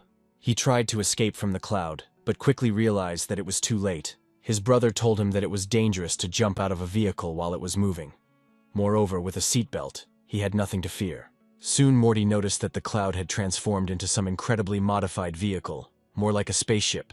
However, it then took the form of a cloud again, with a happy face. Morty wondered how it was that the great sage had such a form of transport. However, before I had time to speak, the cloud suddenly rushed forward at a deafening speed. Everyone except the great emperor himself screamed in horror. Only Wukong remained calm. After some time, everyone arrived at their destination. Chelsea was so sick that she even vomited. Then the great sage said that he would go first and headed straight to the gate. The first building he saw was the Mahjong Hall in the south gate, but the place looked very depressing. He didn't believe that 4 people could be in such a place. There were people inside. They were playing Mahjong. There was a very tense atmosphere in this building. At that moment, the great sage broke down the doors of the building and unceremoniously walked inside. Everyone present looked with fear at the uninvited guest in the broken door. One of them shouted, asking who the hell he was. Then the great sage flew up to him and stuck 2 fingers in his nose as punishment. Other people immediately stood up from the table, intending to protect their friend. Wukong looked at them with a terrifying gaze, showing with all his appearance that it was better not to mess with him. Then everyone else quietly sat down at their table, not daring to contradict him. Soon all 4 realized that the great sage was in front of them, and then they asked him by what destinies he ended up here. He said that he had no time to chat with them. He represented the interests of the Taote house and came to extract debts from them. Hearing this, the men were horrified and began to discuss something. They did not understand why the Taote house even remembered this. Moreover, they did not even remember how much they owed them. As it turned out, they owed quite a large amount. At that moment, the great sage took out his nunchucks and hit the gaming table, silencing them. Then one of the 4 approached the little yellow bear that was lying on the floor, pointed his finger at it and said that now they would repay their debt. Mishki looked very unsure, but the man insisted that he spit out everything he had. Other men tried to stop him, but it was too late. There was a deafening explosion. Morty, Chelsea, and the others heard the sound of an explosion coming from the building. Soon they saw the sign that was on the building fly straight to the ground and break. When they looked up, they saw that crystals and other valuables had been placed with him to fall. Chelsea and Poe were absolutely delighted. They were glad that these 4 had so many crystals and would finally pay off their debts, so they hurried to collect everything that fell on the ground. Chelsea brought a shovel and began scooping the crystals into huge bags. At that moment, one of the 4 masked men approached her and asked her to put the crystals back. He said that these crystals were his debts, and then sadly fell face down on the ground. At that moment, the voice of another man came from somewhere. He turned to the Northern King. The man began to cry, begging him to return all these crystals for the sake of Mahjong. Then the 3rd man told him that his dilapidated house should have been demolished long ago. He suggested going to his temple and continuing to play there, saying that his house was quite large. After a while, Morty joined the conversation. He only managed to get here now, since the area was very large. The boy was delighted to see the legendary 4 heavenly kings in front of him. However, now they looked very depressing. Morty then pulled out his phone, intent on capturing this legendary moment. Poe told him that he had counted all the crystals and written down his notebook. As it turned out, this should be enough to cover all the debts. Then the boy approached the 4 kings and greeted them. He said that he was the dragon cook from the house of Taote and his name was Morty. The men at first did not believe that he was really the same dragon cook who cooked the heavenly chicken. Then Morty said that he had one question. At first the kings did not want to answer it, but when they saw the great sage behind them, they nevertheless agreed. Morty asked if they knew where the psychic was, as they needed a little favor from him. He said that he and Chelsea wanted to come down to Earth. Hearing this, all the kings took on a very menacing look. They could not believe their ears. One of them asked if he really wanted to do this with Chelsea. The girl turned to him and asked what was wrong with this. Then one of the men ordered all his other partners to grab this guy. The men also rushed at him. One of them had a huge white snake, which also decided to attack the boy. At that moment, the great sage appeared in front of him, who protected him from the snake bite. He asked them what they were doing, to which one of the kings replied that they were only punishing violators. Another asked the great sage not to disturb them. The 3rd king said that the dragon's cook wants to return to Earth with Chelsea. They must be punished for this. The 4th king said that it was an insult for them to burst in here and say this to their faces. It was clear to them that even the 4 of them would not defeat the great sage, but he would not be able to stop them. These 2 must be punished. Panicking, Chelsea immediately dropped the bag of crystals and began frantically collecting them back. The kings once again asked the great sage to let them through without unnecessary problems. At that moment, Wukong became covered in flames and said that he would only let them through his corpse. Then Morty entered the conversation. He said that they wanted to cross the border legally. The Jade Emperor told him to issue a pass. They were going to do everything according to the rules. This answer incredibly surprised the kings. They didn't believe that Chelsea was really going to do everything by the book. Then the girl screamed, asking if he really had such a bad reputation. Morty explained to them that he had to go to some place to get a pass. He asked the Empress, however. She did not know the answer to this question, so they decided to come here. But the kings, apparently, were also not in the know. Then Chelsea screamed, saying that they just needed a pass, especially since the kings owed them. But apparently, they had no conscience. An awkward silence fell between the kings. Then one of them took out a cell phone and decided to contact the clairvoyant. He started waving his arms, thinking that this way he could use the phone. The king then laughed, saying that phones were very convenient, despite Morty's indignation that they didn't work like that at all. Soon everyone present heard someone's steps and a quiet voice. When they turned around, they saw a strange girl with a bump on her head and strange glasses. Then one of the kings said that someone was looking for her. The girl was surprised to see the great sage in front of her. He put his hand on Morty's shoulder, and then the girl asked who he was. One of the kings said that it was he who made her favorite heavenly chicken. The girl remembered this wonderful dish and immediately realized that the dragon cook was standing in front of her. She immediately ran up to him and hugged him, saying that his heavenly chicken was simply magnificent. At that moment, the kings approached Morty and ordered him to immediately release the girl. A moment later, Chelsea approached the girl and ordered her to let go of Morty. When everyone calmed down, the girl hid behind one of the kings and asked why the guy was looking for her. Morty, hiding behind Chelsea, said that they need her magical powers to find the Jade Emperor. Then one of the kings said that this was impossible. He looked very angry, but Morty tried to calm him down, saying that this was very important to them. However, the man insisted. He said that if the clairvoyant says that it is impossible, then it is truly impossible. The Emperor could not give them such instructions. Then the great sage intervened in the conversation. He said that they were all too nervous because of such a trifle. Then he took out his nunchucks, and the kings tried to justify themselves, saying that this was not a small thing at all. One of the kings said that such strong people are not easy to track. He himself should know this. 1,000 years ago, the great sage asked the clairvoyant to also find Lord Lao, because of which her eyes became very sore, and since then she has been wearing glasses. The girl said that what they really wanted was not a specific incarnation of the Jade Emperor, since there were many of them. Then the king decided to come to her defense, asking if they really had no conscience at all. After all, the girl may go completely blind after this. He picked her up and carried her away, saying that they were not worthy of this. Poe then tried to stop him, saying that they were very sorry for what happened in the past, but they urgently needed to find the incarnation of the Jade Emperor. The king said that he understood them. It was very painful for clairvoyants to use their eyes for such purposes. Then Morty asked what would happen if he healed her eyes. Hearing this, the king stopped. One of them said that it was too early. She was very old. Even the best doctors could not cure her. The other king said that he recognized that the dragon cook's dishes tasted incredible, but he did not understand how he was going to cure the girl with food. Chelsea asked Morty not to be stubborn, saying that even if the healers couldn't do anything, he certainly couldn't do it. Then Morty took his amulet in his hands, saying that he would definitely cope. As a dragon's cook, he was obliged to prepare delicious food for them. Knowledge of the nutrients and medicinal properties of foods was also his specialty. However, he needs to go to a place first, but he will be back soon. After this, his amulet glowed with bright light. Soon Morty entered the spiritual space and turned to the dragon. Then the dragon said that in fact, he didn't owe him anything. But Morty insisted that he give him a recipe to heal his eyes.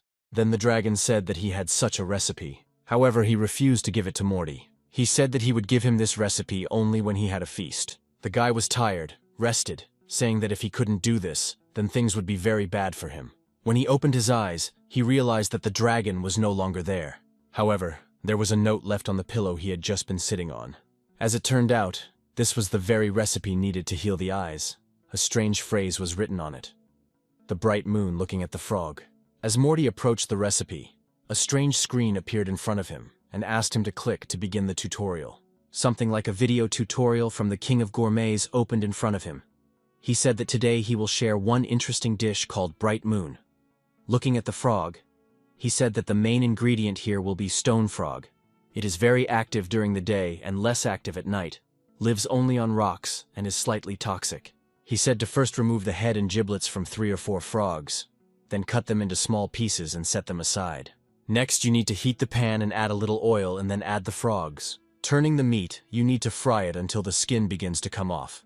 And then you need to remove it from the heat. Put the pieces in a pot and add it to water from a mountain spring. You need to simmer all this over low heat for half an hour, and then sprinkle with a small amount of crystalline salt. Then you need to remove the dish from the pan and transfer it to a plate along with chopped green onions and radishes. This step is very important. Next, you need to add a little sesame oil. Under normal circumstances, the blue light of the bright moon will rise from the dish. This is a standard effect. Then the sphere should appear to the accompaniment of the frogs singing. This will mean that the dish is ready. Next comes the technical description of the homemade dish, which is not too complicated. Morty realized that the dragons seemed to want to help him. Meanwhile, in the real world, Morty still could not come to his senses. The kings looked at him in bewilderment, not understanding where he had gone. Then the guy suddenly woke up and stood up. He said he knew a dish that would help a clairvoyant heal her eyes. It was called Bright Moon Looking at a Frog. One of the kings said that this is a rather strange name. However, the other king suggested why not use a medicinal dish from the dragon chef himself. Then the kings said that in that case they would not bother him. However, Morty did not answer. He looked very mysterious. Then the great sage entered the conversation. He said that first the kings must pay the money, and then they will receive the dish. The kings were shocked because they had just taken all their wealth from them. The pig got upset and asked if they really didn't have any supplies, since they couldn't cook without paying. Then one of the kings pointed to the mountains of crystals that had been taken from them and said that they had no money. He then pointed to the exhausted bear and said that they had given every last coin. However, Chelsea insisted, saying that this was a matter of principle. Then the clairvoyant entered the conversation and said that she had some money. Chelsea immediately ran up to her and said that in this case, she would pay for everything. But she asked how many crystals were needed, because she had heard that food prices were high these days. Chelsea said that this dish would cost 1 heavenly crystal. Hearing this, the kings fell into despair. Chelsea said that they work for pay, that's the principle, but she will help them find the emperor. Then the girl ran to Morty, telling him to quickly start cooking. Morty turned to her, asking if she couldn't see that he was thinking about something. Then he asked her where they would get the ingredients from. Everyone was shocked when they heard this question. However, the ghost, who was the only one who understood what was going on, said that they had one way out. He then took out what looked like a stone cube and said that this was what they needed. He explained that it was a portal. They need 14 of these cubes, which they then need to put in an arch and shoot magic, in which case the portal will take them to Taote's house, and they will have access to the garden. Chelsea asked him why he didn't show it before. But Phantom replied that he doesn't leave Taote's house often, and the portal inside it is useless. Then Chelsea and her friends headed into the portal, saying that they would go get the ingredients and would come back soon. The clairvoyant was very worried, but the king said that it was better if she trusted him. Soon Morty and his friends arrived in the garden. First they needed to catch the frogs. The ghost said that the garden is not a place where animals need to survive and have fighting skills, but it is a unique environment in which they can breed and pass on their skills. It also allows them to realize their full potential. However, Morty didn't understand how he was supposed to catch frogs when they jumped so fast. Then he suddenly remembered that the cook in that video said that they are active during the day, but at night their activity decreases when their activity is reduced, because a bright light in the eyes of a frog can cause it to lose the ability to think and move, which will facilitate a successful capture. Then Morty said that most likely the 4 Sky Kings would have to wait, since frogs need to be caught at night. Chelsea said that in this case, she would simply turn off the light. Morty was surprised by what she said, but Chelsea simply made a slight movement with her hand, turning off the light. She said the whole place runs on a single system, which is usually automatic, but can be used manually if desired. Soon Morty found himself in pitch darkness. The frogs immediately calmed down, but the guy did not even suspect that this could be done. The girl smiled and offered to get to work. Then Morty and his friends went hunting for frogs.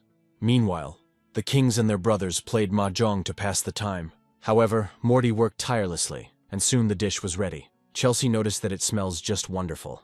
The girls said that they need to hurry up and show this dish to the clairvoyant. She said that it had already been 3 hours and she couldn't wait to eat the frogs. When Morty emerged from the portal back to the kings, he immediately apologized for the long wait. However, when he looked up, he saw something strange. The kings prepared a table that now looked more like a banquet. They said that the unsurpassed food from the dragon chef himself would surely make their lives wonderful. Then Chelsea screamed and turned the table over, saying that this dish was prepared for the clairvoyant, not for them. The kings did not dare to object, and immediately began to pick up everything that fell from the table. Suddenly, one of them felt a calm, icy aura. Then everyone sat down at the table, waiting for the dragon chef to surprise them. When Morty opened the pan, a beam of bright blue energy immediately appeared. Soon a ball appeared from the beam that resembled the moon. The clairvoyant watched in fascination everything that was happening above her. Frogs flew by every now and then. Then everyone suddenly realized that there was a full moon above them.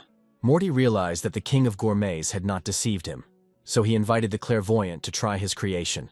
The girl was embarrassed that the dragon's cook had made this especially for her, so she decided to just eat a few pieces and leave the rest as an exhibit to remember this moment. When the girl tried the dish, she realized that the piece simply melted in her mouth, leaving behind a cold sensation. She seemed to be floating in cool, clean spring water. Suddenly, the girl felt a strange sensation, as if the pain in her eyes that had haunted her for hundreds of years suddenly began to disappear. Suddenly, she felt an incredibly pleasant sensation. The kings looked at the girl, who was trembling from the incredibly pleasant sensations she experienced from the dish. They noticed that the dark energy that had engulfed her body began to disappear. One of the kings noted that even the magic pill given by the doctor could not achieve such an effect. Another king said that the doctor was good at treating wounds of the body and bones, but such a disease subsided in just a few minutes. However, one of the kings had doubts and said that the dish only acted as a pain reliever, and systematic treatment was needed here. His partner said he would have believed he was serious if his mouth weren't covered in drool. Then Morty said that in fact, the Southern Heavenly King was right. The rapid reduction of symptoms is not the end. The king was incredibly happy that his guess was confirmed. Then Morty said that the first time was needed to suppress the symptoms, but to completely cure the clairvoyant's eyes, several more servings were needed to maintain the effect. Then one of the kings asked if they would take just one crystal for these dishes. Chelsea said that in the future they will charge the usual fees, 10,000 magic crystals per dish, and it will be the kings who will pay for it. Hearing this, the kings were very upset, but they understood that they could not lose heart. Then the heavenly sages suddenly noticed a strange light emanating from the clairvoyant. When they looked at her, they saw that the girl was without glasses, and her body was emitting a bright blue light. The girl said that now they can find the Jade Emperor. Meanwhile, the story moves to one of the rich palaces, which was located at the very top of the clouds. Tai Yi stood on the balcony. He was glad that he had bought a new house again. It only cost 9.5 million crystals. He asked the bodyguards not to tell anyone about this price, otherwise they would create quite a mess in the stock market. However, he was suddenly struck by a bright flash of light. It flew through the entire house and made the gentleman and his bodyguards fly away. They did not understand what kind of ray of light it was, but they had a feeling that it was better not to touch it. The man thought that the clairvoyant was different, and her power had increased many times, and he did not understand what she had gone through. Residents of other houses also noticed this beam. Some of them grinned, saying that this girl was again looking at handsome guys. Others said that they had not felt her power for a long time. Some were outraged because they felt like they were being spied on and rushed to hide. Meanwhile, the girl was busy with her work of finding the emperor. The great sage noticed that, apparently, she began to see further. One of the kings said that she should rest, since she had already worked long enough. However, the girl suddenly announced that she had found the one she was looking for. A small note appeared in front of her, which said where the person she was looking for was now. She wondered if she should stop here, but she had a bad feeling and decided to continue. In her visions, she saw a high door and decided to see what was behind it. In the end, these people helped her a lot. She needed to do the job efficiently. Behind the door walked a figure covered with a strange dark aura. It was a dark-haired man. When he felt that someone was spying on him, he immediately turned around and his eye flashed red. At this moment, there is still a terrible force thrown back. Chelsea immediately rushed to help, asking if she was okay, but she also screamed. They say her eyes were burning. Then the girl handed her a pill and asked her to take it, saying that it would help her recover. At that moment, one of the kings approached her, saying that this was enough. The clairvoyant was in pain, so she had to come up with another way to find the incarnation of the emperor. However, the girl said that she found what she was looking for, and then she cast a spell. Suddenly, something similar to a map appeared on the ceiling. Morty looked at this in surprise, and then suddenly became horrified. The entire map was covered with strange red dots. Then the clairvoyant said that these dots indicate the places of incarnation of the Jade Emperor. Morty was horrified, because there were incredibly many of these points. Then the girl explained that the Jade Emperor was reincarnated countless times, and this is only a small part of the places in which he was. According to gossip, his incarnation is hidden throughout the heavens. Then one of the kings approached the clairvoyant and asked her not to talk about it like that. He said that the reason why Siwanmu sent them here is because the incarnation of the Jade Emperor is new, and they are easy to find. But other than just guessing, they have no choice. Then I asked if they would really have to check all these places. However, Morty noticed something strange.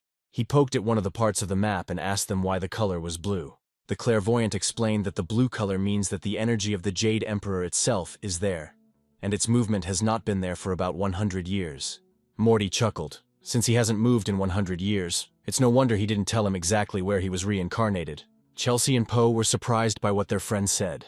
Morty said that the Jade Emperor had incarnated and was waiting for them at the Frost Thunder Temple. Then Chelsea asked why he thought he was there. The Great Sage said that the Emperor is quite a strange guy, so they should get used to it. Poe smiled, saying that in this case it was not in vain that they returned so many crystals. The pig said that in this case they should go to the Ice Thunder Temple. Then the Great Sage summoned his high-speed cloud transport again. He said that he would ask his double to collect all the immortal crystals and treasures for them, and take them to the house, while they themselves needed to hurry up and go to the temple. Before they left, Morty called out to the clairvoyant. She thanked the guy for her cure. Morty smiled and said that everything was fine, and she could continue to contact him. Then they all left on a flying cloud. While they got to the temple, Chelsea looked at the large, unprocessed crystal. It seemed to her even more beautiful than ordinary ones. She talked to him as if he were a living being, causing bewilderment among her friends. Then suddenly, to her surprise, a huge bone flew into her face. When the girl opened her eyes, she saw that there was a black dog on the cloud. She took the crystal in her mouth and began to bark angrily at the girl. Chelsea then screamed at the dog, ordering it to return the crystal. The next moment, she took on the form of a dragon, causing the dog to run away in fear. Out of anger, Chelsea hit the cloud with her tail so hard that the shockwave hit Morty and his friends. Then the sage went up to the bone and examined it, thinking, is this really the work of a heavenly dog? Then he realized that Chelsea was in trouble then. When Morty came to his senses, he cried, saying that Chelsea had treated him very unfairly. However, when he stood up, he realized that neither the Great Sage nor Chelsea were there. He turned around and saw a strange glow behind him. As it turned out, a battle of immortals was taking place right behind him. The pig screamed that it was time for them to retreat, and suddenly at that moment something landed right a centimeter from the guy's face. As it turned out, it was a spear. At that moment the guy realized that he had almost been killed. Soon he heard something rush past them with deafening speed, and then he heard Chelsea's voice. When he turned to the side, he saw a girl who was prevented from moving by an incomprehensible gold ring. He asked the ghost what could be used to tear it apart, but Poe didn't know. He said that most likely it was an artifact. Then Morty thought that perhaps this was the same artifact as his knife, which could take different forms. He turned to Chelsea and said that he would help her now. The next moment, he turned his knife into a huge axe and brought it towards the girl, causing her to scream in horror. Then he struck a strong blow to the ring, which prevented the girl from moving, but this prevented him from making a barrier that protected the ring. Suddenly the barrier shattered into pieces, like a burst balloon, and the ring rolled to the side. Then Chelsea realized that this Neza had interfered with them again. Soon a boy appeared in front of them with some kind of candy in his mouth. He said that he did not expect that death could break this circle. Apparently, his knife was also not easy. He said that he was very sorry for that. What just happened, and hopes that Chelsea isn't mad at him. He then turned to the Great Sage, who was standing behind him and holding his head, and asked if they would finally let him go. At that moment, the spear, which almost hit Morty, suddenly flew into the sky and flew somewhere away, causing the guy to jump away in fear. He was intercepted by a strange shadow man who swore at the Great Master, saying that he was no martial artist, and if he had the art, then he should fight him. He said that he was officially challenging him to a fight, and as soon as his eyes opened, he would realize how wrong he was. Morty, Chelsea, and everyone else looked on in surprise. The Great Sage said that if he wants to fight, then first he needs to at least look at the enemy, but he always stands with his back to him. Then the stranger shouted that all this was dishonest, and he was just cheating. He then came out of the shadows and said that if he had honor, he would end it all today. However, first he wanted to see if the Great Sage could endure a fight with him. Wukong chuckled, saying that no matter how much he fought, and the result of the battle would never change. He had never defeated him. However, he still did not want to accept the truth. The man, who turned out to be named Julian, said that the Great Sage would pay for his words. His Holy Spirit True Eye technique had been perfected. His power would crush the void, and he would give the monkey a chance to apologize. Otherwise he would regret it. However, the Great Master did not yield, saying that he did not use his strength to its fullest. Otherwise he simply would not have survived. A serious quarrel arose between the men.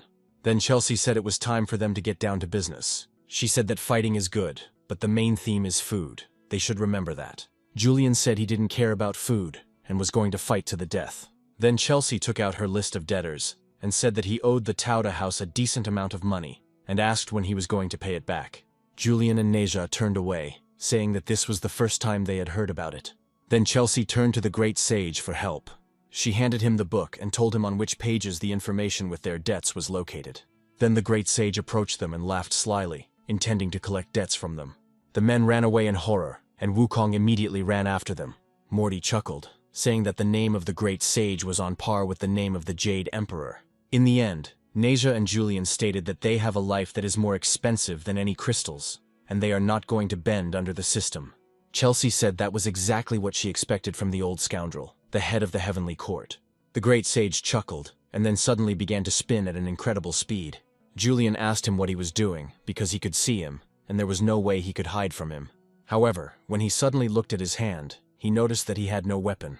And when he looked down, he saw that all that was left of his clothes was just extra underwear.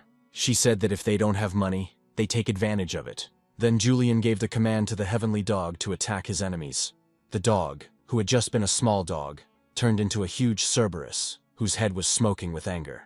He immediately rushed towards the great sage, intending to fight with him. However, within a few moments, the dog turned back into a small puppy, which was defeated in battle. Then Neja told his brother that they had something else. Julian said that now he had no other choice. His divine eye controlled life and death, and he intended to show this to his enemies. However, as it turned out, it was just a matter of cover, and they were simply distracting attention, and then abruptly ran away. Chelsea said that this is not the first time they have done this, but the great sage said that they will not run far. Julian and his brother continued to flee, but they soon came across the great sage and his company again. They ran forward, but after a while they met them again. The longer they ran, the more often they began to bump into the great sage, who looked more and more cheerful. Then, when they realized that they could not escape from here, they stopped and fell to their knees, begging to be let out of here.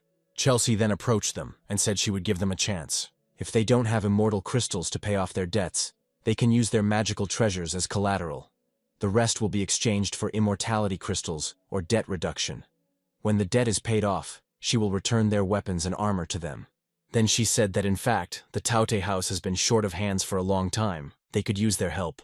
Julian was unhappy with this proposal and asked if they had a choice. Chelsea said that there are many immortals in this world who owe money to the Taute house, so the amount of work they have is not small. Morty said that they must return to the mortal world, so someone must collect the debts that the gods owe.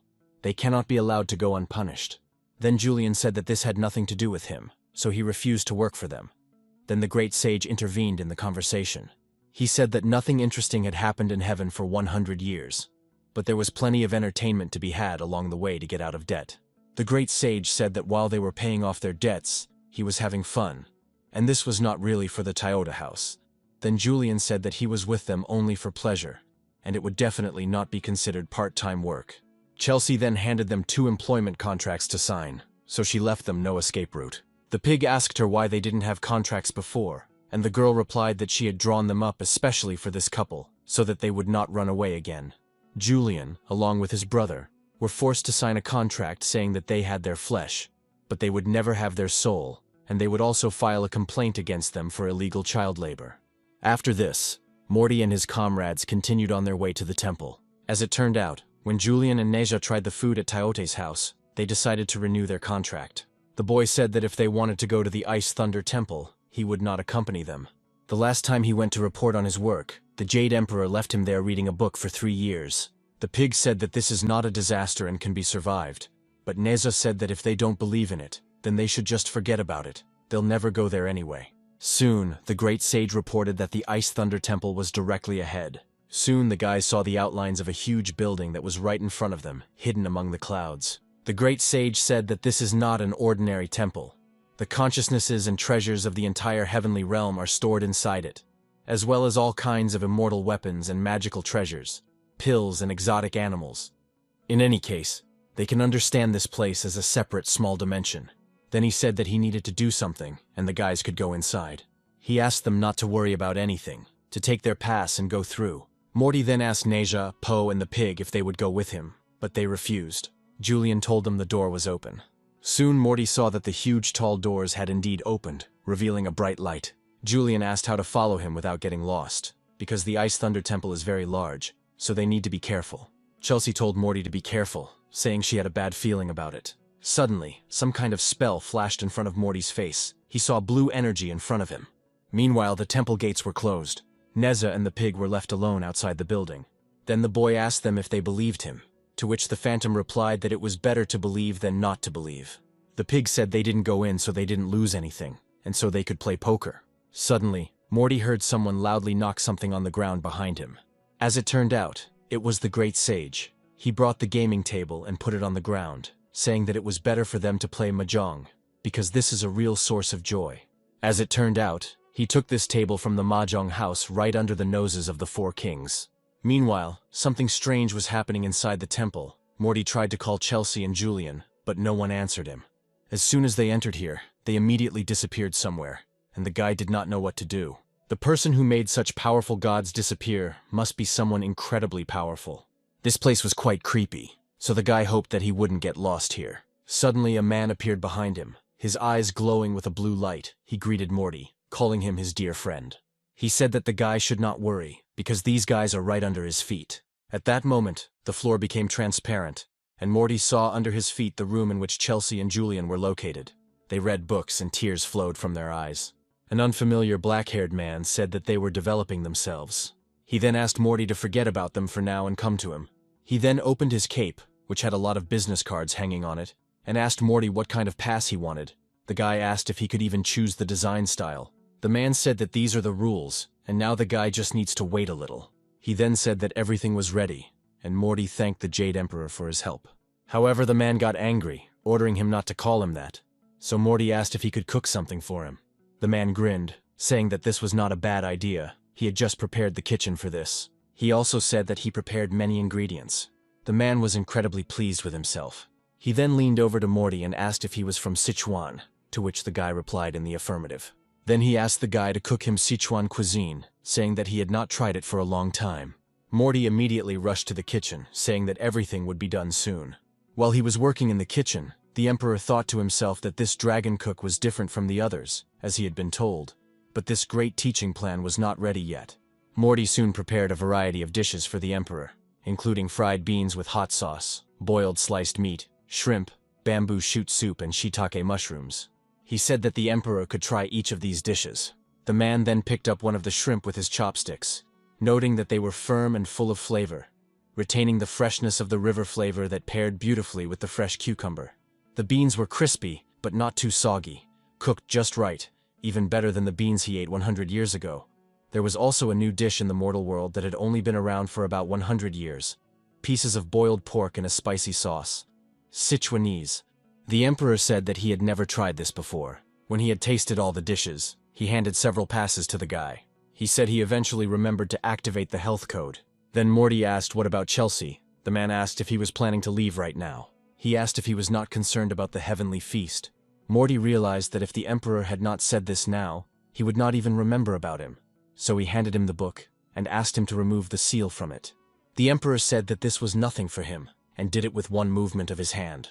Bella immediately burst out of the book. She said that she would fight the Jade Emperor, and was going to stick his head into the flour and blow it up.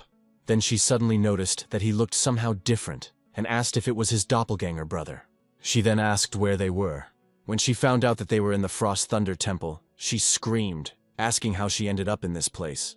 The last time she was in this place, the stupid Jade Emperor had locked her in a recipe. She then flew up to Morty and asked if he was worried about her. When Morty said that the Jade Emperor was right in front of them, the man immediately threw the book aside and said that he and the Emperor were completely different creatures.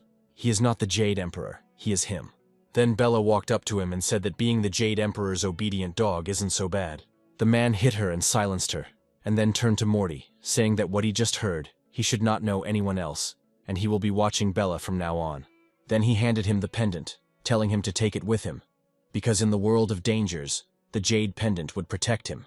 Morty accepted the pendant, but said that he didn't think there were that many dangers in the world.